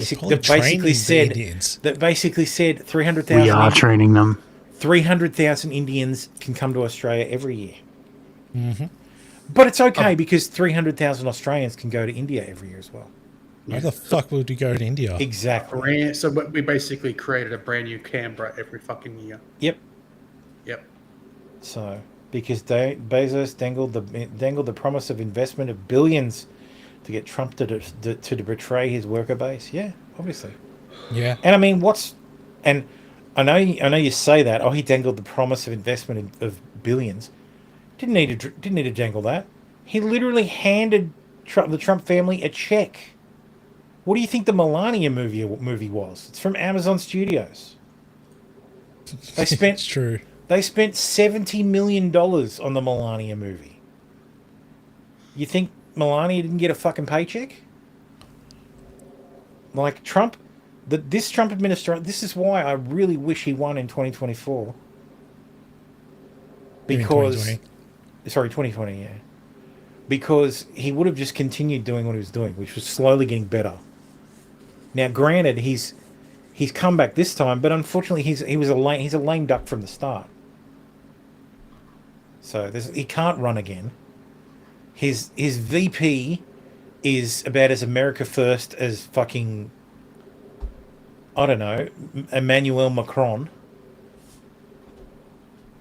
Like the successor to America First is less America First than fucking you could possibly be. Like, you're never getting rid of the H1Bs. Never. Maybe, you're gonna have to fucking elect Bernie Sanders to get rid of the H1Bs. So he's the one on record saying that it's open borders is a right-wing conspiracy. The Koch brothers want that. We don't want open borders. Open borders destroys the American workers. Well, he had okay, his Tom chance. Waller's on Rumble. That's why you don't see his comments. Tom What? Waller's chatting from Rumble. What? I see his comments. No, talking to someone in the chat. Sorry. Oh yeah, sorry, yeah, he's on Rumble. I see them both. Unless you send me a super chat on Rumble, then I don't see it in the interface. So I apologize because I have received some in the past, and I've gone, what? How did I get $20 on Rumble? What happened there? Yeah, we can see. So now I have to have the Rumble window open in case on the infinitesimally small chance that someone on Rumble actually like gives us a super chat. God, Rumble's such a shit platform. It's fucking yeah. The only way I'm getting a super chat on Rumble is if Chris Pavlovsky just accidentally stumbles drunk into the chat. Did you hear the one about the Indian scammer that tried to? How are you hitting it? The car's parked. Your car hurt me and bike. The car hurt you and the bike. The parked car with nobody in it hurt you. How is that possible? No, you don't. Listen, I've seen everything. I've seen everything now. This is ridiculous. This is Sunday afternoon. You've got no better things to do. We're doing the bloody.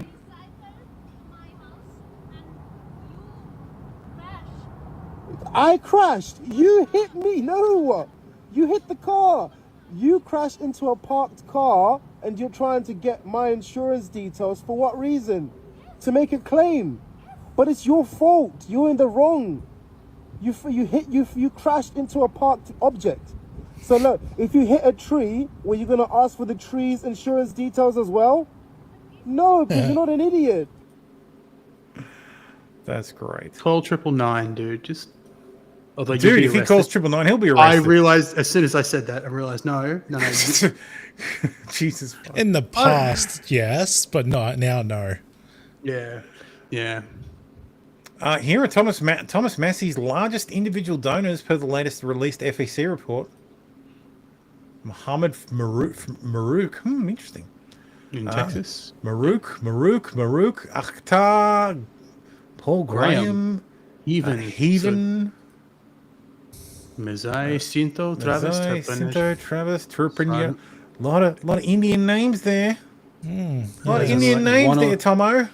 Only seeing like one or two. What are you talking about? Meanwhile, Massey is the number one recipient, but look who else receives large donations. Interesting. The number two biggest donation from some of these donors is Ilhan for Congress. Rashida Tlaib for Congress. Okay. The Resiliency Fund. Cory Bush for Congress. These are Democrats. Democrats fund Massey because he's a fucking troublemaker. Yep. So. Well, this is not IPAC.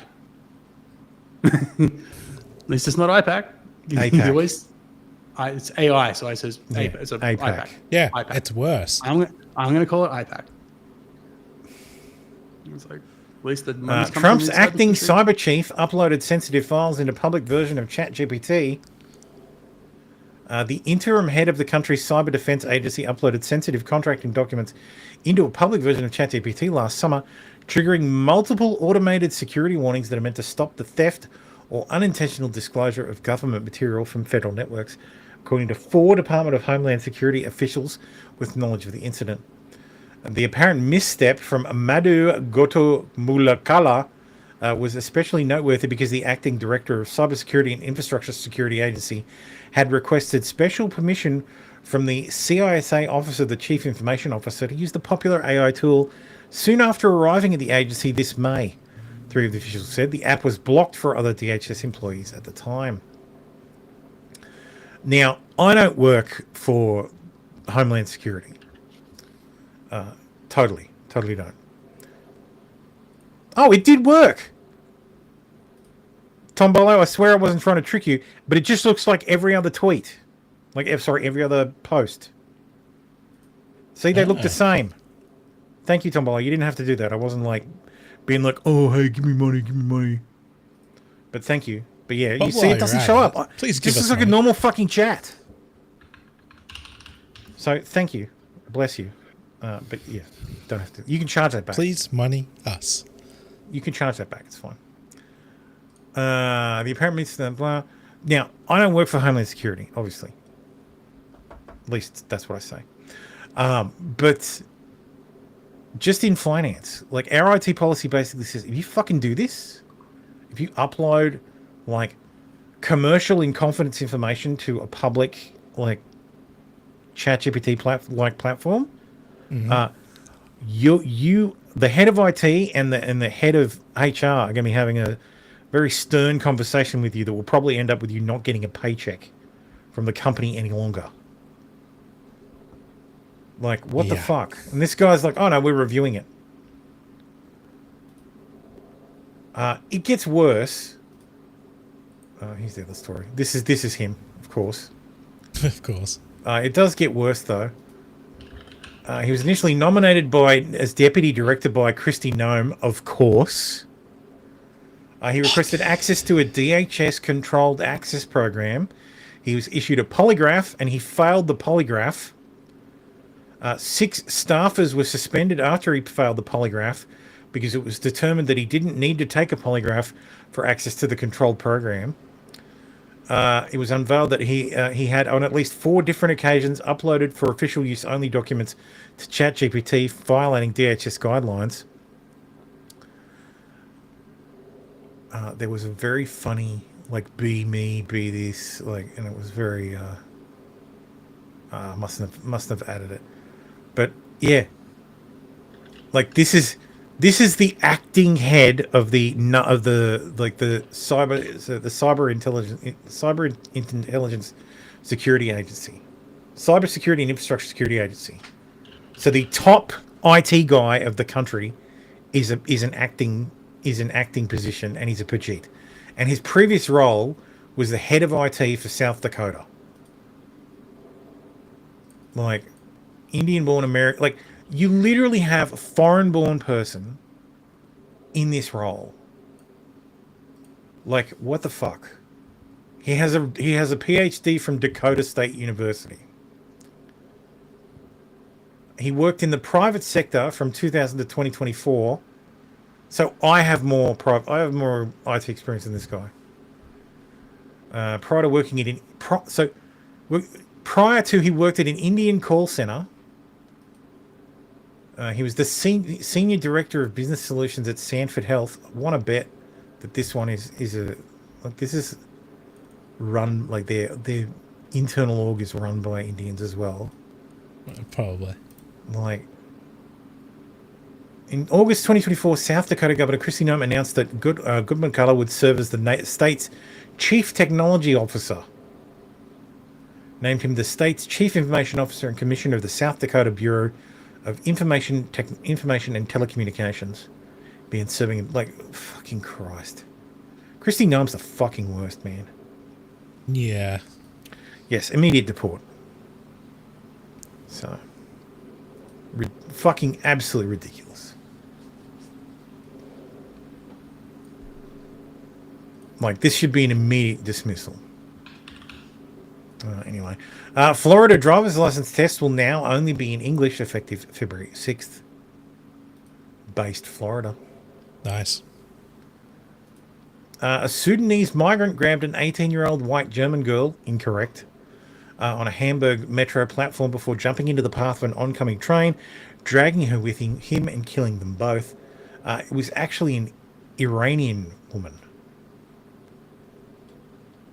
Yeah. German news media is reporting that she was Iranian. Ah.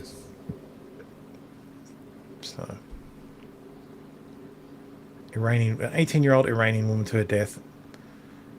He was already known to the police. Well, yeah. He thinks that's going to get him 72 virgins? Yeah, okay, probably. Fucking Christ, man. Europe is done. Like, I know it's a meme at this point, but... Oh, it's been done for a while. Terrible. Meta whistleblower says WhatsApp private messages can be accessed by the company despite assurances of end-to-end encryption. A lawsuit filed in the US court alleges Meta misled billions of users worldwide into believing their chats were fully private. I never believed WhatsApp chats messages were fully private. But RC, it says end-to-end encrypted. Yeah, I don't believe them. Even though I've never provided them a key that only I know. Yeah. It's end-to-end encrypted. Of course, RT is promoting this story. Oh no, this is a different one. This is the Google is settled for $68 million. That Google Assistant was secretly recording conversations without "Hey Google" and then feeding them targeted ads. So it wasn't. They weren't doing it secretly. It was accidentally. K-Still here says Persians are beautiful. Yes, some Persian women are absolutely gorgeous. They don't like to be called Persians, though. Yeah, They prefer to be called Iranians because Persia is an area and Iran is a country. So, because Persian can include many different types of people as well. Equipment from US tech giant Ubiquiti is a major enabler of the Russian army in Ukraine. We spent months infiltrating the Russian military supply chain, unearthing military documents and other evidence that shows how Russia relies on Ubiquiti equipment. So yes, Ubiquiti, an American company, is violating the sanctions on Russia.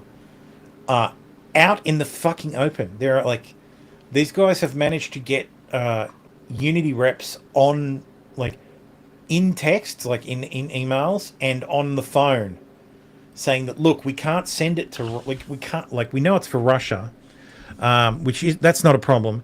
We can't mail it to Russia, but what we can do is we can mail it to Turkey, and from there you can mail it. You can mail it yourself. So nothing will happen though. Yep. Because it's an American company.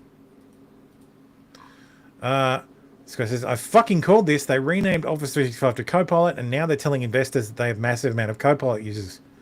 And sure enough, Microsoft recently announced its financial earnings report in financial year 2026 quarter 2, reporting 26 financial year. Financial year 2026. Goddamn Americans.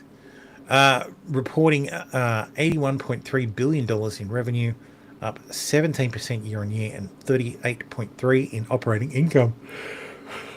Oh, make no mistake, Microsoft is still a very profitable enterprise, but it's not because of AI. Yes, Ubiquiti is everywhere. I have an Ubiquiti Dream Machine sitting in the corner here, ready to be installed when I finally get around to it, which is probably going to be never at this point. I'm probably going to be selling it to live. What's an Ubiquiti machine? Ubiquiti is a network device. They sell network devices.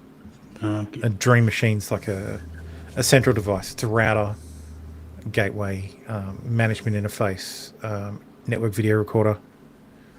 Basically, it's a central box that handles all the Ubiquiti stuff. Detransitioner wins $2 million against New York docs who pushed double mastectomy. Good.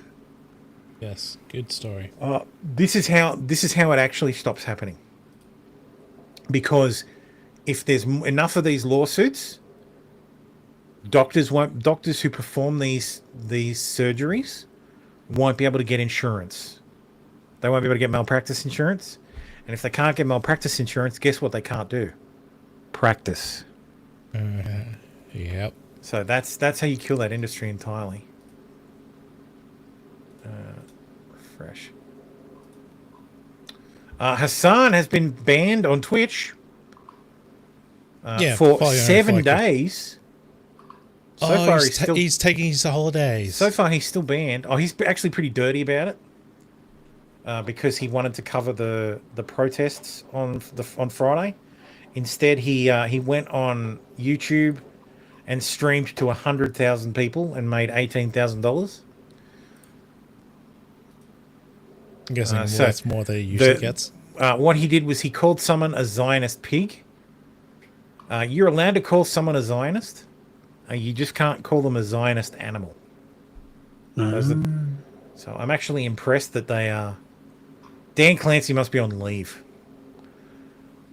Yeah. So for that to happen, I don't think it'll last a week. I think they're going to panic and go, "We've got to get Hassan back.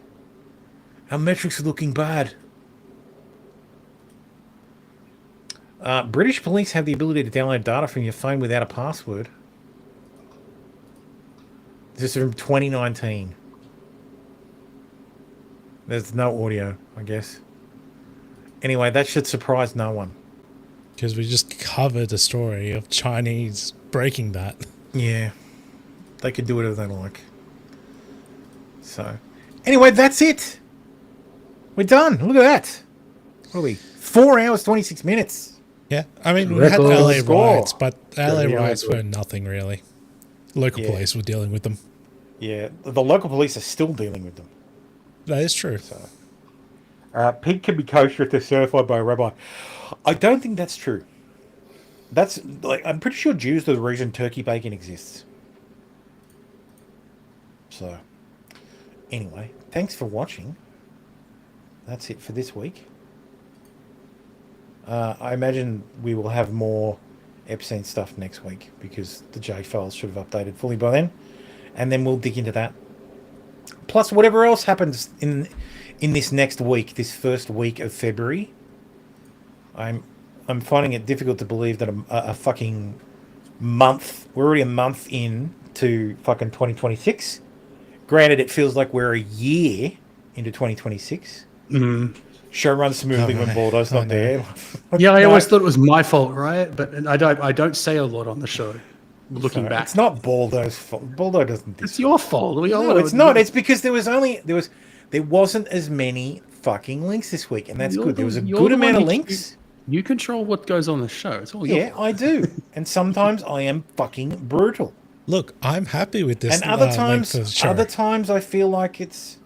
I'm happy to keep it under. I'm cutting people off, or like. I think I think we should keep. We should strive to keep it under 5. If I can aim for 4 hours, I'm happy. Like just over 4 is fine. Like when I get to 6, 4 would be I really start to fucking feel like the next day. So 4 would be ideal. I agree. But look, soon I'm going to be without a job, and I'm probably going to have to tap dance even more. So shuck and jive. I'm going to have to shuck and jive out on the internet and try and please, sir, I need some money. Give me money. Give me money. You got to shake the hat. So twirl the cane. Gonna find some whales. That's right. I'm going to find some whales. I'm going to hook them. Anyway. So yes, I find out on Wednesday. So next week I'll tell you what's happening with my job. So at least you've got that to look forward to as well, chat. So it's a good length, RC. Hell yeah. Hey Baldo, how you doing? Anyway, that's it. I'll see you guys next week. Not enough links this week. No, don't. No! It was perfectly fine. Only like just enough news. If there's lots of news, then that's fine. But yeah, anyway. Anyway, thanks for watching, everyone. Have a great week. And we'll